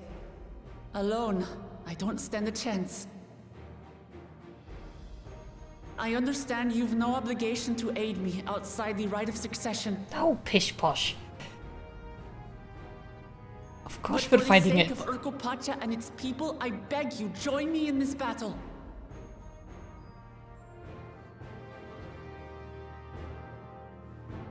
Like, as if there was any doubt about it.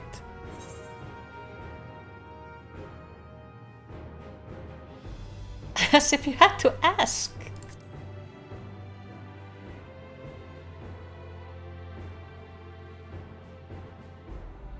We're gonna go smack a gigantic Far be it bird from us serpent. to abandon a dear comrade in her time of need. Mm-hmm. Dear comrades now, eh? I have to say, it does have a comforting ring to it.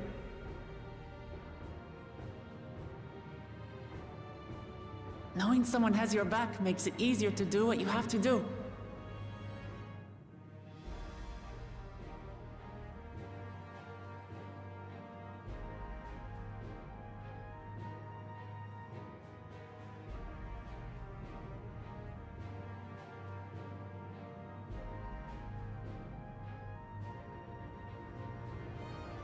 And what will we do? He's not gonna let her fight this alone. He can't do that. One committed to winning the contest above all else would race on ahead.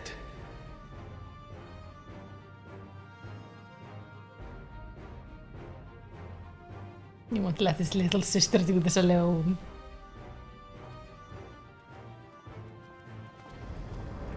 Right? Go now.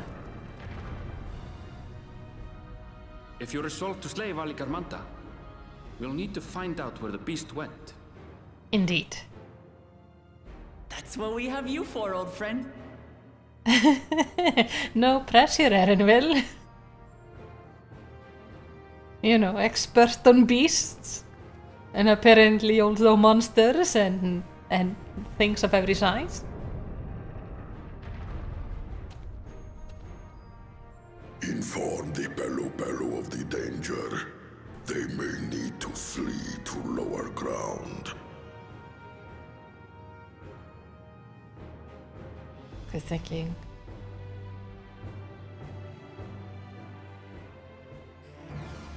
Right.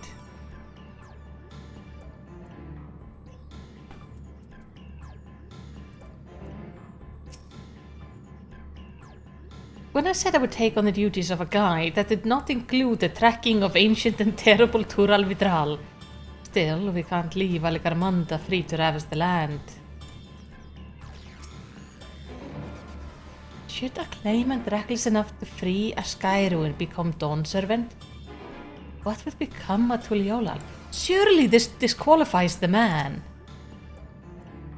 That fiend, Bakul Jaja, he's rotten through and through. There's nothing blessed about him. 2 casters releasing spell of fire at the same moment. A feat impossible for any but a 2-headed Mamulja.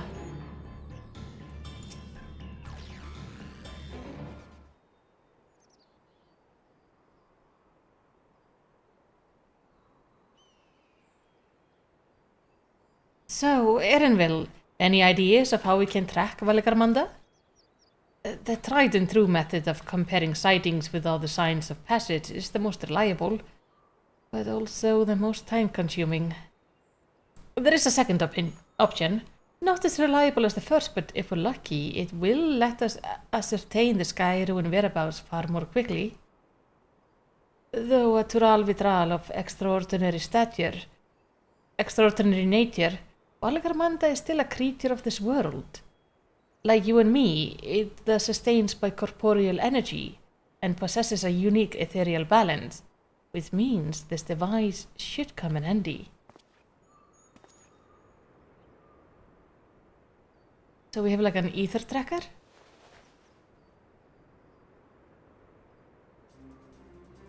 What is that? A floating hand! Now is not the time to play with toys. This is not a toy, it's an ether seeker.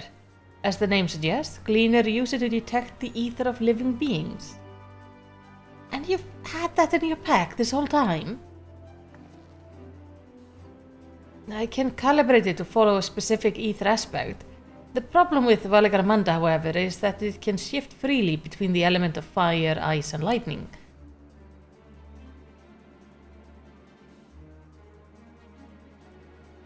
Well, we know that in order to awake Valigarmanda from his icy imprisonment, Bakul Jaja cast spell which quickened his fire-aspected ether. And the residents here were uniformly afflicted by burns. Therefore, the logical conclusion is that upon breaking free, Valigarmanda unleashed a great fiery blast. And then their choice is plain: fire. The Seeker, however, is not without his fault. As we are not able to input our quarry's unique etheric signature in advance, the device will respond to any living source of fire-aspected ether. So we have the reliable yet slow method of information gathering versus the potential swift but easily misled Gleaner tool. I say, why not pursue both methods at the same time? Good idea. We'll have the first to fall back on if the second fails. Yeah, and there's enough of us here to actually do that. You travel with me then, Malisity, in case the Seeker leads me to some other fiery fiend. Yeah, I'll make sure to smack whatever tries to eat you. The rest of us can stay behind and talk to the eyewitnesses. The more Skyruin sighting we can compare, the more accurate our information will be. It's so weird seeing the hand there.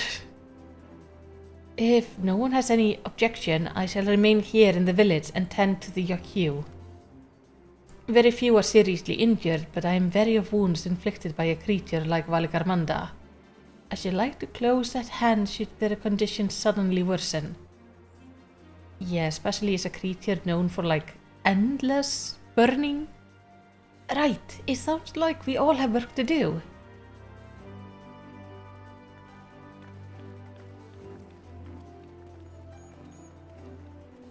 I think this is a sound plan to go with.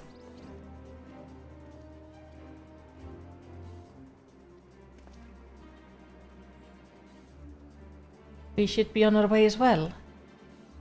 How do we follow the cleaner tool though? Like, will it float with us, or do we just drop it down from time to time?